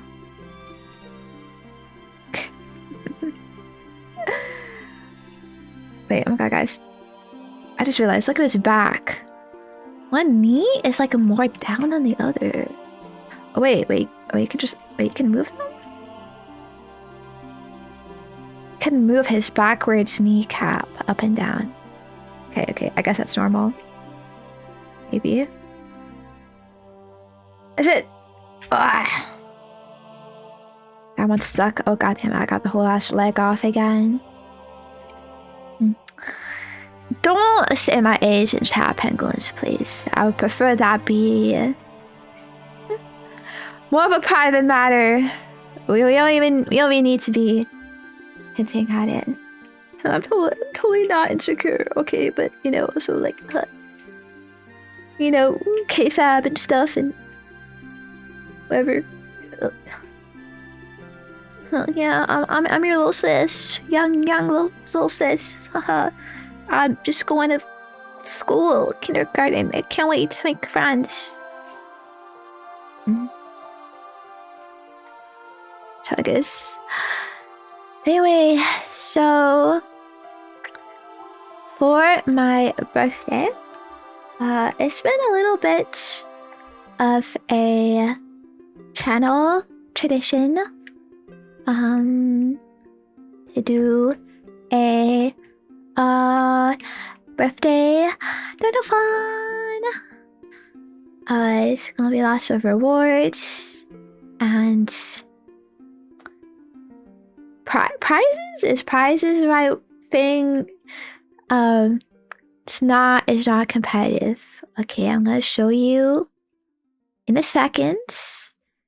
I feel it's nice to let you know a little bit in advance. I don't know. I didn't really want to drop it last second. But it's also embarrassing to talk about. Kind of.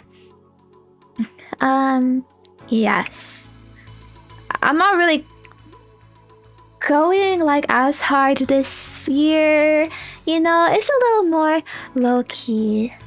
I just want to like have fun together.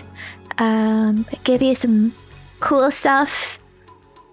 Silly fun stuff maybe. And well, we're gonna be mostly funding my 2.0. It's gonna be later in the year. I have a lot of stuff that I want for it and that I'm planning I want to do. So yeah. Zency, me too. No, it's not Zency. Okay, Zenya 2.0. So yes, it will be Saturday, Sunday, Monday. It's gonna be 3 12-hour streams. In total, 36 hours. I'll be live from about 2 p.m. Eastern to 2 a.m. Eastern. So that's kind of like the schedule. I have a lot of like activities and stuff planned for it. Yeah, that should be fun, I guess. I hope it's not hard. I don't know. I don't know if I'll get tired, but I've done long streams before. But yeah. It's the event of the year. You're very cute. Oh, thank you. I appreciate it. Oh, you're cute too, penguin. But yeah, you wanna see the plans now? The incentives and stuff. I don't really have anything fancy prepared, like a video or trailer or whatever. And stuff. Wait, okay. Long card.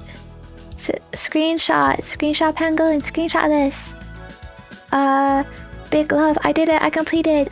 Well, it's like 90% done. It's like 90% done. Sorry, I shouldn't move. That'll be blurry. Nah. You know, some people are doing a heart like this these days. I don't know. What do you like better? I like doing peace signs. Like a peace sign, like you turn it to a heart a little bit by bending the fingers. But yeah. This one, wait. This one comes from K-pop. So, I think it's like a little lame. It's what K-pop idols do to like shout out their fans during their concerts. Like, 안녕하세요. Yeah. It's low effort though, it's slow effort. Okay. That makes no sense. Can you not see it? It's a curved heart.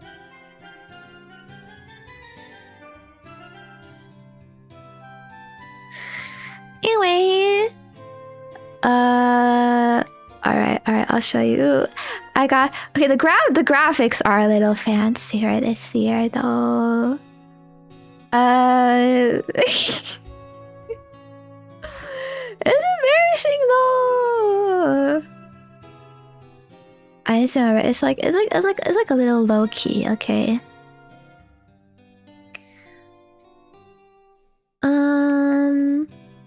Alright.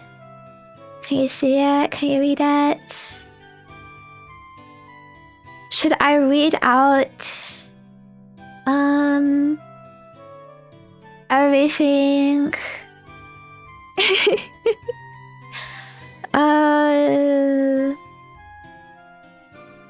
Okay. Well, it's not that crazy. It's not that crazy, okay. But we do chat tweets. PFP for 1 week. Chat votes for next movie to watch in Discord. Chat votes for next game. So this would be like, I'll probably play it live during the Dono-fine. Not like a long game, so there's gonna be some restrictions, I guess, but now you can actually play some Chungus. Okay, new live interactive wallpaper. Waxing legs and arms on stream. It is on stream, by the way. Like, it's that kind of Chungus dog cat food eating. Okay, Mike on Roblox and VR chat in furry rooms. I don't know how much I'm gonna do for this, but I just thought it'd be funny. Like, haha. Social anxiety. Okay, so it means like I go to some room in VR chat with furries, and I'm like, hi, hey guys. What's up or something? And then Roblox also has mic capability. I don't know if there's gonna be like children there though. But yeah. It might be one of these, it might be both of these. We'll see. I don't know what the comfort levels are gonna be like, but it is scary. They might non-con you. It's non-con. Your voice could pass for a preteen boy in Roblox. No way! At least let me be a preteen girl. Chonkish. What if I actually like end up talking to a predator? Oh, Grimmer, I'll tell them I'm 12. I'm sure it's believable. Maybe 20% chance. That's content. Yeah. I definitely like don't really want to do it, but I know it'd be funny, I guess. So maybe it'd be fun. More word bustlers, so I don't think that would happen. Well, aren't there clauses in streams or something? Like, okay, like surely I'm not the only person going on fucking like voice chat live on a stream, right? You know, like, I could say like, oh, that wasn't me, guys. I don't condone this. I don't know, right? Like, so like I don't think I will get banned.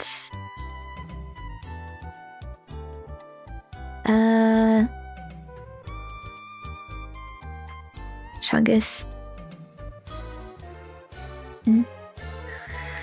I feel like honestly furries should be. I don't think furries say slurs a lot. They're more like wholesome chungus. It's either wholesome chungus or like, okay, maybe like really sexual stuff, but like probably not slurs. I don't know. Yeah, a bit less likely too. Don't worry about it. We'll figure it out. I've never done that before, by the way. I've never gone VR chat with mic on, so it is scary.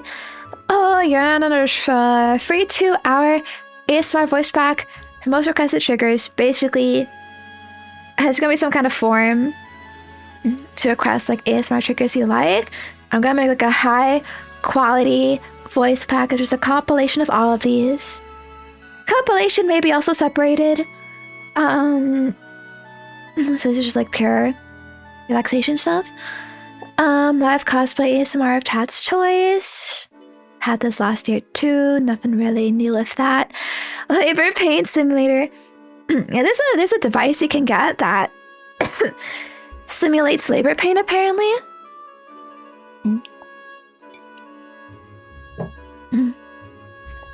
So yeah, I could be like pregnant, giving birth. And then feet slime ASMR video. You'll have to see what this is like. You'll have to see. I'm not gonna explain that. That's a special surprise. Commission sussy toggle for 2.0. Yes, like I said, I'm getting my 2.0 model, so something sussy, not safe for work with it, perhaps. I don't know. We'll see. React to old audition vids. Okay, this is because I have applied to a lot of corpos in the past. Since now, they're either gone or I have no intention of being in them anymore. We're gonna see the cringe of old Zenya, yes. And then yeah, picnic in my yard, short vlog. I know people really liked the vlog I made a couple years ago, so I'm gonna record another one in my yard. I'm gonna make it look all nice, make some food for it, wear a nice dress. Maybe to do some kind of vlog like that perhaps, I don't know, yeah. Not really sure how interesting it would be, like I don't know what I could show you, but yeah. Might be nice. And okay, there's some incentives up here, so this is for everyone individually. There's no top donor rewards, top free whatever chungus, because I don't like that. So anyone can get this stuff. Do I gotta read it too? Should I say? There is another page of stretch goals. But I won't show that until if we clear everything here, then I'll show you basically. I don't wanna, you know. You don't gotta know. But with potential secrets though. Okay, I guess I should explain this. Okay, so first short personalized audios for daily life. I did this last year, so it's kind of the same thing. So it'll be like an audio that's like, hey, good morning. Your name, time to wake up, or stuff like that. Maybe like an alarm for yourself, and stuff. I don't know. And then a letter, so a written letter. It will be sent to you with a kiss, and I'm going to design a shirt drawn by myself. Yes. And you'll get that on this, as well as a charm. I had it in my last year's event, so it's the same charm. So if you got it last year, you'll either get another one, or I don't know. If you don't want it, like, it's fine. But I had a lot of leftover actually, so I'm just giving more of those. But it's your chance if you didn't get it last year to get one too. And then I'm also making custom merch. So it's basically gonna be like a little penguin plushie, keychain, and I'll draw something for you. Whatever you want. I guess I just expect it'll be like kindergarten level quality though. And you have to choose a movie for my watch alongs. So I'm just gonna assume all the movies I'll watch for like the next little while will be these like requests and stuff. And then the last one is a custom bracelet. This is the same kind of bracelet I made last year as well. Made of like string, put it together with your choice of colors. So you already got one. You don't need this, but maybe, yeah, I know you could get a second one if you want. I don't know, but yeah. Yeah. That's it. But if people choose the same movie, true. Maybe I'll ask you to choose a different one then.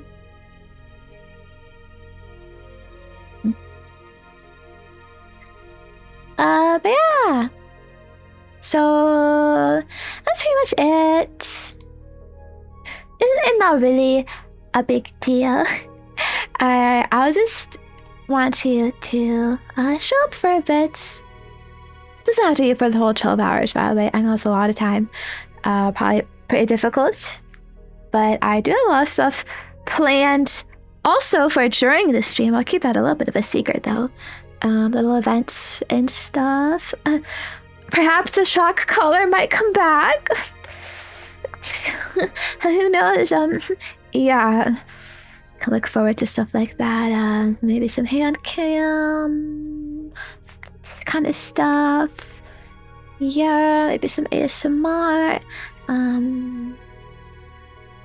So yeah, I just, you know now, okay? You know, so I know if you Chungus, can you come to my birthday party, please?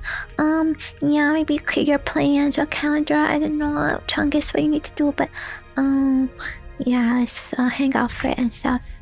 So yeah, sure you. Hold on. Wait, it's not bad yet. We are, we gotta do our goodbyes. On top of our days off, lucky. Let's go, yeah.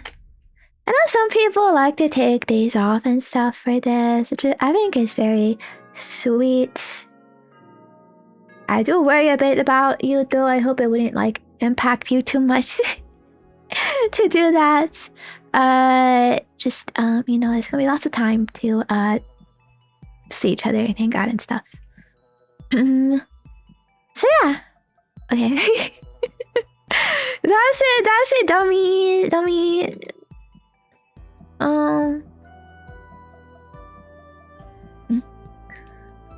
Okay.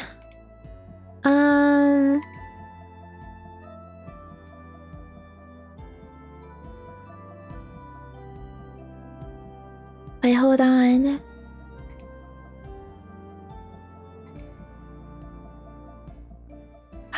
Oh wait, I just remembered.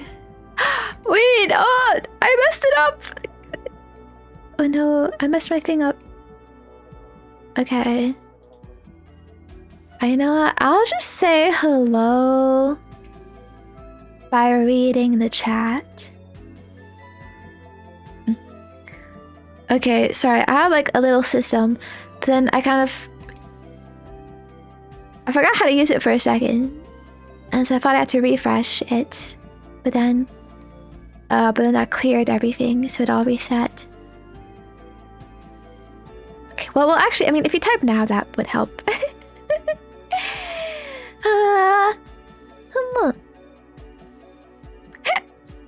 Or do any kind of redeem, that works too. Now, before I go, oh, thank you, Sonic Steven, for the YouTube membership. Well, appreciate it. It's very sweet. I'm glad to have you. And thank you, Duker, as well, for the YouTube membership. I'm on such go. Babu time. Okay.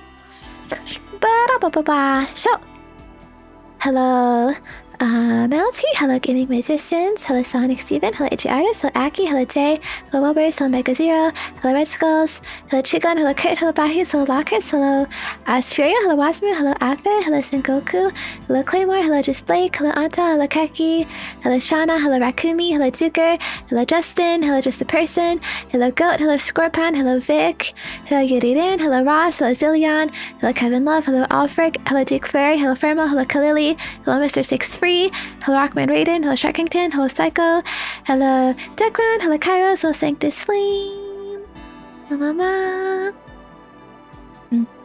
Hello Lurkers, hello Butters. Thank you so much for joining me today. Hello VG, hello GDT World, hello Sunflower. Oh yeah, sorry about my little mishap. Also, I don't know. Friends? I'm sorry too. If things are too much for you, you really don't have to give me anything. I tried to make all this stuff to where it wouldn't really be like too much of like you know, a FOMO thing. And like a lot of the rewards are repeated, so if you already like donated to me last year, you don't have to do it again. And stuff, and like I do have to balance it a bit with myself, because I know last year it was actually a lot of work for me to do to complete everything. So yeah. Oh, but hey, at least I did finish everything last year, by the way. So don't worry. No Chungus. I mean, except for maybe some trickling water, but we replaced that with the mom stuff, so it equals out, hopefully, I guess. More. Hello Pounding Gamer, hello Octo Screech, hello Stormaya, hello Spectre. Oh, hello everyone. Extra too.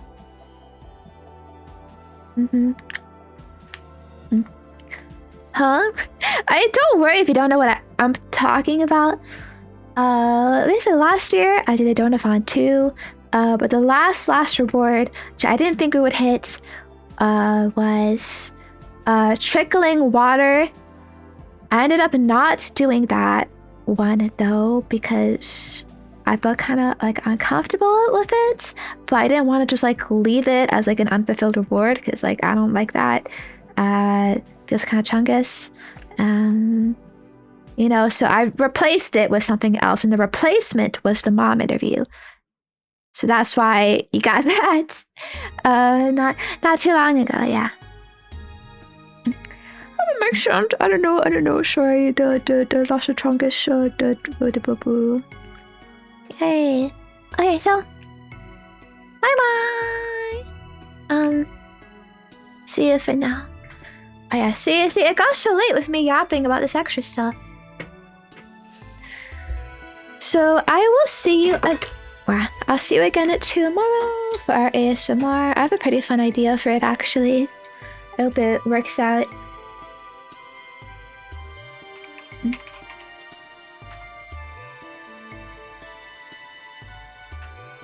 And now let's go. Hello, Artie. I want to say hello to everyone who is just coming in late.